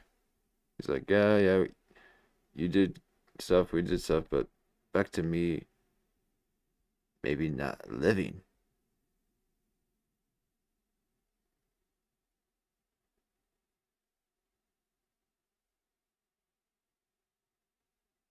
Dude. Did you know about that? I didn't even know we've been doing it, we're still alive. I had a tumor, dude. Did you know about that? I didn't even know about that. No. Yeah, I had a tumor. What happened? I just did a preventative scan, you know? That what's where that you just company? go in a tube, you know, you go in a tube. I want to do that. Yeah, where you go in a tube, you know, where you just lie there like Tinta comment. Yeah. What is it? His name's Dan? It's Kyle. Kyle, sorry, close. What is it? Tin Tut. Kyle. You've seen it where you go in the Chinese where you go Kyle. King Tut Tukaninga. He's got a weird name. Tin Tukanum. Yeah, so I did a preventative scan. They found a tumor. It was benign, which I'm fucking lucky, dude. Because I didn't know, like, when they said it was benign, I didn't know what benign meant. Because Oh my god. This is the begin. I must have hit the beginning. It's solely at the beginning, sorry. And look at, he's already doing the angle. Oh my god. I thought this sounded familiar. Okay. So I accidentally skipped it to the beginning. And look at that. At the very beginning, not even 2 minutes in, he's doing that and he's talking about his benign tumor thing. So, what do we learn about him doing that and the things that he talks about while he's doing that? So, are we to even believe any of this?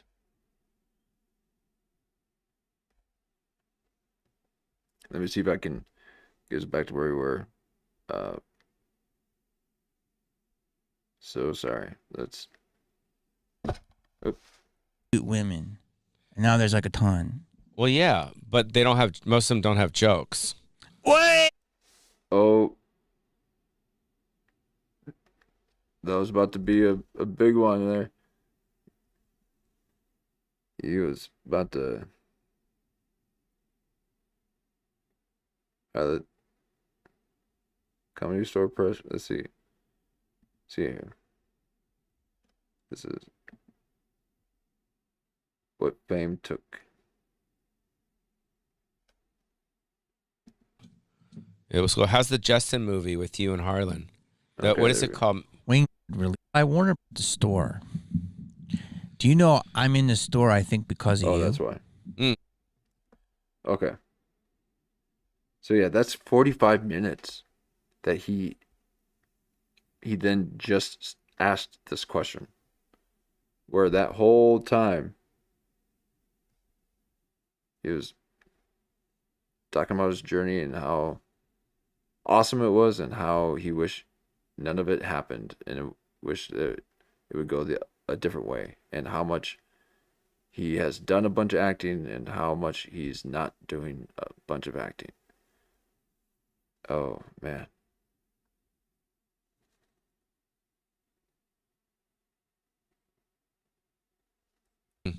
I think that you and keep trying and stuff. Just skipping past all this. He liked me. Please what? This is you. You should know this. And I started getting Stan Lathan. Wheels. I know. No, I know. For her towards the end, like when she was I think sick, so. yeah. Probably. But she had. Okay, so that's him saying, yeah, maybe you got passed because that was back when she was sick. You got her in later years. He liked me. And so he started getting me please allows. Please what? This is you. You should know this. Please allows? Please allow. You know what please allow is? It's your club.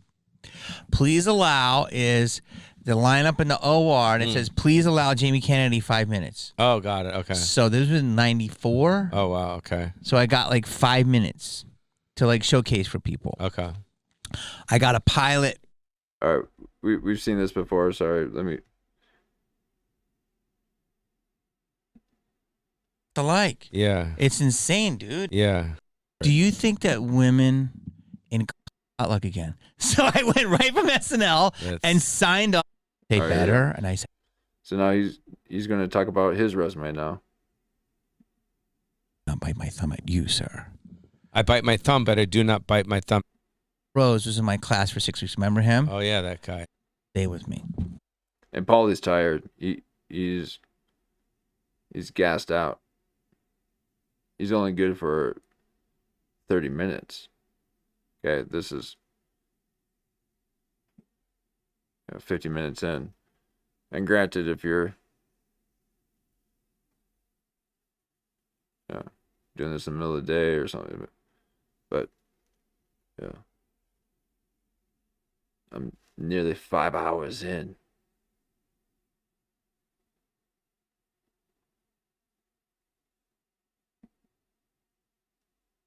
Let me try to get to where we Must be some sort of train, right? I'll tell you what I did. Because for you to pull that off. Here's what's. Yeah. And it was a Saudi Arabian prince, and it was like, what would you do to be his private comedian? And if sorry, just let me try to find the spot here. He liked me. It must be right. Please here. what? This is you. Allow Jamie. I got like 5 minutes to like showcase. Then I got busy. So, it was different then. Once you started acting was, you weren't doing spots and stuff. I wasn't. Okay. Really. I would do colleges sometimes. Yeah. And then I wanted to do my show. I saw you in Vegas, and you go, come and do this store anytime you want. Okay. So we've seen this. Sorry, guys. I'm just trying to fast forward to where we were. Oh, we got an angle. Do that, and I'll go up to the belly room and go back and forth. It's just huge. He was amazing. I mean, but you were great in that. So are you a trained actor too, right? Huge actor too. Thank you. You did it. Well, you're great. Well, you did. I mean, it's the best, but it's just, I want to thank you. I think you did it. Well, you're great. Well, you did it. Yeah, you're great. Also, you're a great actor too. Thank you, buddy. I mean, the Leo movie was huge. Huge. Romeo and Juliet. I mean, huge. He was amazing. I mean, but you were great in that. So and there's that Leo Lust. Okay, he's got Leo Lust. Okay, he thinks that he should be at Leonardo DiCaprio's level. So you're a trained actor too, right? You must be some sort of trained, right? I'll tell you what I did. Because for you to pull that off. Here's what's crazy, dude. You don't even know how much our worlds. You believe in Matrix shit? Yeah. Like, our worlds are combined. Let me tell you something. I'm going to go down the rabbit hole, so stay with me. Okay. I didn't really train, but I did. I took Meisner. And so there was a school. Oh, there it is. Meisner. Okay. Remember I was saying there'll be saying some old Russian names, method of acting. That's how you know if you're an actor, if you're speaking to an actor, if they tell you that if they studied Meisner and some other Russian one, the ones who started acting. And no one can veer from those tenets. You must act how someone thought acting should be a century ago. Meisner. Called the Joanne Baron. Is it Joanne Baron? I forget your acting. Yeah, whatever. And so, but it's a 2-year program. Oh wow.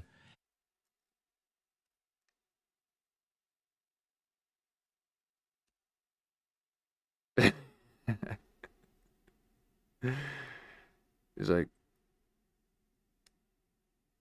you did it. You thought you could be an actor in 2 years. You did a 2-year program. How did you do it?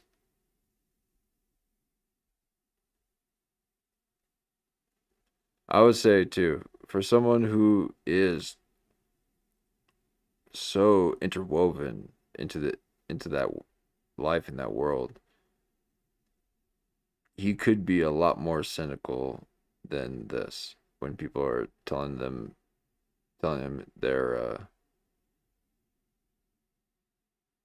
Hollywood stories. But he's pretending to care, at least. And so you know what Meisner is? Yes. Okay. Meisner. Do you? It's like, tell us then, Pauly.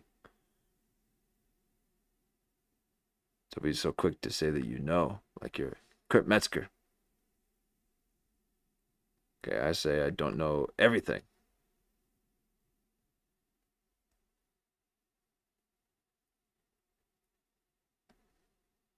Because no one knows Meisner. You have to be Meisner.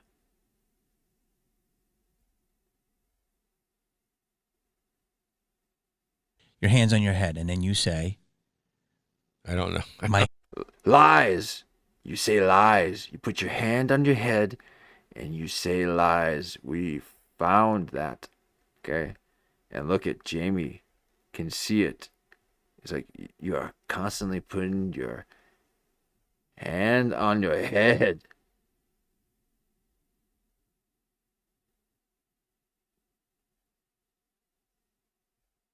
And this is not your overly conditioned curls making you self-conscious.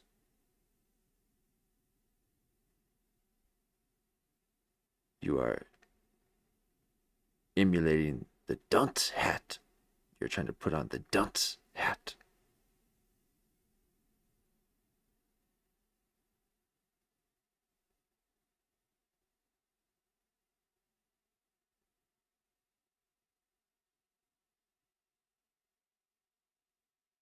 And Jamie sees it. hands on my head. It's all about repeating Okay. and He's like, learning oh, about you what people are. And really good acting is Reacting. looking Okay. and waiting. It's not about you, it's about them. Yeah. So, and then you naturally react.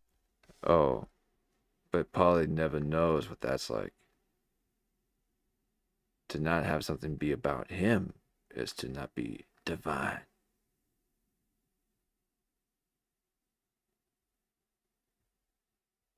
And you're learning about what people are. And really good acting is Reacting. looking Okay. and waiting. It's not about you, it's about them. Yeah. So, and then you naturally react and you forget the lines. Yes. So, yes. Yeah, Pauly's great at that. And you can't figure out why no one's hiring him. He's like, you gotta forget the lines. I'm forgetting the lines. I'm Meisner.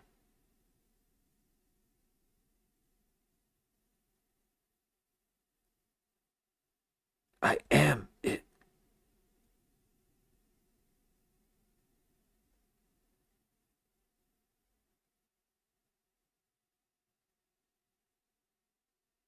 2-year program taught me this.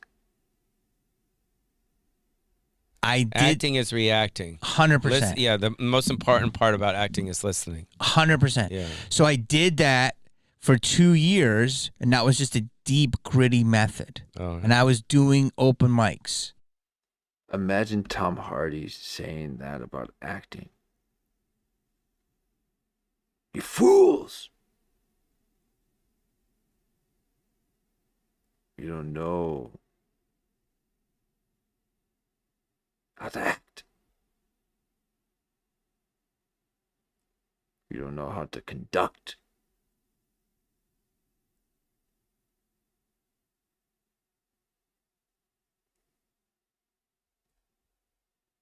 Imagine Tom Hardy saying, acting is reacting, as if it's the first time anyone has ever heard that. Important part about acting is listening. 100%. Yeah. So I did that for 2 years, and that was just a deep, gritty method. Oh. And I was doing open mics. Mm. Scott LaRose was in my class for 6 weeks. Remember him? Oh yeah, that guy. Very funny comic. It was funny. Yeah. Then I went over to England, and I got accepted in a program, Wow. and I did Shakespeare for 5 weeks in a program. Now, and I got to do, like, put on scenes and stuff, and there was Judy. Did you learn that Shakespeare stuff? Yes. That's And I crazy. went there, and there was... Let me hear you do a little Shakespeare now. What do you want to know? I don't know, dude. I wouldn't know where to begin. Do you bite your thumb at me, sir? Now you say. I did not bite. Yes, I bite my thumb at you, sir. No, you say, I bite my thumb, but I do not bite my thumb at you, sir. I bite my thumb, but I do not bite my thumb at you, sir. And then I say, but do you bite your thumb, sir? This is actually the reverse of what I did. You're being me and I'm being Tybalt or Tybalt's countryman. And then they say, and I say, is the law of our side if I say I? Do you know what that means? No.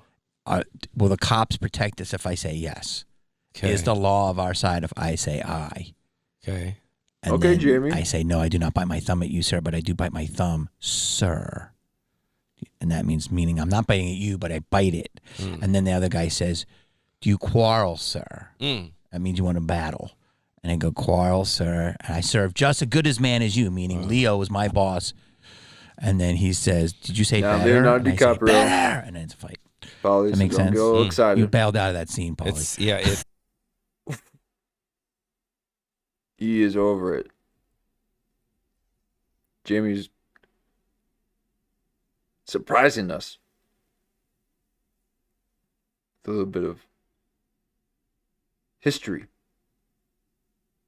And I say, better. And then it's a fight. Does that make sense? Mm. You bailed out of that scene, Pauly. It's simple, but it isn't. So you learn these words. Slow down on that. And look at that.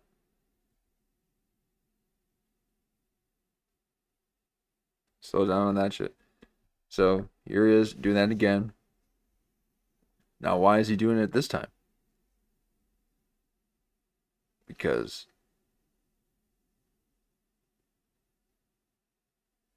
Jamie appeared to be smart. He knew what he's talking about. And it made Pauly look dumb.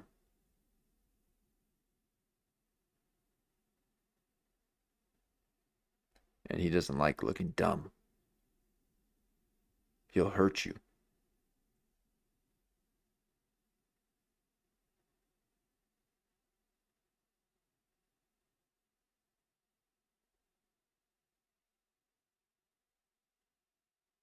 Because he's been hurt. So he will hurt.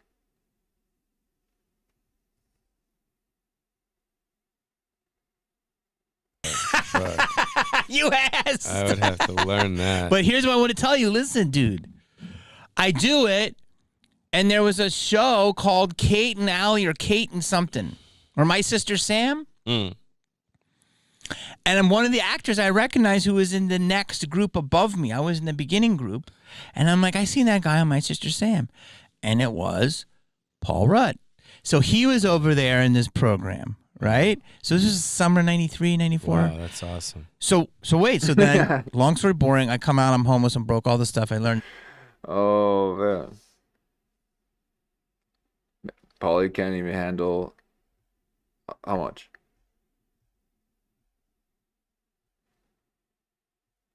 He asked at minimum 46. It's probably closer to 48. He asked a question about Jamie. And yeah, 51.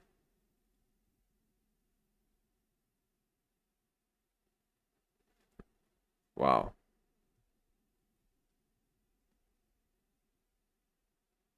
And Pauly's already checked out. I mean, he did participate in his little thing. But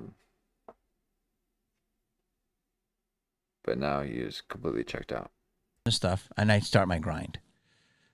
And I'm doing potluck. Okay. This is when potluck was, am I crazy to say this? I want to say this shit went till 4 a.m. Am I crazy to say that? It went pretty late. Like in the early to mid 90s, the store would be fucking 3 a.m. jamming. Am I crazy to say that? Yeah. It went past 2 a.m.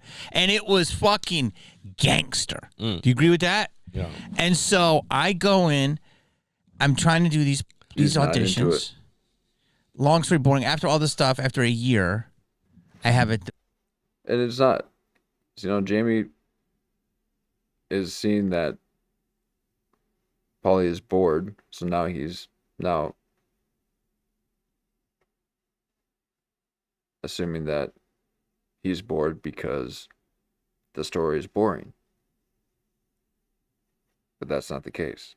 He's bored because it has nothing to do with him. And people can only handle that for so long. So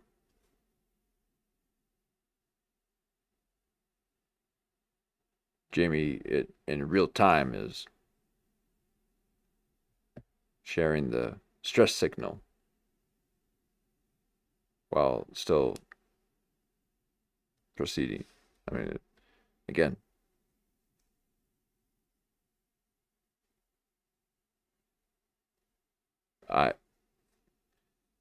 he's good with the interviews.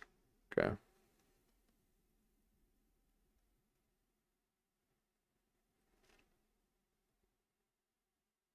But there's nothing boring about what Jamie's got to say. Pauly is too ADHD, and not in the good creative way. In the very destructive way. So you can have fun in your little chaos corner, Pauly.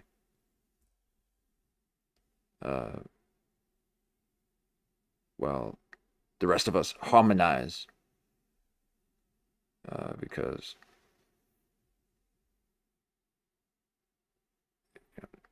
you don't gotta make Jamie feel like he's boring. Development deal with MTV, Lisa Berger, and then I get an audition for SNL. I go all the way to New York, do the whole testing and all this. You're perfect for that. Thank you, buddy. Tested. A long story, but I didn't get it. Not wood. Boom. That was come classic back. He knocked on. Because I was all hype. And I said, what am I going to do? And it was on Monday night. And I said, I guess I'll sign up at Potluck again. So I went right from SNL and signed up again at Potluck. And I started doing Potluck again. Wow. And then, but somehow through that, I got a commercial agent. I got one little Potluck again. Wow. And okay. All right. So again, no one's covering this. Yet this has gotten 30,000 views. And no one's saying anything about the constant display of trickery.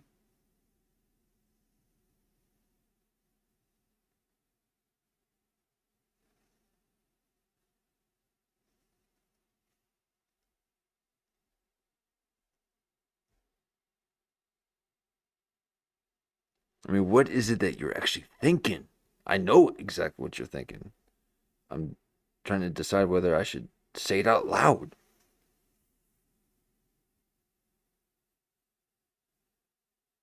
Why is it that you're thinking these things?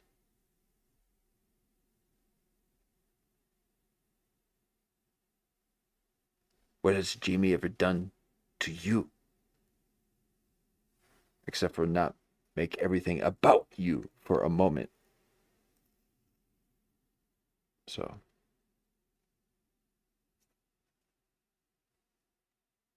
Why must you look like that?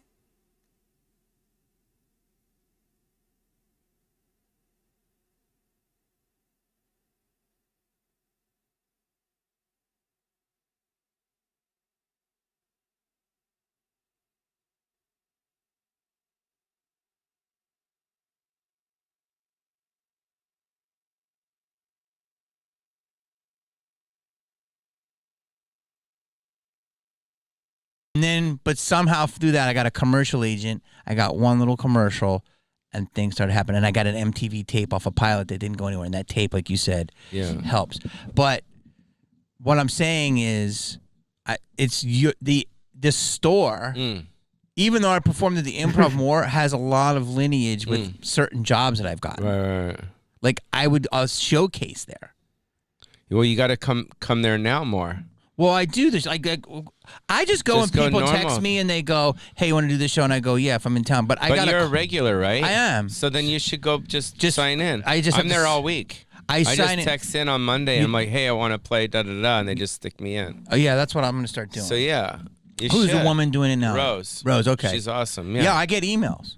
So I'll just hit her go back. Up there and just do 15-minute spots. Fuck around. I love it, dude. It's. And what about Comic-Cons? I did the greatest thing, dude. I'm destroying. It's they're incredible. Fun, right?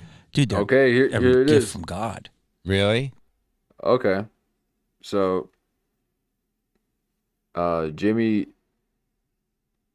is probably way more suited for this than Pauly Shore. And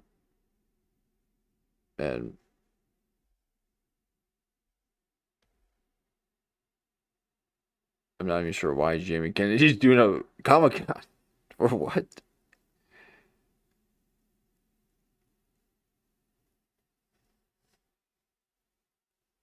But maybe you figure out a way to get a booth. Okay, that's the art festival for the entertainment industry. The industry. And Pauly Shore, much like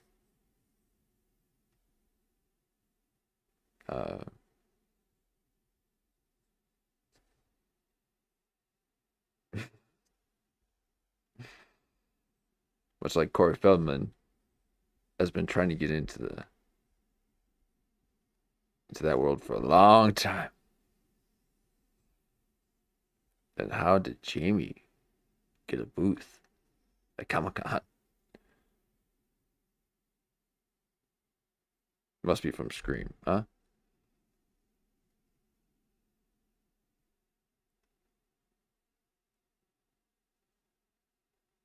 But these are people that are comfortable with people approaching them while being seated.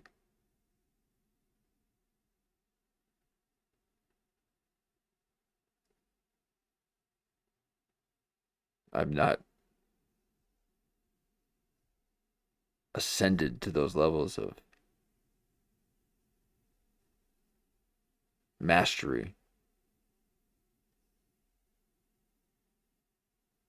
where I could just sit and be approached like a guru.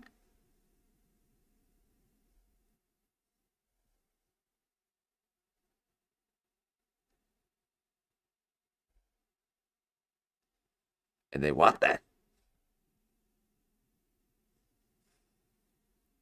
Bro, the money? Yeah. Come on. Bro. You like it? What's not to like? Yeah. It's insane, dude. Yeah. Do you think that women... Now, if Jamie's having fun and making some money and people are enjoying themselves, of course, why not? But old Pauly Shore, is that? Yeah.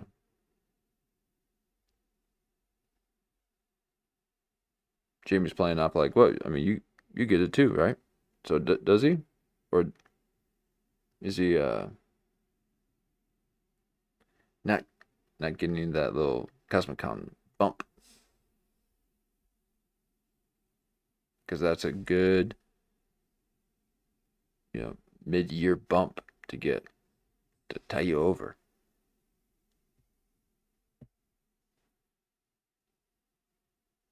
And Jamie's not, or Pauly Shore's not getting that Comic-Con bump. In comedy, isn't it wild how many beautiful women there are doing comedy now? Dude, he's going to be scared to answer that. No, I just think it's the way our business is. I think that, everyone is doing a podcast. Everyone is doing stand-up. Everyone is on Instagram. It's kind of like you want to get into show business, you got to do everything.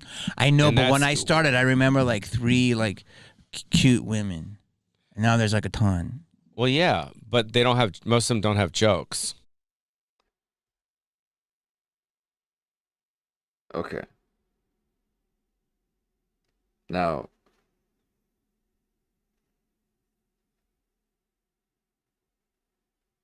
what is he doing talking about getting into the industry?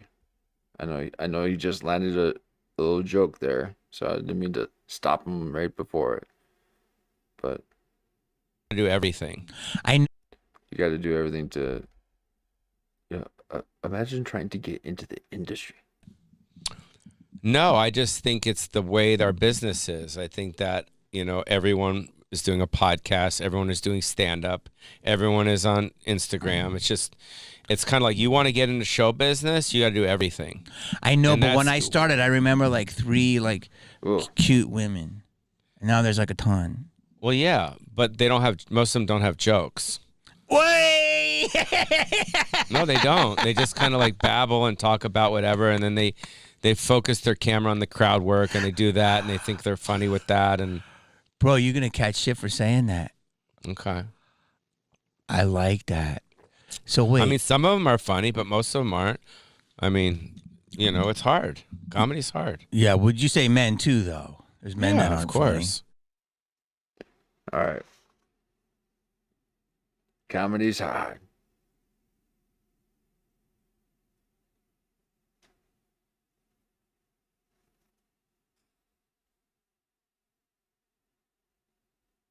It's painful. What you talking about? Hard. Now, hold on. What do you think about how crowd work, which I think is one of the 7 staples of comedy, has kind of become the mainstay of a lot of comedy right now? It was just one of the 7 things I think you have to do as a there. All right. So now it's actually better for Jamie to have someone else talk the whole time so that he doesn't touch his face while he's talking. Because Jamie only touches his face when he's speaking. It's very strange. So that's probably why he does so well with these interviews, because there's someone else talking the whole time, so he doesn't have to feel his lips move in a peculiar way because he buzzed his little choppers there. Okay? Now it just feels so strange moving your lips. Again, that's why you never shave. You just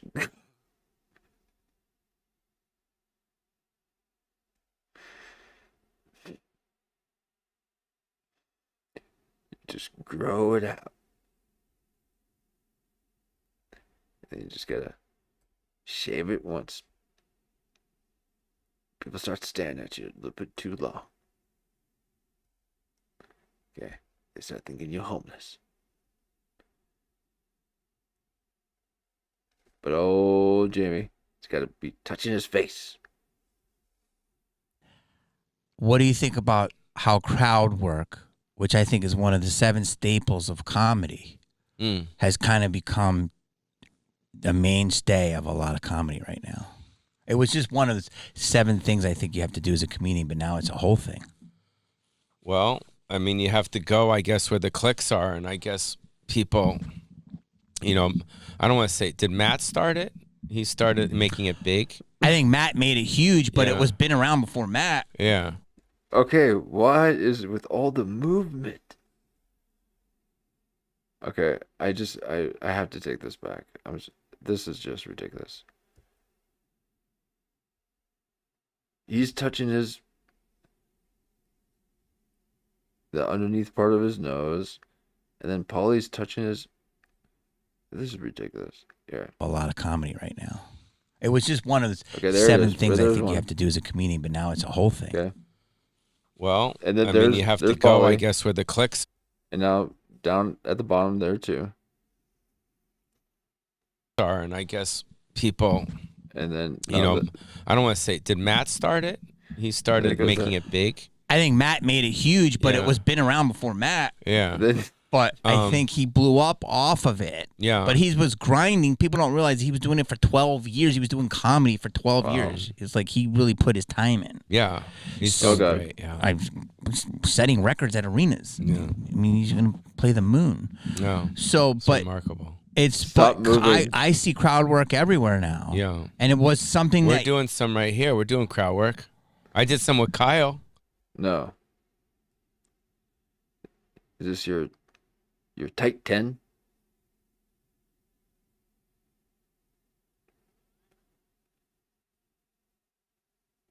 Are you reacting and listening like an actor? Doing Melrose method?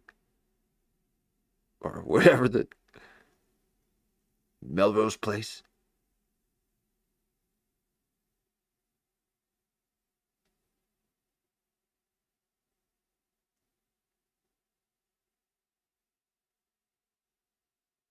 you did. In the other room. You did. No, but I don't know. It's Oh, God. Now we got a, oh my God. And now we got a deep.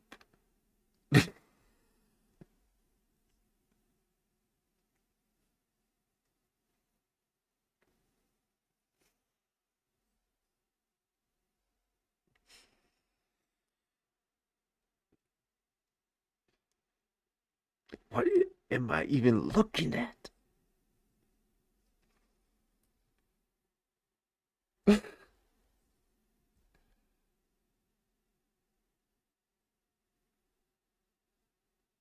I mean, you went full, like,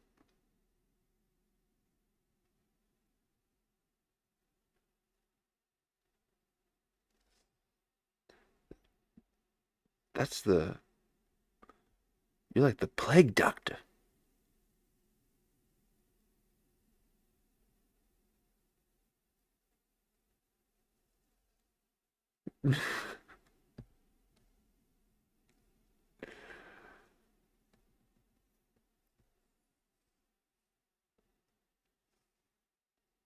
You know, you hear that story, you got to go where the cheese is.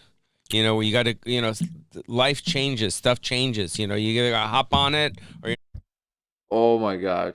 Is he actually going to talk about having to who moved my cheese and how you got to change it up if things aren't working out in a certain place of your life? Oh man, the person who can't seem to let go of old Hollywood. Why is it that he says the thing that I described the whole time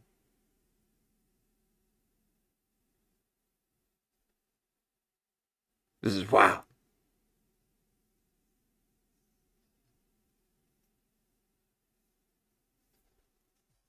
You just You're not going to hop on it. So, Rick Ingram is the king of crowd work. And he he's the. Okay. And that little tug right there, that. So, Rick Ingram is the king of crowd work. And he's the man. But no one knows that. Yeah. Outside the store, he is. Yeah, he's the man. Yeah, no one's better than him. He's the man on crowd work. Yeah. So I think it's a combination of I mean, for me, I don't work strategically. I just kind of work. It's not like, oh, I'm going to do 50% crowd work and 25%. Someone starts yelling shit out, then guess what happens? You're going to deal with it. The crowd work starts. Yeah. But I'm not like purposely going in to do crowd work. Mm-hmm. You know what I mean? Oh my God.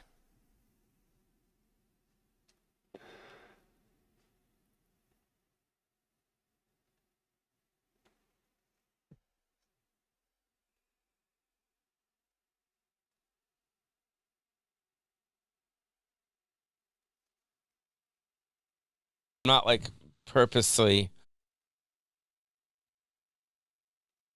I'm going to do 50% crowd work and 25%. Someone starts yelling shit out, then guess what happens? You're going to deal with it. The crowd work starts. Yeah. But I'm not like purposely going in to do crowd work.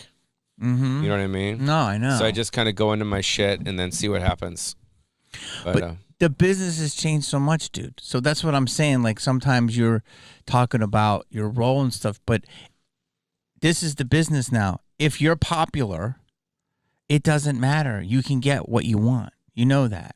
If you blow up and get, I don't know, you probably already have close to 1 million followers. Get what you want?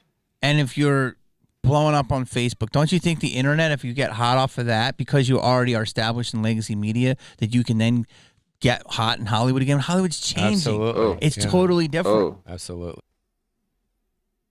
Oh. They're talking about parlaying.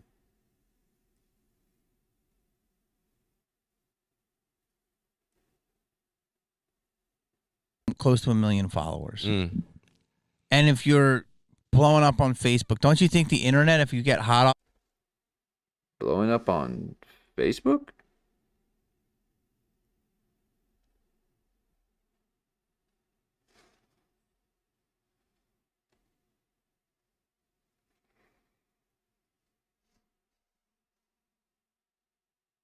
Mm. And if you're blowing up on Facebook, don't you think the internet, if you get hot off of that, because you already are established in legacy media, that you can then get hot in Hollywood again? Hollywood's changing. Absolutely. It's totally different. Absolutely. I mean, it's not the same at all, dude. Yeah. What I love about you is you're like, I want this role. You really, really want to show the world what you can do. And I think you've shown them so much, but it's good to grow. I like it. Mm-hmm. I like acting. It's a challenge. Okay.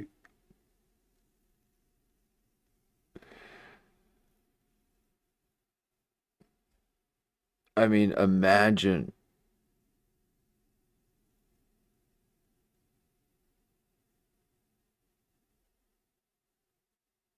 And I dare say his name, but imagine Joaquin Phoenix saying, I like acting.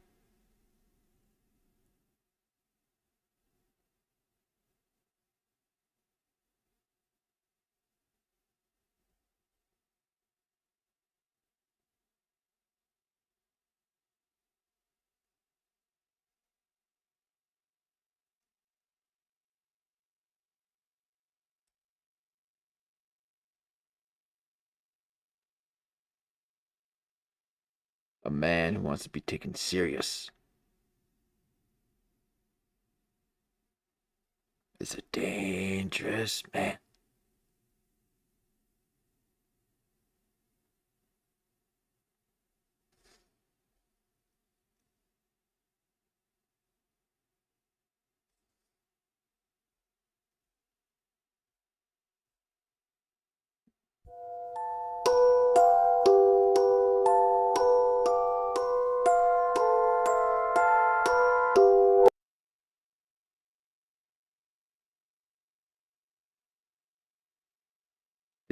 IQ is a little off on that, but you get my point. Challenging. Because I had one more question. I thought I forgot. What was the question? I can't. My phone died. What about the stretch lab? I love. Yeah, dude. That's funny. So It's fucking weird, right? That we all of a sudden we see each other there. How Chris, right? Yeah, he's the man. Chris is our guy, yeah. So how weird is this to the audience? Mm. I go to a place called Stretch Lab. Dude, I've been doing it. It's changed my whole body. Mm. I feel so good. I can see you're erect. I try to stay erect. Yeah. And I heard Chris goes, "Okay, Pauly, I'll be there in 3." Yeah. And then I'm like, how many Paulys are here? And then I'm done and I look up and it's Pauly. Yeah. And it's great at that time of day because no one goes. I like it quiet. Yeah. And so here's what's funny. So I go, you're sitting there, and I go over, and what did I do? I put my arm around you. And what did you do? I said, get off me, bro. Not cool. Yeah, you freaked out. Yeah, yeah. Why? Because it's like PPSD. I put my arm around you, and you got weird. Yeah, yeah. Why? Do you think I'm going to hurt you? Yeah. Why am I going to hurt you? I got beat up a lot as a kid. You didn't. Yeah. But I would never hurt you. That's true. I hugged you. Yeah, I know. And then you went, but I wanted to let you know that I can hug you. Okay. But you have to approve it. Yeah. But you really didn't want my hug. I was a little nervous. Yes, but you probably didn't know it was me. That's true. But then when you knew it was me, Then we were cool. but you don't, do you like to be touched? Not by dudes. I just put my arm around you. But dude, you got jerked off. Yeah, but that was when I was sleeping. I know. I put my arm around you, and you went, yo. And then you didn't know it was I didn't me. know. Yeah, I got. But then once you knew it was me, you're a little bit. Yeah. But then a small Asian man, you wake up with your dick in his hand. Yeah. And what do? I just said, hey, you know what? It's cool. Let's go. And he did it. Pauly, you've never been married? I was engaged once. Yeah, a long time ago. Yeah. And would you ever get married? I don't think of that. I know, I don't either. I know. I think about a best friend. Really? Yeah. I mean, Buster's my best friend. My dog is my best friend. Mm-hmm. So I'd be totally down to have a girlfriend that's a best friend. And then if the marriage thing is on the horizon, then yes. But I'm like, I got to get married. You know what I mean? It's almost like, look at Gene Simmons. Mm-hmm. He's been with this girl for years. He's married. Yes. But I do want a baby. Simmons. How old are you? I am 57. Okay. You Let's just say no. Does your brother Scotty have one? No. So you're going to have a baby at 57? Yes. No. Scotty's older than you, right? Yes. Yes. You know who just had a baby at 74? Please. Al Pacino. Theo's Yakov dad. Smirnoff. First time? No, he's had kids, but he has an infant. I just played Sarasota. You played that room, McCurdy's? The best. So good. You played it with Yakov? No, he was there. I did his podcast. And He then lives there? Well, he was staying out there. And he's had just got an infant named Jonah. How old is his wife? 40. I mean, He met her in Ukraine. Okay. His story's crazy, dude. I don't know enough about it. I just know that he was a legend. Mm-hmm. So he just had a baby. Yeah, an infant. I mean, that's not weird to me because he's had kids. Your first kid at 74 is pretty intense. It's a lot of That's true. switching the camera. Yeah, I don't like being hypnotized like that.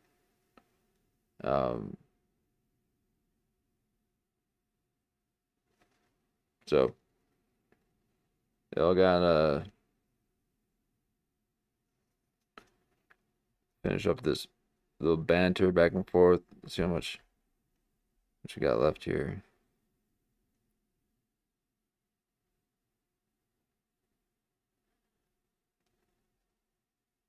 There still might be something here. So you want to have a kid. Oh yeah, the kid. There we go. But then that's going to be a lot of work. So is my dog. Whoa. My dog becomes first for me. Not after My dog is my heart. Okay, but I love my dog. I know you do, Oh. but then if you have a kid, then it has to be the kid too. Yeah, that's what I'm saying. And when the My dog Buster's the first time that I've put someone first before me.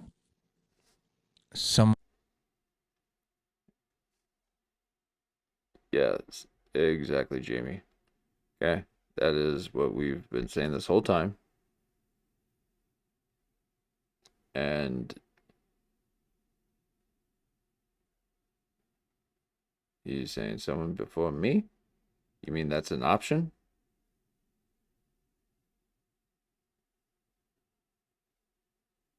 Like, you have to prefer people all the time, okay?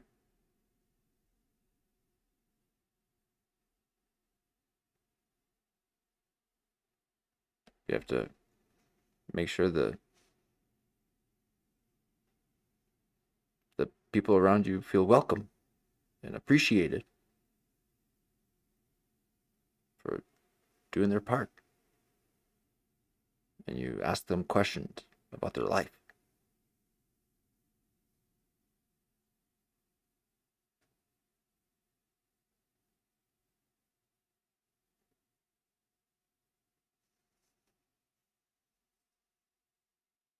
He's like, no. What, you mean the dog? Yeah. Some. I'm always thinking of my dog. Okay. You know, he's my best friend. Really? Yeah. Your dog is your best friend. I think so. Okay. Right. Just don't quite know. No, if he's second guessing because you don't think that you can have a best friend and a old dog, that's not true. Those are companion creatures.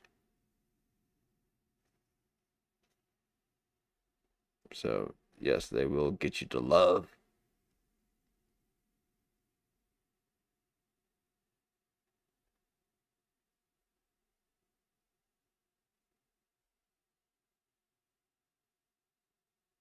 So I'm glad he's going to the dog park.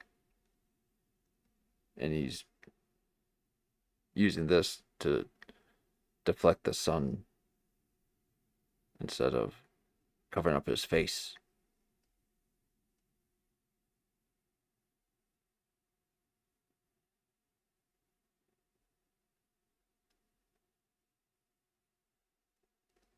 So this dog park, Pauly.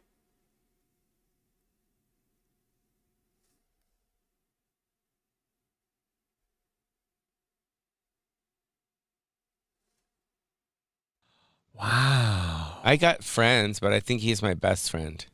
Wow. You know, I take him on the plane with me, and I take him on the road with me. He's big. He's like 50, 60 pounds. Oh, he's big, dude. Okay. He's going to get bigger. No, he's not. So wait, you put him on the plane and put him in a little cubby?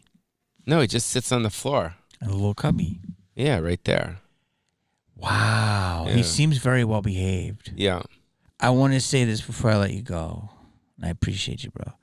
MTV today, I think they were announced that it's officially closing, which I would think that you would have some kind of effect from that, but you might not, but you should. MTV, you are one of the staples of it. It's gone. Yeah. Is that? Yeah, and now you no longer get residuals.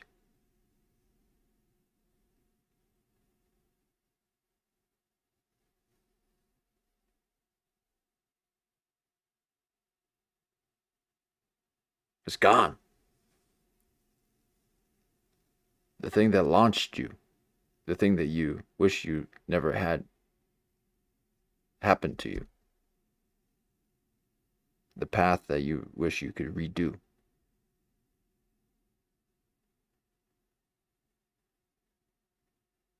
It's insane. Well, I think, it lost its way after TRL. After TRL was finished, I think that's when it lost its way. Because TRL was like the last, I think, show that represented music videos.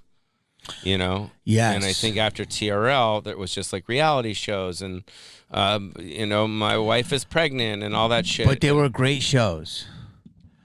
But as one of the staples, it's right, because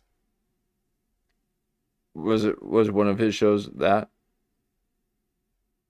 If not, he knows plenty of people who were. But I mean, some of the early Real Worlds were absolutely insane.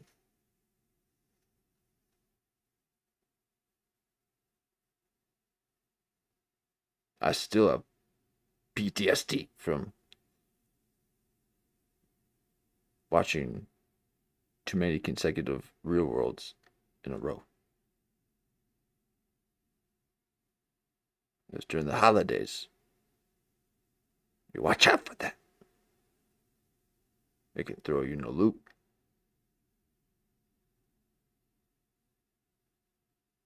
But this is before YouTube.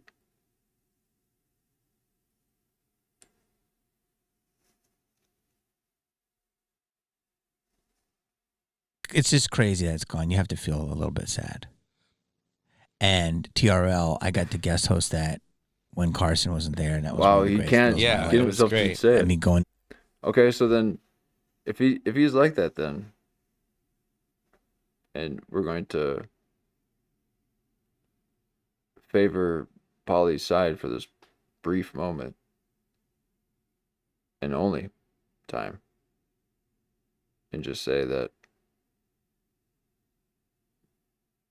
he is not necessarily bitter against MTV, but maybe something happened to him while being part of MTV that has produced such disdain for the very thing that created his career.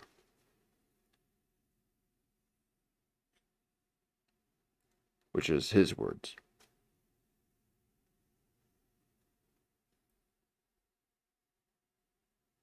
But I don't know what it is. You know, I don't know why you gotta look like that. Every time we say MTV. Is it because it's Messianic TV? Do they do some rituals? Told you that you were 33 when really you were 26?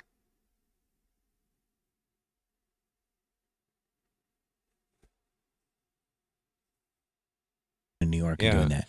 And what I wanted to say is the after party of the MTV Awards would be, Ron Burkle's house.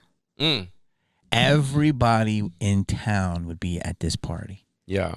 And whether you were a skateboarder, you'd see Shaun White, you'd see a comedian, you see Leo, you see, Diddy. People don't want to say that, but he was everywhere. Yeah. You see supermodels, you see bankers. Yeah, well, that's what was so great about MTV is you had the heavy metal, you had the hip hop, you had the rap, the rap. You Demi Moore. Yeah, you had the MTV Awards. You had I don't know. It was all over the place. Yes. Yeah, it was like a melting pot for different races, and it was where everyone came together. Races, creed, gay, straight. Everyone knew, but no one cared. It wasn't a thing. It was just that's what you did. Yeah.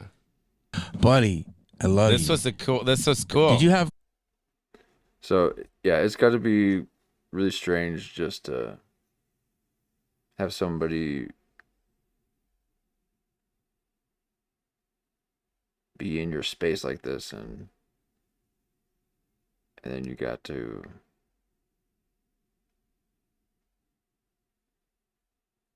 talk to them when you don't really talk to them.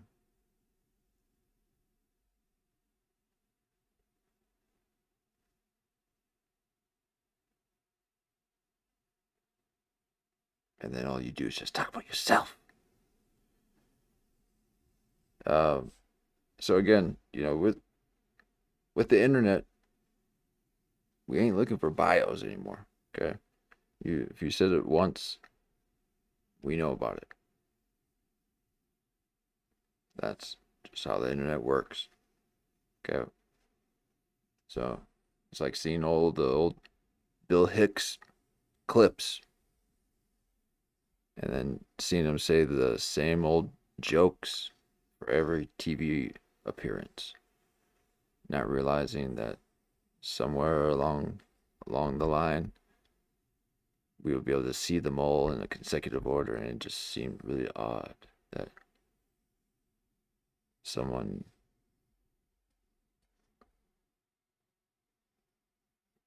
speaks in a bit for their conversations, or what we thought were just normal conversations, was him doing a bit. So we don't need people doing bios all the time. I really appreciate you coming, man. Give me a hug. How do you get Don't weird touch about me, it, bro? Don't touch me, bro. No, it's cool. We're good. How do you want to tell anybody your dates or anything? Yeah. We got Random Rants, which is my own podcast by myself with my dog Buster. He's on it. Bust Dizzle. Yeah, which is cool. All right. Well, that was a little bit of Pauly Shore and Jamie Kennedy hosting Pauly Shore.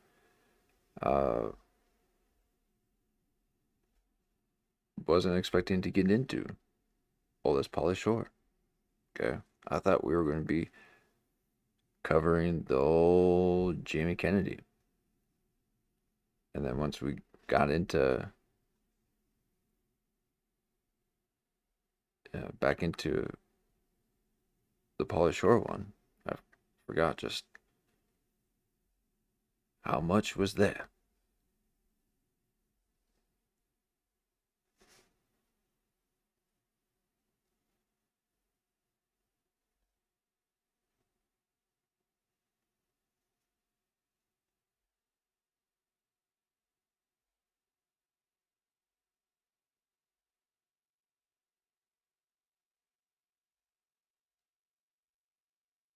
You want to do a part in my film? So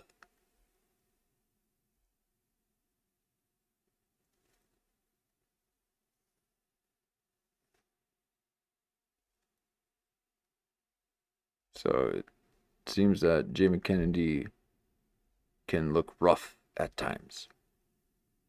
Quite a few times.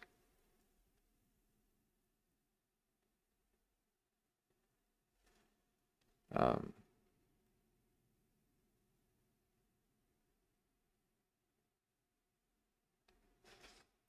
And then we got my one-man show. The one-man show you perform and stick to the dancing. Yeah, stick to the dancing, yeah. And you perform that all. Yeah. I would say maybe there are shadows, but yeah, he is looking. This must be after a few drinks, huh? All over America or just in town? I haven't done it lately, but it's there. It's in the ether.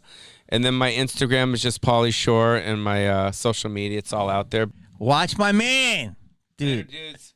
We'll see you at Comic-Cons. Yeah. All right. All right. Well, there you go. Well, I figured I'd just let them say their promotion too, and to help them out with my whole community here. That's really it's a bright light.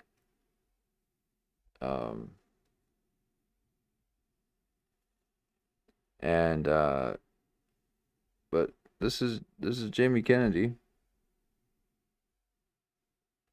doing an old interview.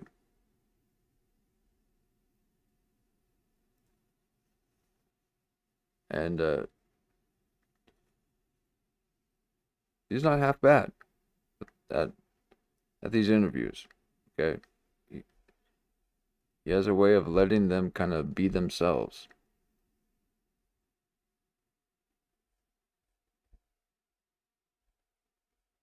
That's awfully close. I don't care if you were wearing a moccasin or a house slipper. I wouldn't want anyone's foot to be that close to my Japanese denim.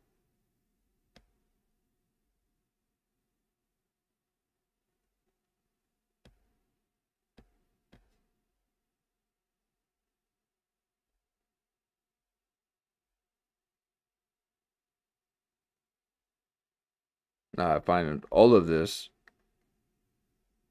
absolutely repulsive. This whole area and all of this,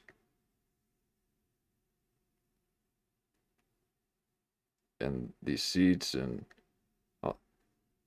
this is very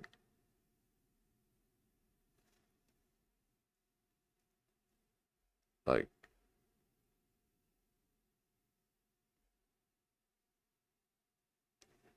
in a roped off section of a Goodwill. Like it's just too much white floors. Only Walgreens and Goodwills have white floors like that.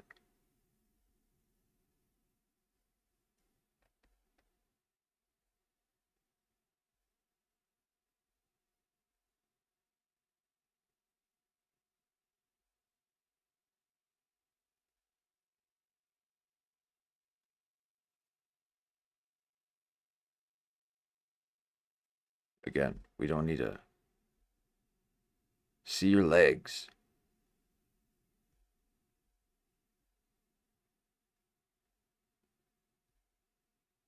They're so insistent on showing them sitting down. They want to be actors who are in action. Yet they sit idly for so long. I don't see how that could translate. But there they sit, talking, showing their angles. Pauly Shore did that move probably a dozen or more times. Probably more than a dozen. Well beyond a dozen times.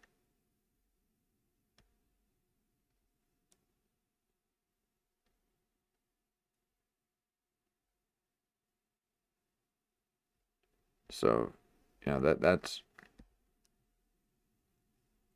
the universal symbol of suspiciousness.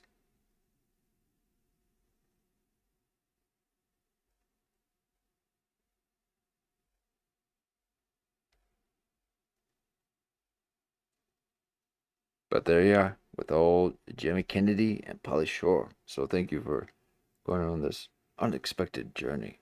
Little twist of nature in the exploration of Pauly Shore, actually. And again, this got 30,000 views, and I didn't see anybody talking about Pauly Shore throwing his arms up like that.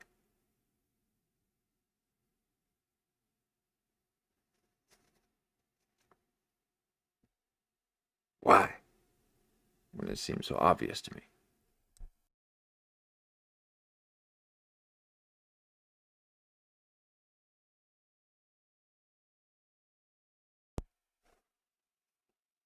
But there we are.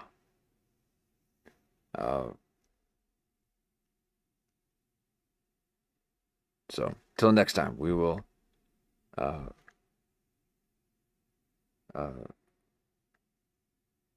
well, actually, next time we will take a look at the Jeff Dye one, but also we do need to take a look at Seth Green and Bill Maher. How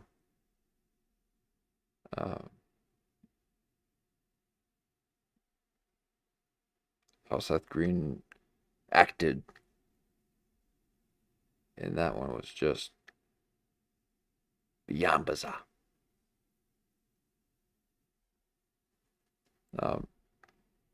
So yeah, maybe we can hold off on Jeff Dye because he just there's not much I'm wanting to explore on Jeff Dye.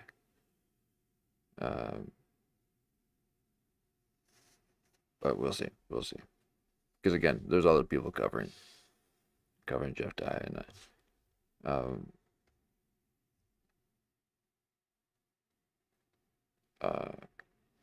not interested in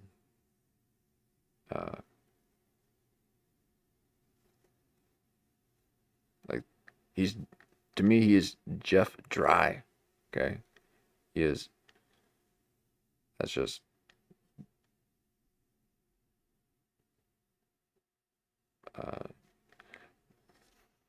nothing there. Okay. There's a lot more with these Jamie interviews and all that stuff than Jeff Dry. But I'm sure if I gave it a second glance, I'm sure I could find something, because people seem to be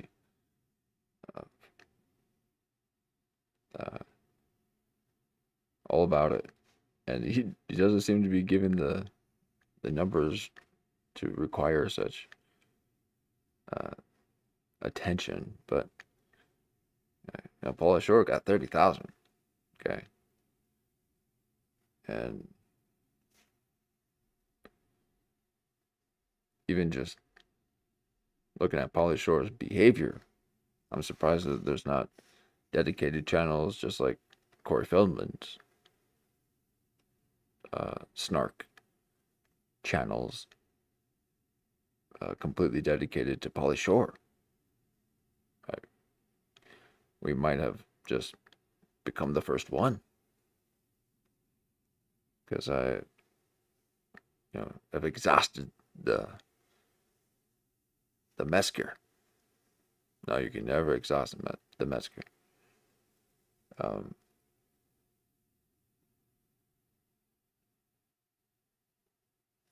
But maybe we need to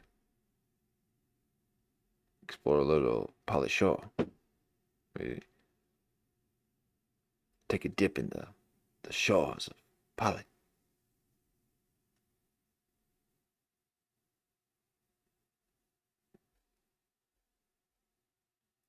But yet again, maybe not, because it's not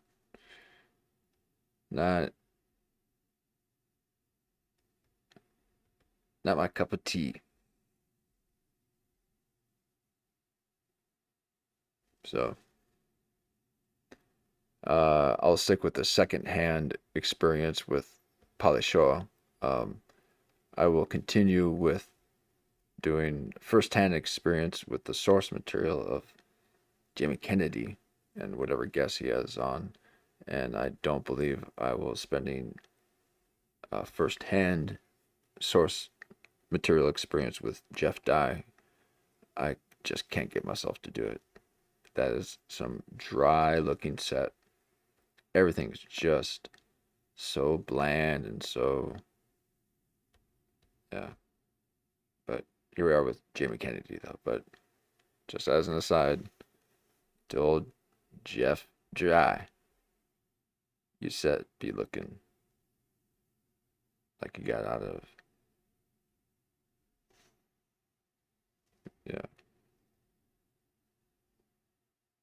one of those stores. I don't even know what they're called.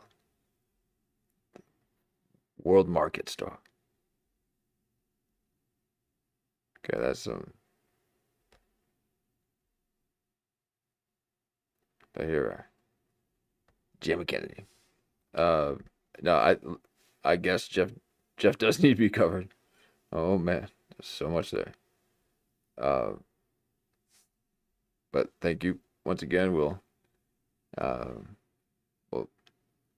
continue where we left off and see what we discover. Thank you for going along on this journey. And I appreciate the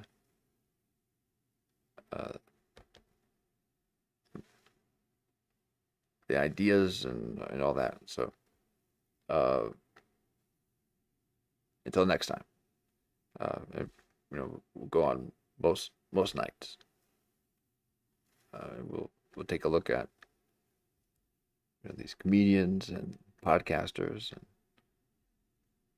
and then a little bit of conspiracy, but we're gonna stay away from politics. Okay.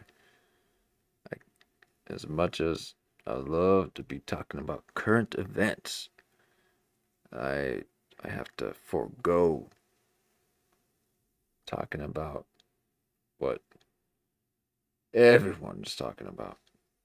Now, there might be a time where I will discuss current events, and it's probably going to be the time when no one's talking about it. And that's just how I am. And it's not out of spite or anything. It is a natural occurrence. So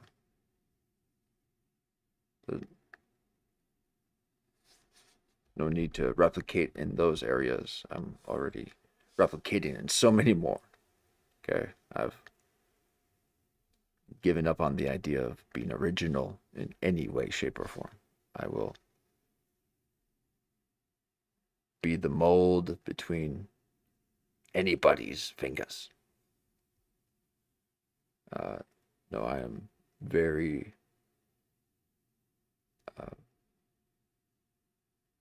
very firm in my ideas, unwavering. And no bit of YouTube data would tell me that I'm taking a slight dip in numbers. When Pauly Shore here is pushing 30K.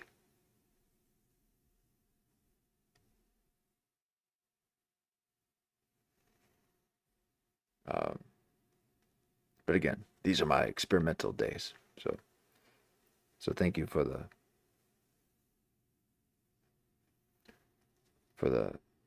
throttle to allow me to learn while doing instead of being observed by so many people. Okay, I still gotta try this out. But we got the zoom ins. If I can do it, there you go. And we look at things just a little bit differently. More than meets the eye.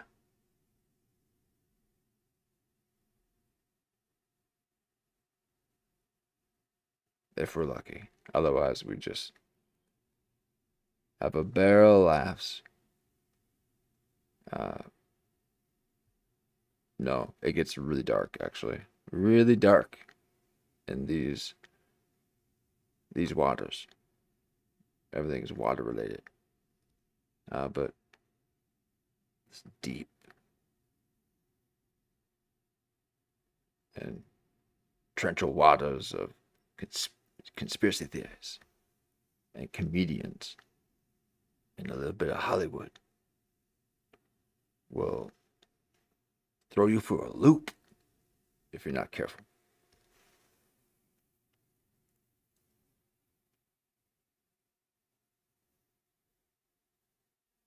And this is before it gets into the dark arts.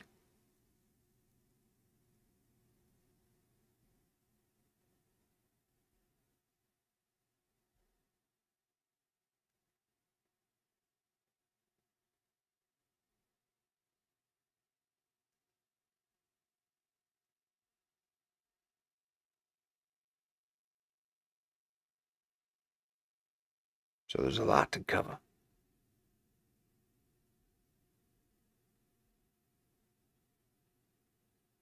But I can't be doing politics.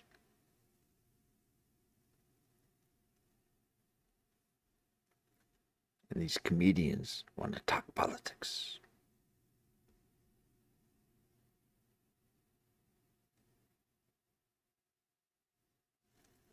I suppose it's okay.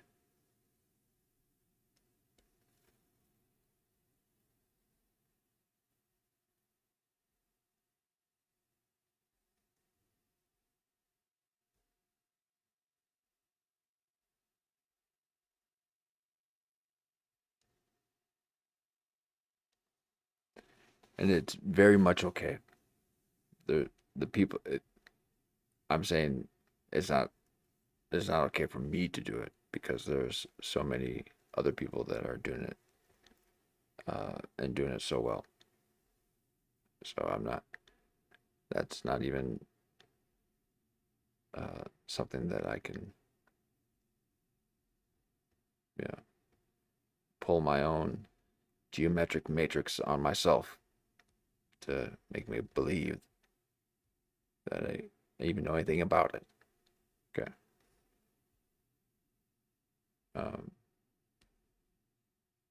Like old Pauly Shore here.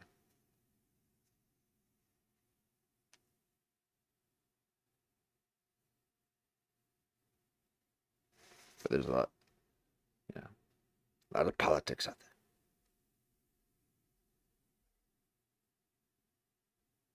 So we'll be covering every bit of it because I need them clicks. I'm casting a wide net. I thought I was going to go nice, deep, and inward, but no. I'm going to cast a nice, wide net, and I need to get me the numbers because this long form coverage ain't drawing the numbers. No, I do very much enjoy the long form.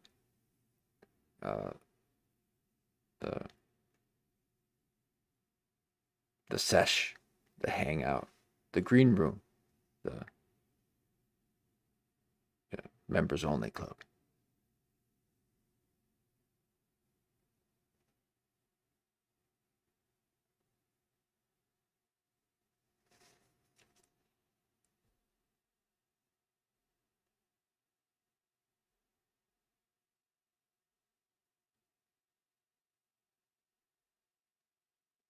But I'm sure at some point I'll go back to those editing files and crawl back to my editing den and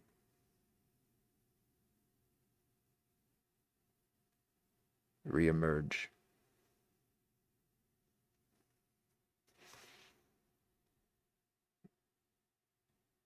Long,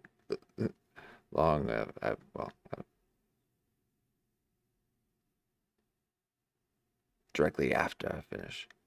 No, I only started doing this just to get some ideas. Too much.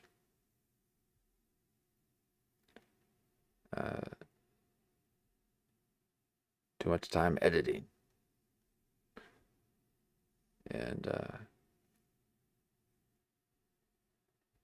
now I can't stop. Now I gotta try out so many different things. But no, I appreciate the time and I'm gonna try out different things. While at the same time having a bit of a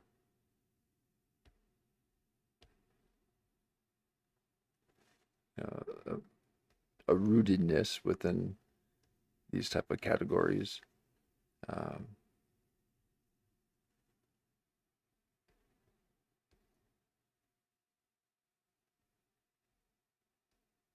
But I'll go current events real quick, okay? Because I got a lot to say. And again, when you got a lot to say, usually you don't say a thing. So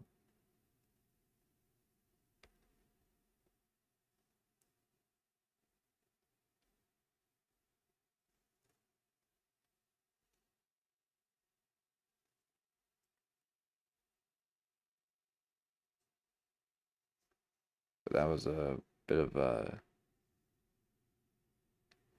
Jamie and Pauly Shore. Let's see if we can.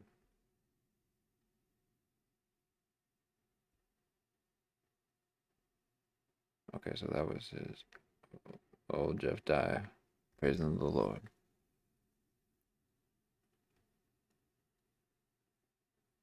Okay, old Jeff Dye is very thankful for this coverage.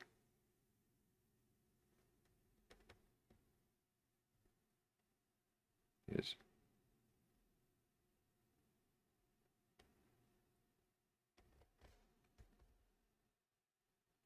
praising Pauly Shore's theater god.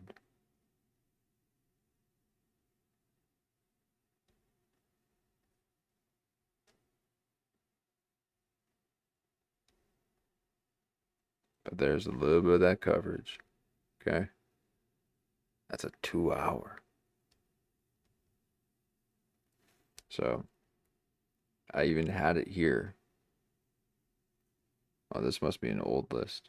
This is an old list. So at one point I did have, oh, there it is. Now it refreshed. So I did have a little bit of current events, but as you can see, I got rid of that in my updated one. And just because, you know,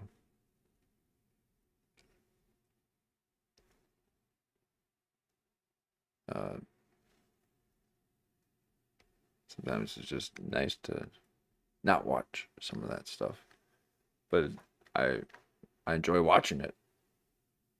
So watch it, be aware of it, and not dwell in it. But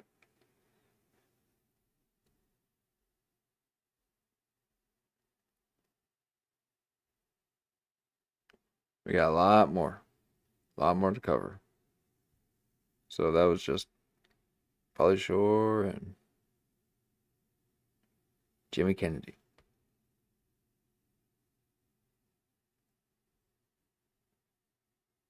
So either do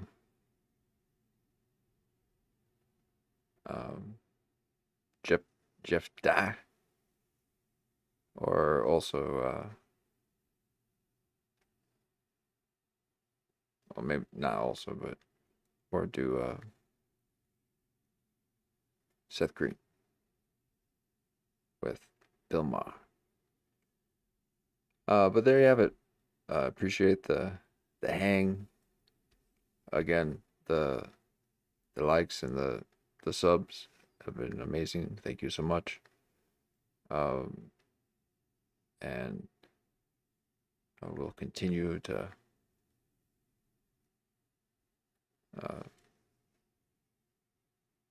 go on these paths.